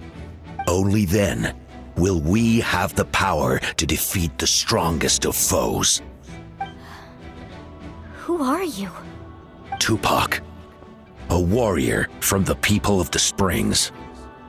I fought against the Abyss during the invasion 500 years ago. I've heard that name before. You were the giant who saved all of Natlan. Since you were able to awaken my words from your ancient name, that means you have fully embodied the aspirations of the Wyab. Under the name Umoja, you shall unite the tribes and save Natlan from its impending doom. Me? As long as blood still runs through your veins, even the tiniest spark of steel against stone can ignite a flame. Its blaze will become one with the gaze of all Natlan. Even amid everlasting darkness, our bonds remain eternal.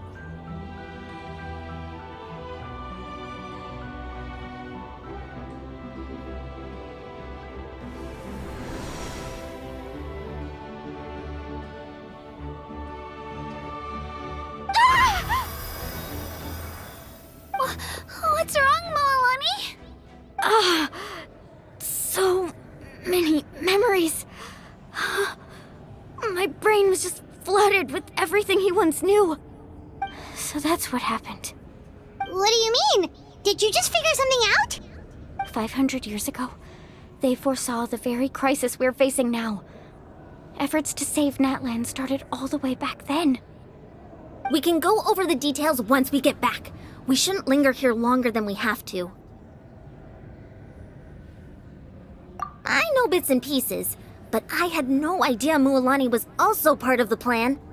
This sounds like something that's going to need a lot of explaining. Let's focus on saving the Wyatt first.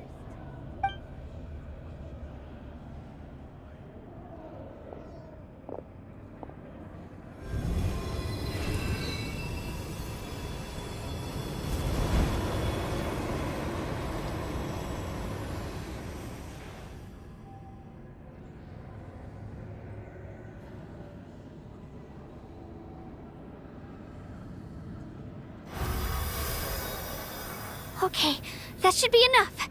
Wyatt? Can you hear me? I hear your voice, Kachina. My dear child. Great. Well then, I'm afraid it's time to say goodbye. I just wanted to make sure you were okay before we leave, but we can't afford to stay here any longer.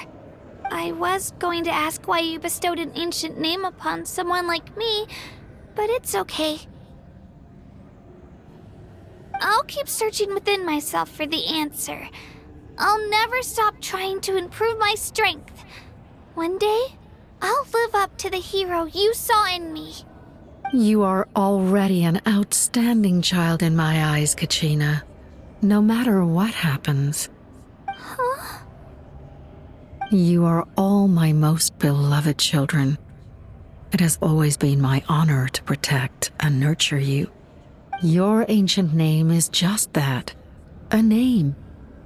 Much like your parents chose to name you Kachina, I also gave you a name, but it need not define you. Focus on who you want to be. You are already worthy of your name.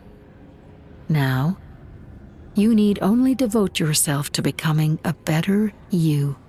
The story of your ancient name is for you to continue. Just like your parents, my love for you will never change, no matter what the future holds.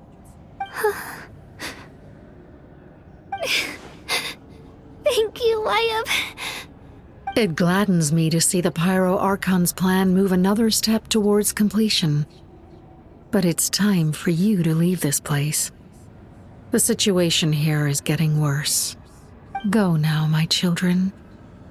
Save Natlan on behalf of all you hold dear. I know we've never met before, Wyatt, but I just wanted to say thank you for encouraging Kachina. It was exactly what she needed to hear. Whoa! What's going on? An earthquake? We're out of time. It's the power of the Abyss. Quick, we need to run!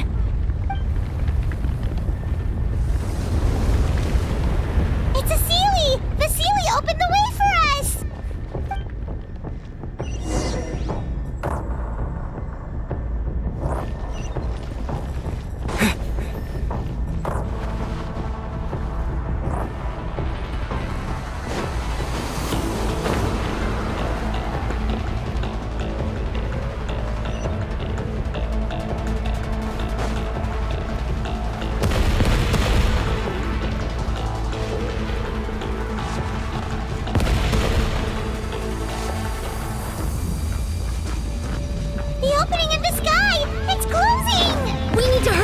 or we'll be stuck here!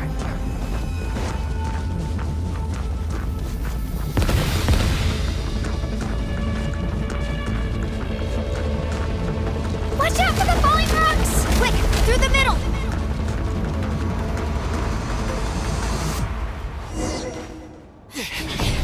Come on, faster!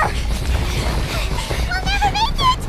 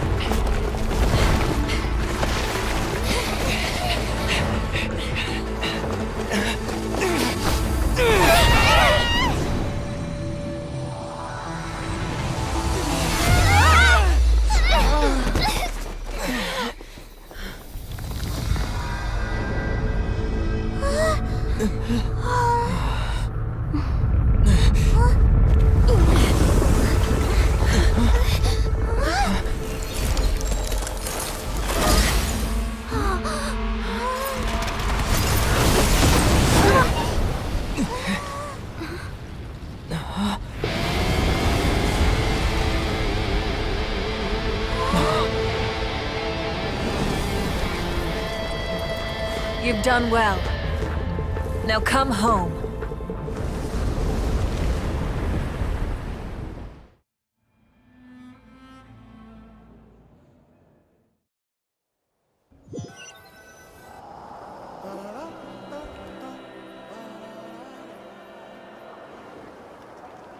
We're back! The Pyro Archon saved us. But she's not here.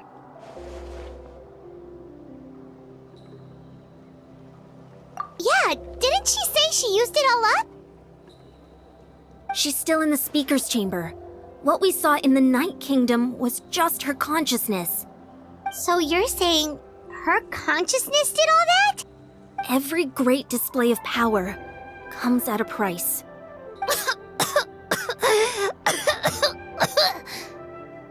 You must feel terrible, Kachina. Just hold on. We'll get you to a doctor soon. Let's get back to the stadium. The Pyro Archon said she'd have a doctor waiting for us. I recommend getting a full checkup, just to make sure no damage gets left behind. Paimon feels okay. What about you, Traveler? Right. You always seem to do pretty well against the Abyss. Let's get going. We need to share what we learned in the Night Kingdom as well. Right. The Wyatt mentioned something about the Pyro Archon's plan. What is it exactly? I'll let her explain everything. We're all a part of the plan now. Every move we make from here on out will decide Natlan's ultimate fate.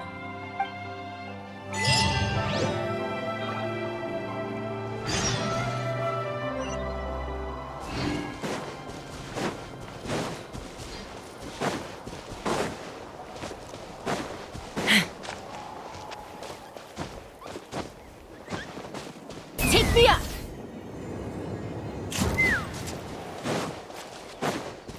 Is there anything fun to do in the north?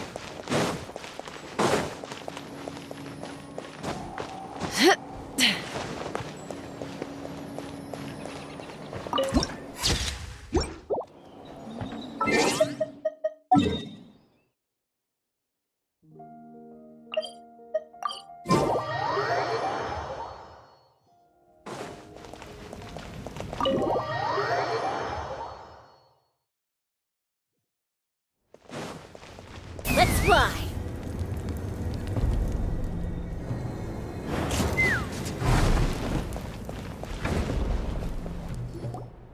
Huh. There's a lot less stuff here than before. It's good to see you all here in one piece. I know you must have a lot of questions, but let Koichi check you over first. It's best not to let any lingering effects of the Abyss go untreated. Thank goodness you made it back. I came here as soon as the Pyro Archon told me about your plan. Take a seat, everybody. I'll examine you one by one.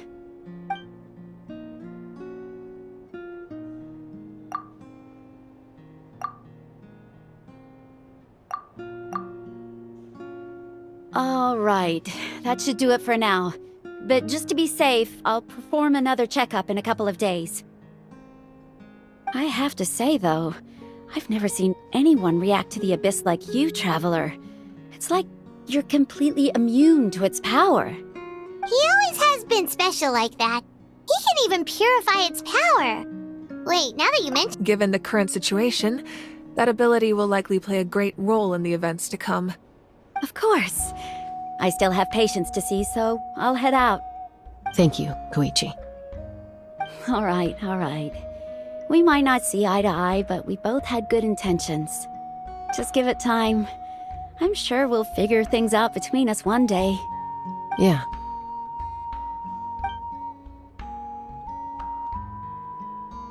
All right. There's so much to discuss, I don't even know where to begin. You've seen it for yourselves now. The devastation in the Night Kingdom. I'll get straight to the point.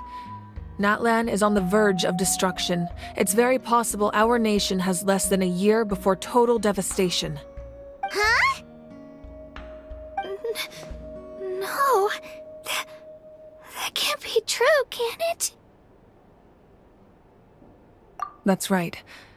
But I've only ever disclosed that fact to the handful of people working with me to save this nation. Our looming destruction is not a recent development, but the inevitable conclusion of the disaster the Abyss initiated 500 years ago. Mualani told us a little bit about that. 500 years ago, all the nations of Tevat were invaded by the Abyss. Unlike the other nations, Natlan never had stable and deep-rooted ley lines, so we suffered the worst of the invasion. The battle against the Abyss was exceedingly long and brutal. In the end, victory came at the cost of our civilization and countless lives. Even then, it took centuries of solving the disasters caused by the Abyss to finally achieve the peace we know today. And still, this is but a superficial victory. The forces of the Abyss have merely been driven back underground. Their threat to Natlan remains as real as ever. I'd never have guessed.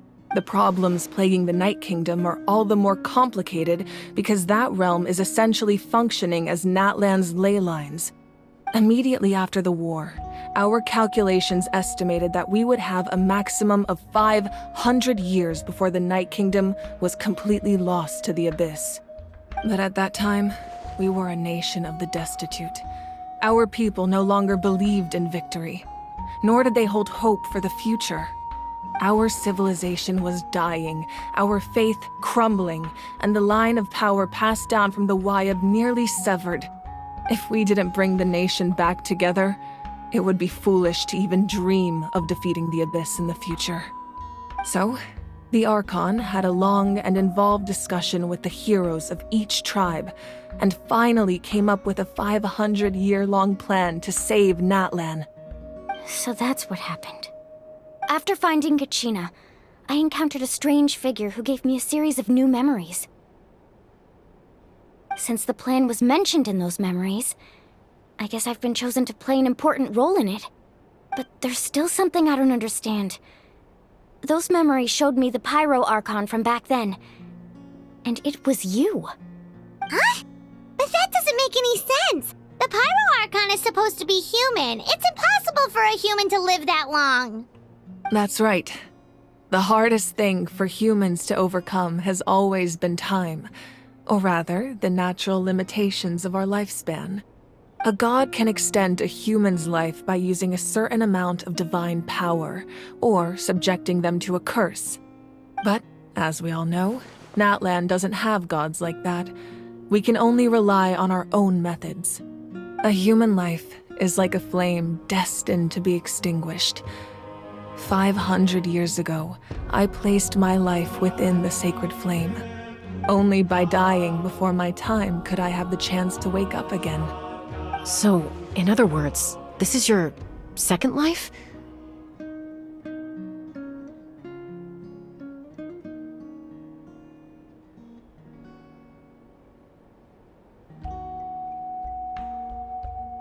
Yes.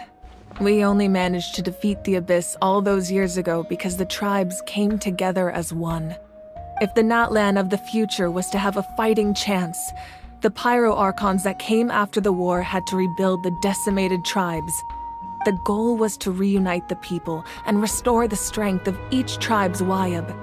Once a tribe was back to its full strength, the tribe's Wyab would select a hero, indicating the tribe was once again ready for war. The Chosen would then stand by my side in defense of our nation, just like great heroes of old, 500 years ago. So that means I'm one of the Chosen? That's right. You bear the ancient name Umoja, the same one held by the hero from your tribe 500 years ago. It means unity. After your adventure in the Night Kingdom, I trust you've come to fully understand the meaning of that name. So in other words, you always knew who the Wyab were going to pick from each tribe? Yes. According to the plan, each tribe was supposed to have been fully restored by the time I awoke. But something went wrong along the way. The 6 heroes successfully inherited the ancient names from 500 years ago, but the intel regarding the plan wasn't passed on to them. Once again, it comes down to the deterioration of the Night Kingdom. Communication between the Sacred Flame and the Wyab has been blocked. Just like how the Ode of Resurrection failed to bring Kachina back. Exactly. It's just another tactic the Abyss is using against us. The Abyss may not possess intelligence, but its methods certainly aren't easy to counter. If we want to unblock that information from being passed on, my presence alone isn't enough. The ancient name-bearer must establish a greater connection to their name. So, I've tried my best to help them from the sidelines. Currently, Shalonin of the Children of Echoes, Kinich of the Scions of the Canopy, and Iansan of the Collective of Plenty have all been acknowledged by their names. During your adventure, you too earned the acknowledgement of your Wyab, Mualani. In the process, you gained the memories stored within your name.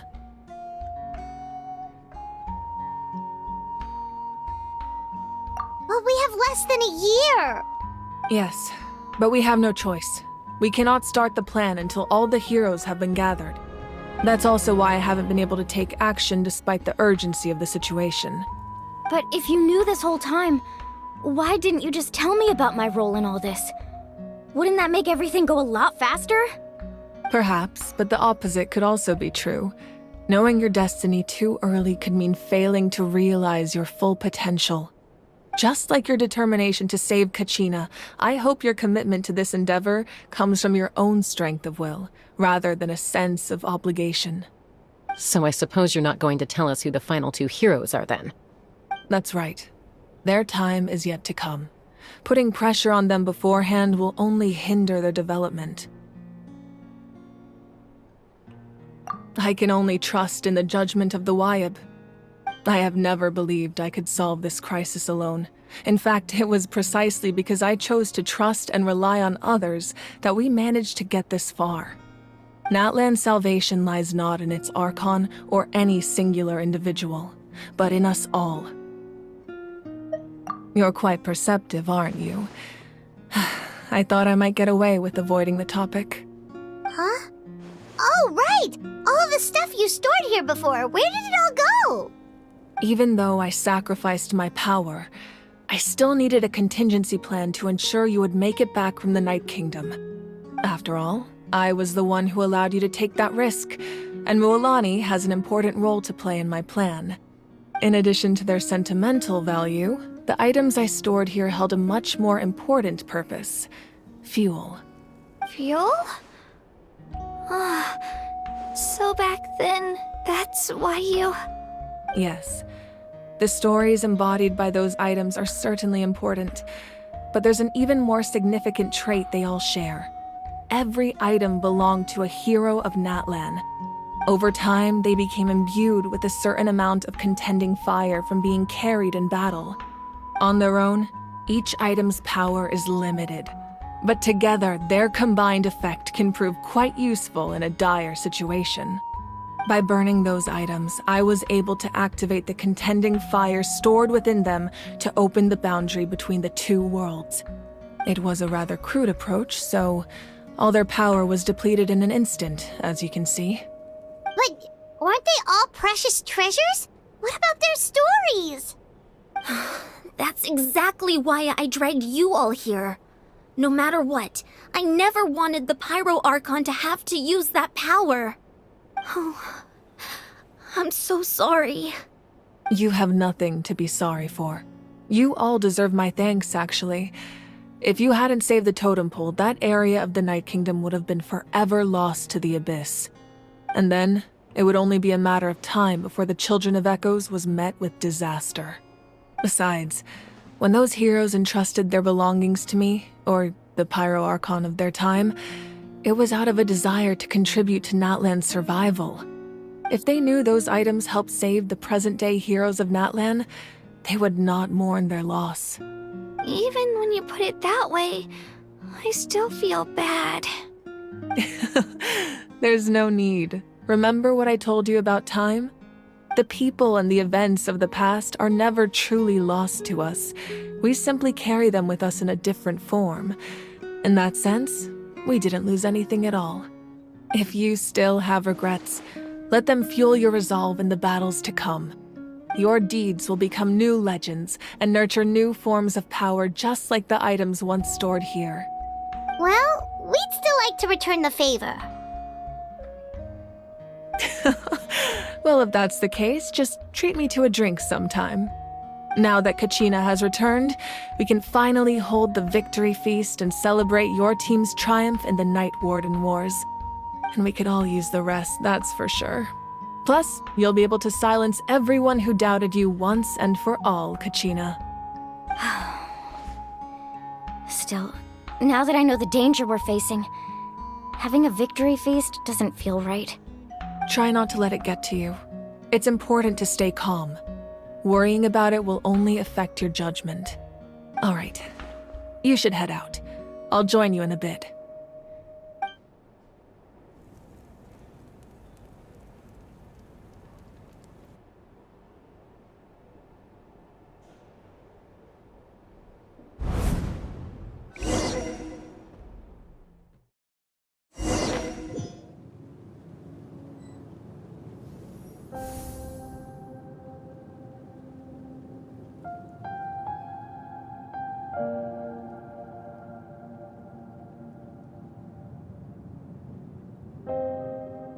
When I was young, I used to sit by the hot springs and listen to the stories of warriors from all over Natlan. They attract people from all walks of life. Friends come easy here, no matter what tribe you're from. The people of the springs have never claimed the hot springs as their own private property.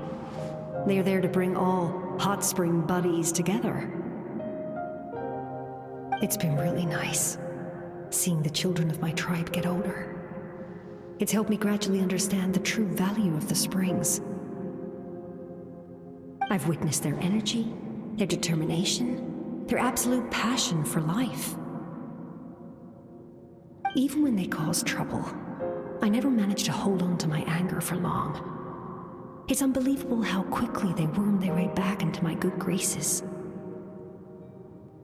I'm certain Mualani will become a great warrior when she grows up. She possesses infinite potential. I can see it.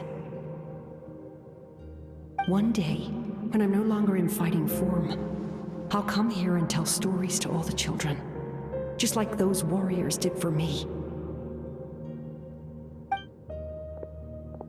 So you better get busy, Pyro Archon, or I'll end up running out of stories.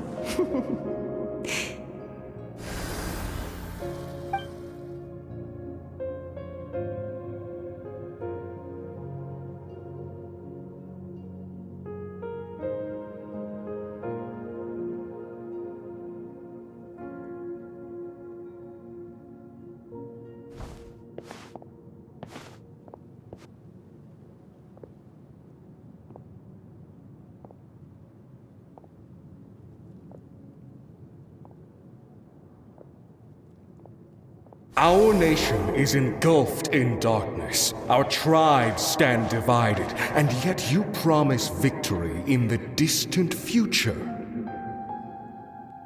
The Abyss is a cunning enemy, one that I faced in battle many times. Were that not the case, I would never understand exercising this degree of caution. My rage will never. But you came to me because you I understand your choice. The heroes of today will forge the path ahead with blood and fire. Otherwise, rest assured, I'll find a way to collect. For Natlan.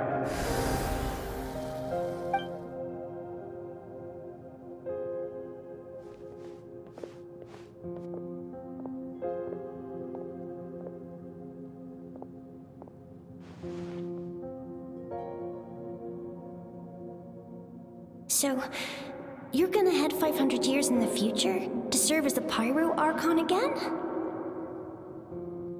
But what about the you from right now? You're just gonna die. You can't ask her those questions and expect her to answer, my dear. The decision is hers to make. We will do everything we can to rebuild the tribes, even across time. We will all do our part to fight for Natlan's future. Yeah, Mom's right. We'll always believe in you, sis. Seriously though, Dad should be here. Where is he? I imagine he didn't know what to say, so he chose not to come at all. Don't take it to heart, my dear. That's just who he is. Just remember, no matter what happens in the future, we will always love you.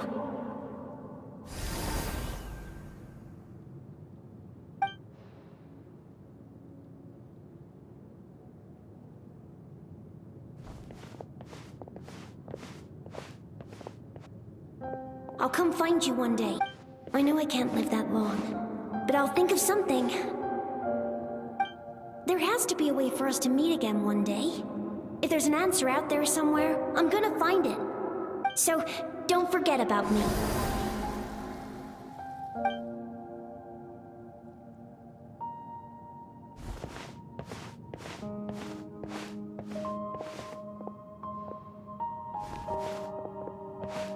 If that's your decision, then you have my full support, Archon.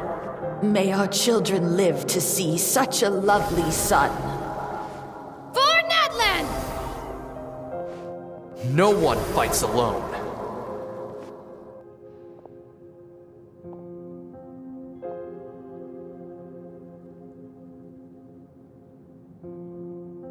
The rules are my legacy.